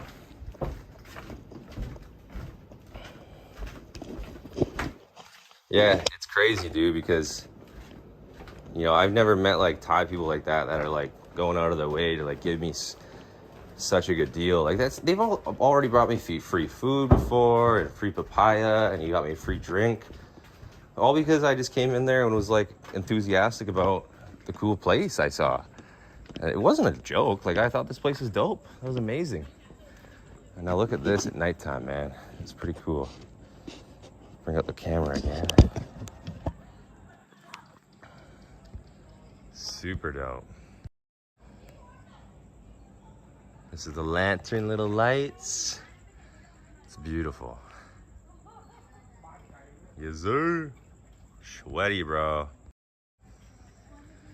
Okay. Guys. Check my other phone. I can read the chat at the same time, but we're gonna log out. Long stream today. I hope you guys liked it. Whoever was in here, definitely you, JS. Appreciate it. I'm gonna head home. Busy day tomorrow. There's lightning and thunder in the sky right now, so I better get going. Thank you guys for hanging out with me. Thanks whoever donated. Appreciate it. Love you guys like always, and I will see you guys in the next one. Peace out.